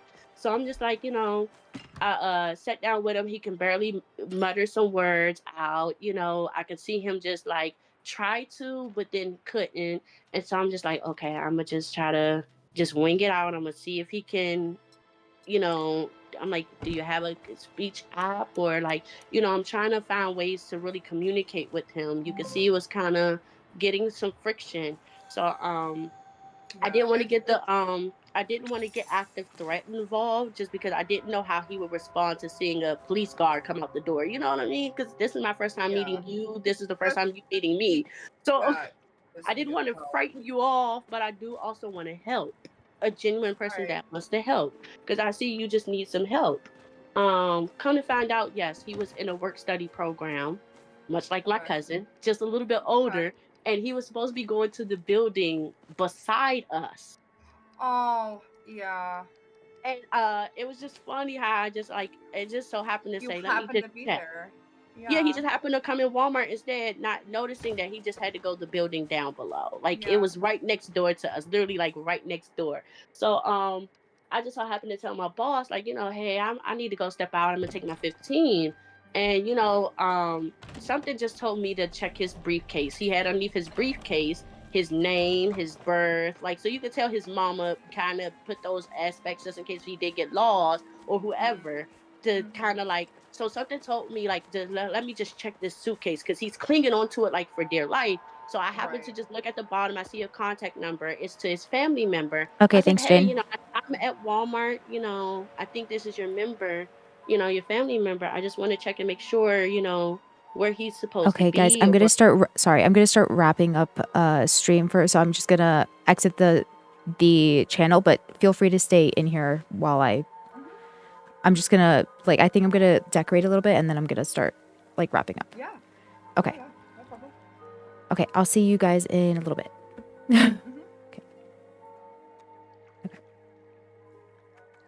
Okay. Hold on one sec. Alrighty. Oh, what happened to my OBS? Oh? What the hell happened here? Oh, there we go. Jeez. It just like went really, really weird. Oh, thanks, Jane. You have 10 pieces left? Okay. I will create a new one as soon as stream ends.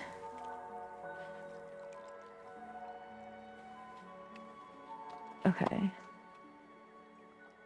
Okay, so I was thinking of actually going on a couple of these tours. Just because, I mean, I have to do it, like, for the whatchamacallit? Oh, weeklies. Okay. Oh, this is cute. Oh, that's cute. Ooh.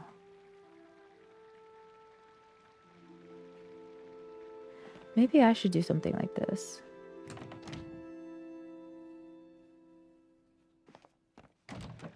Oh, that's really cute.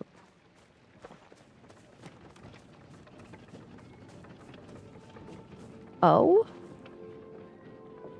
Oh! Oh, this is supposed to be the blue. Okay.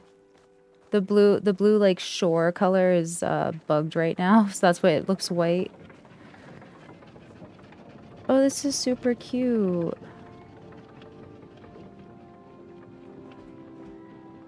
Aw.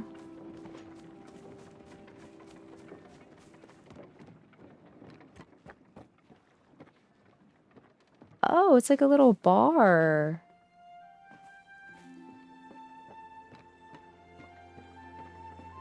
Okay, and the long-ass couch. I like it. Okay. The chests. Oh! I like the Chappa's, like, doing it. Oh, it's like the little chef. That's cute. And there's a Chappa with the mushroom. Oh, they all have mushrooms. Never mind.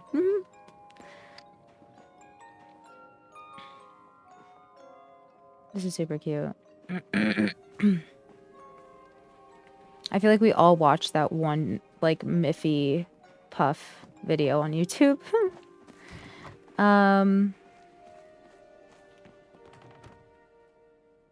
Oh, maybe I should do something with these couches. Okay. Oh. Oh, I like that. Okay.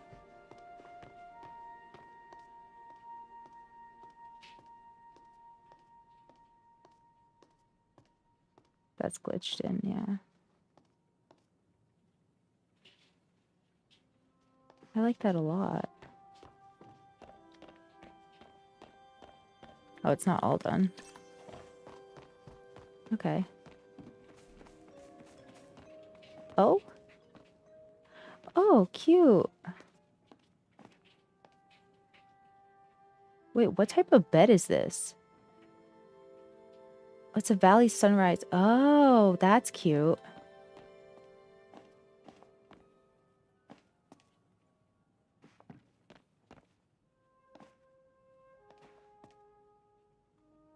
Ooh, me like.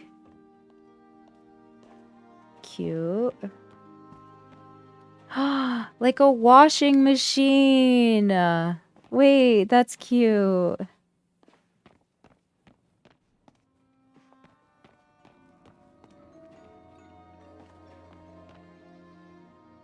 little study. I like using the rug as like a desk mat. That's cool. All right, let's see what we can find upstairs. Oh, okay, not much. Okay.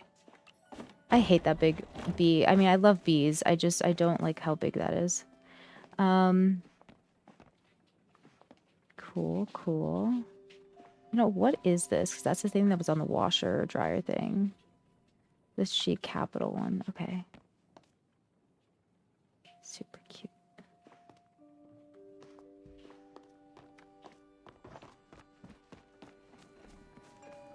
Okay.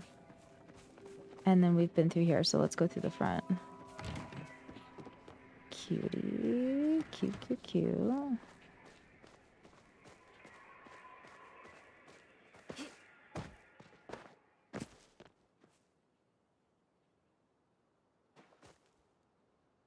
What did they use here? Oh, they just put 3 of them. Okay. I see.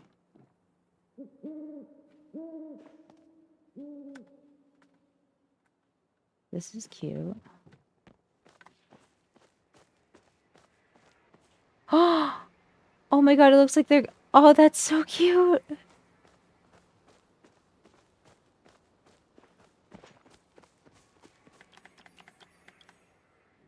Okay, we have to go through 5 of these. Yay! All 4 done. Okay, I'll make a new puzzle soon.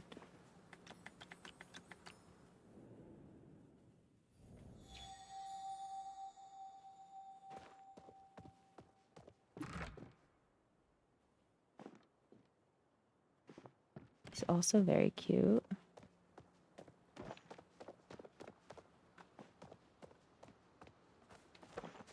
Okay. Oh, they meant like a work in progress, work in progress. Okay. I see.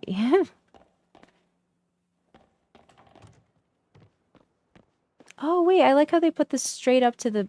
Oh, I like that. I think I might do that. Ooh. Oh, this is where all the crafters are. Okay. Damn. That's a lot of crafters.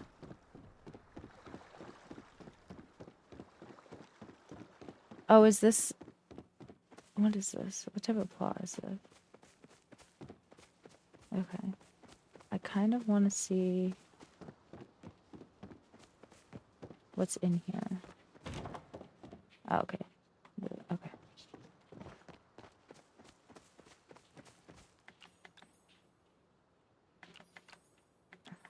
I see the potential. Oh shit, I didn't actually give them a thing. Fuck. That's okay. Right, isn't that cool build? Last night, hubby and I worked on the Animal Crossing one on the pier. Oh, that's cute. I am meal prepping and waiting on the meatballs in the oven to get done. Ooh. What's going on here?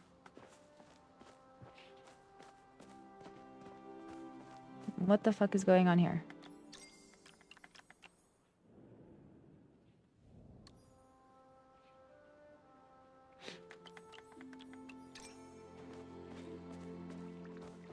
Ooh.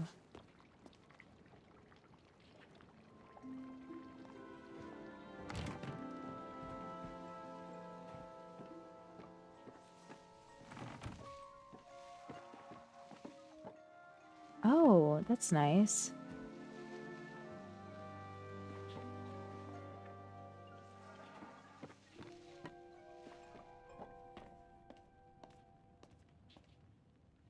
I love how they made the piano.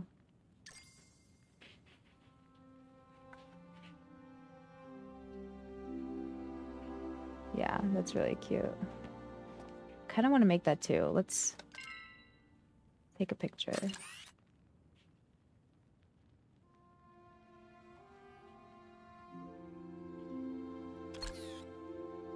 I need to turn that off.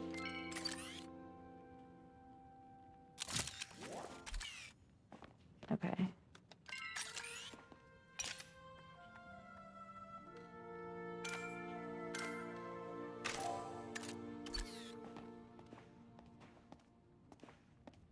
Damn. What is that?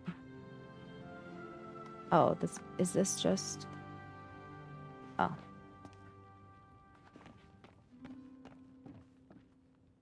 Holy shit.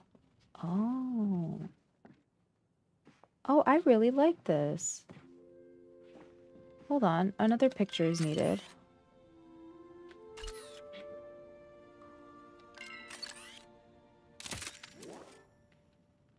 Nice.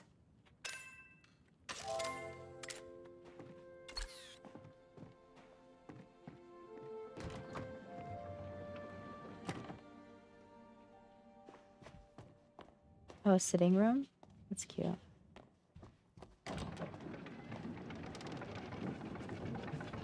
Wow. Huh! That's so cute! That's cute. Oh, the whole family. That's a flex.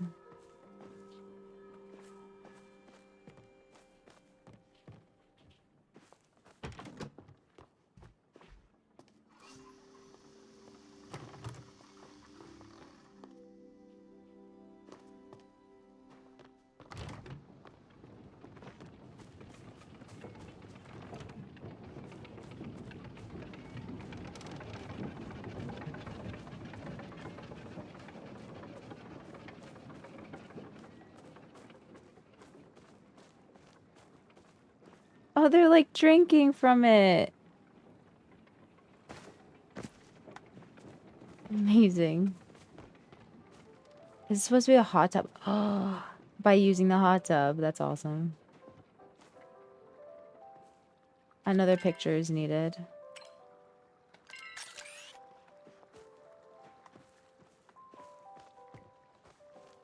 Okay, hold on.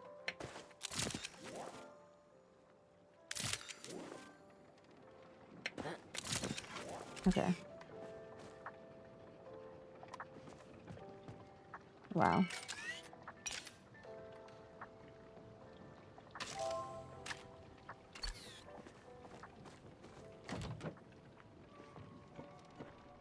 Holy shit.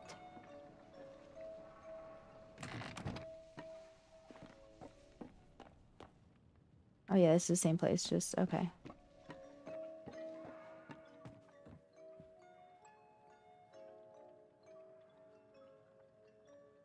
Oh, I really like that.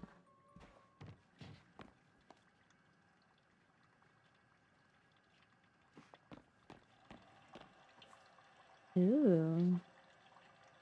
Oh, and they put the hedges over there. That's cute. Little toilet. What's upstairs? Cutie, cutie.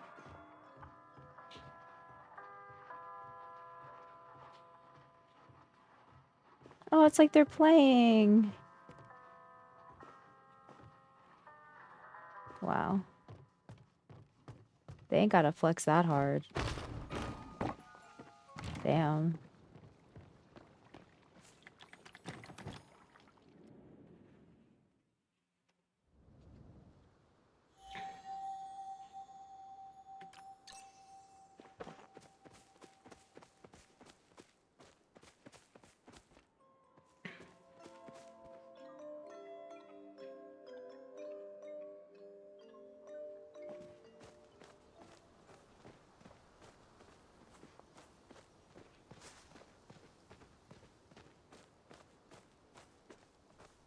Wow.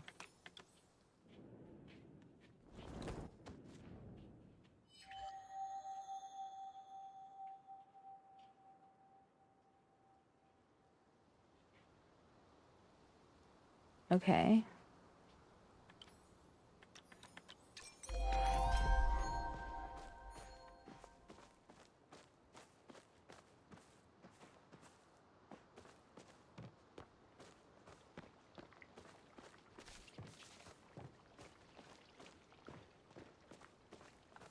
Damn.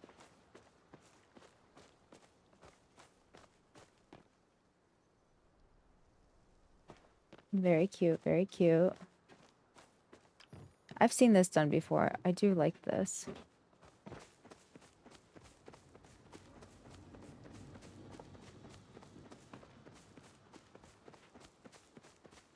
Damn, this is money.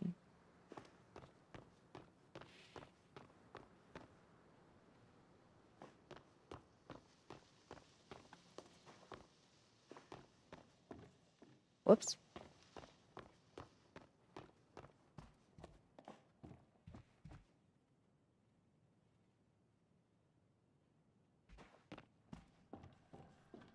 I like this. That's a really creative way to do that. Okay, what's here? Ah, I see, I see.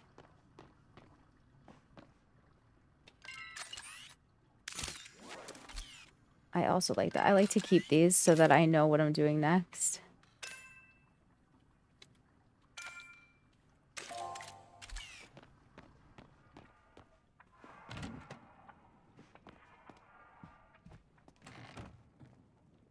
Oh, I like that.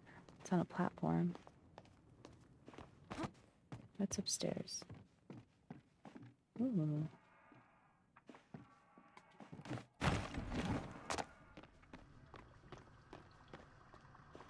Okay, little cooking room. Dining room. Adorable.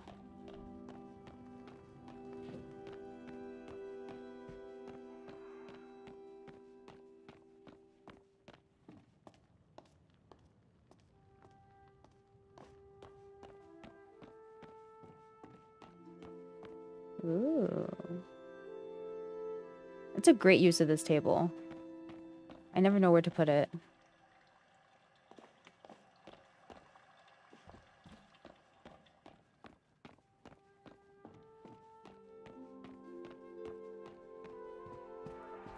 This is very smart. I like how it leads into the kitchen. Is this glitched?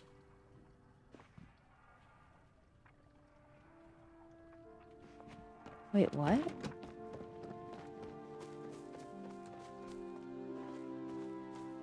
Oh my god, it is glitched. Is it?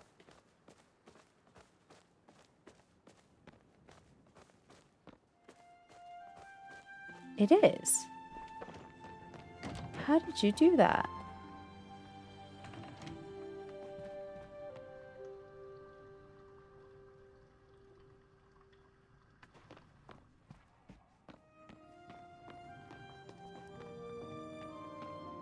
Hmm.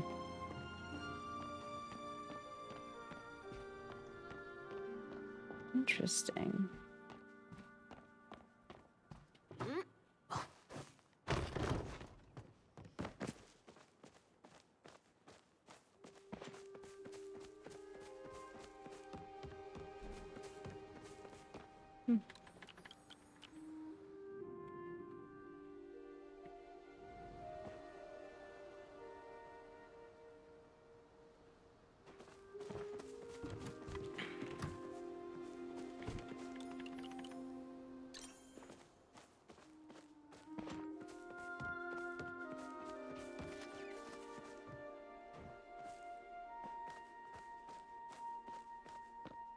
Okay, how the fuck did you float that?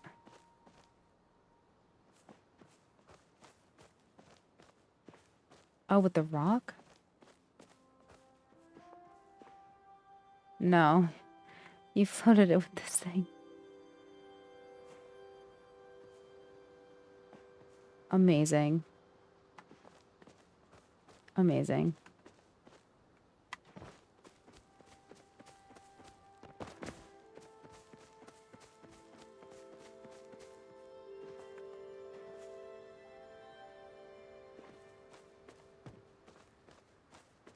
This is really cool. I'm done though. Oh, oh my god. That's cute.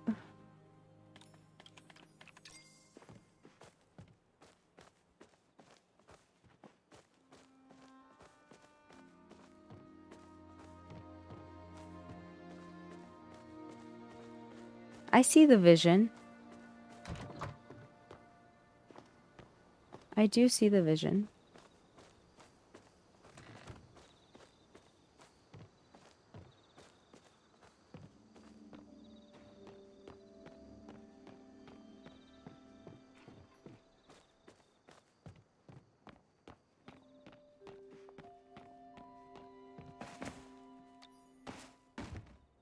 Hmm.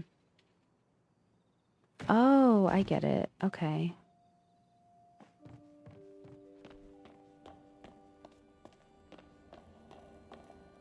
I like that.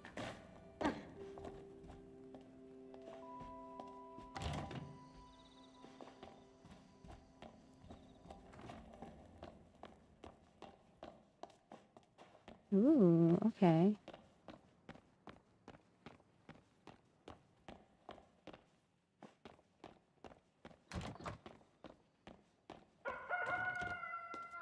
Damn, there's a lot of... Wow. That's cool.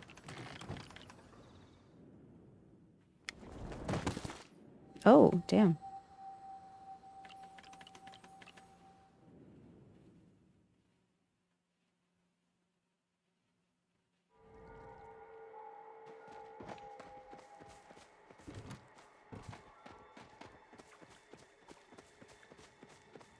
Holy shit.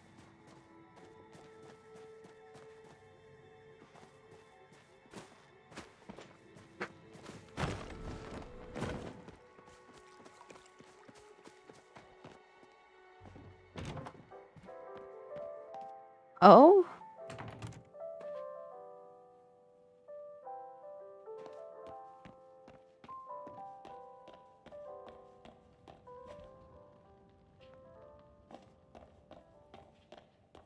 Ooh, I love the long hallways. Oh, a library. I never would have thought. Oh, that's picture worthy.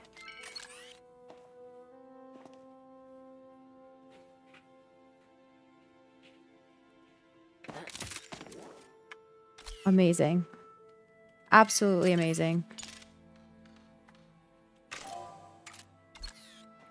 Wow.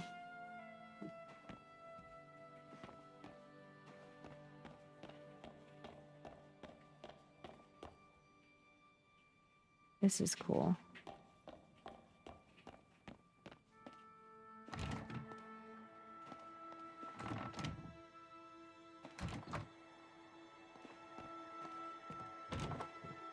Oh, it leads to more?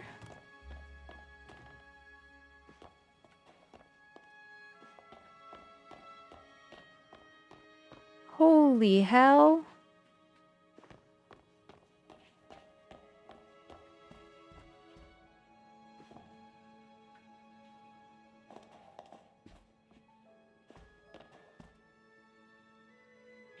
Is this supposed to be like a dormitory?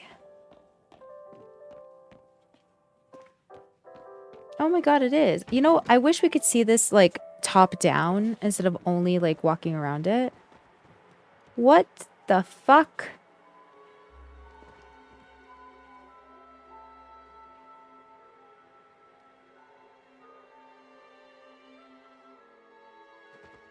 I don't think I want to know.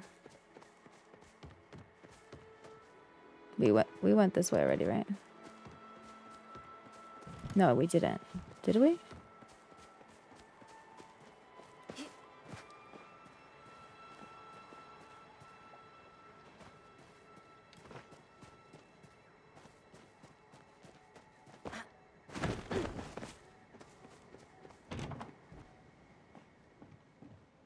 Mm.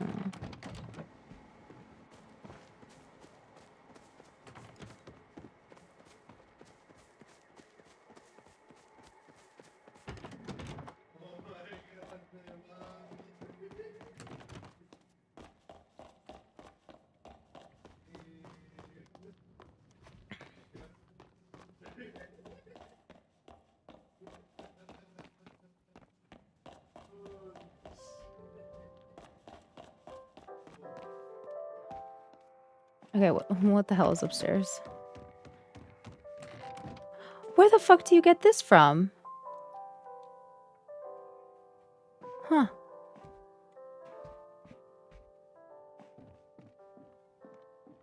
Oh, I get it. Like a little restaurant or something.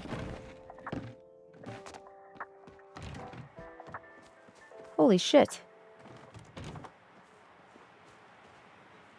Oh, that's cool. This is cool.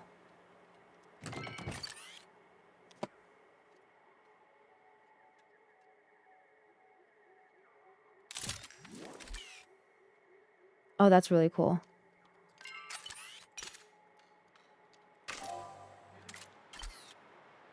Oh, that's uber cool.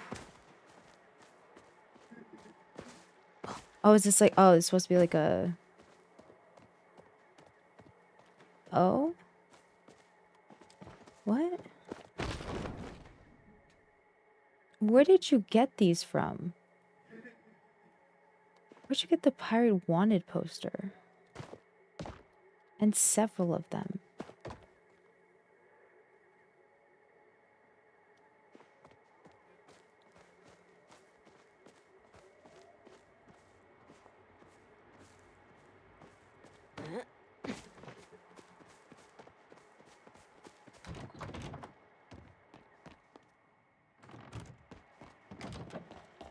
Ah, okay.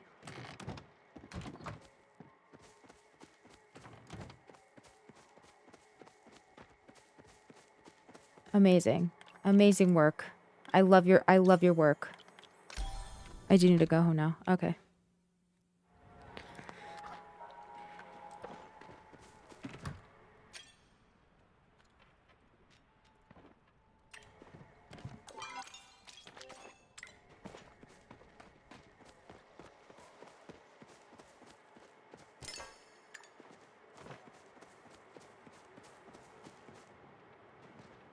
Okay, y'all. I am going to hop off here and go back to co-working. If you're on YouTube, I do stream 24/7. When I'm resting, mods are always in chat. You're always in a safe place. They're in different time zones for that reason. But if we're not cozy gaming, then we're cozy co-working. And so we're going to go back to co-working now. Yeah, so I'm just going to stop this stream and immediately restart just on Twitch. So if you're on YouTube, here is the Twitch link in chat. And I will be right back. I thank you so much for joining me. I hope you had fun. I did. So I will see you in just a second. We'll be doing more Palia tomorrow at 9:30 a.m. EST. And yeah, I shall be right back.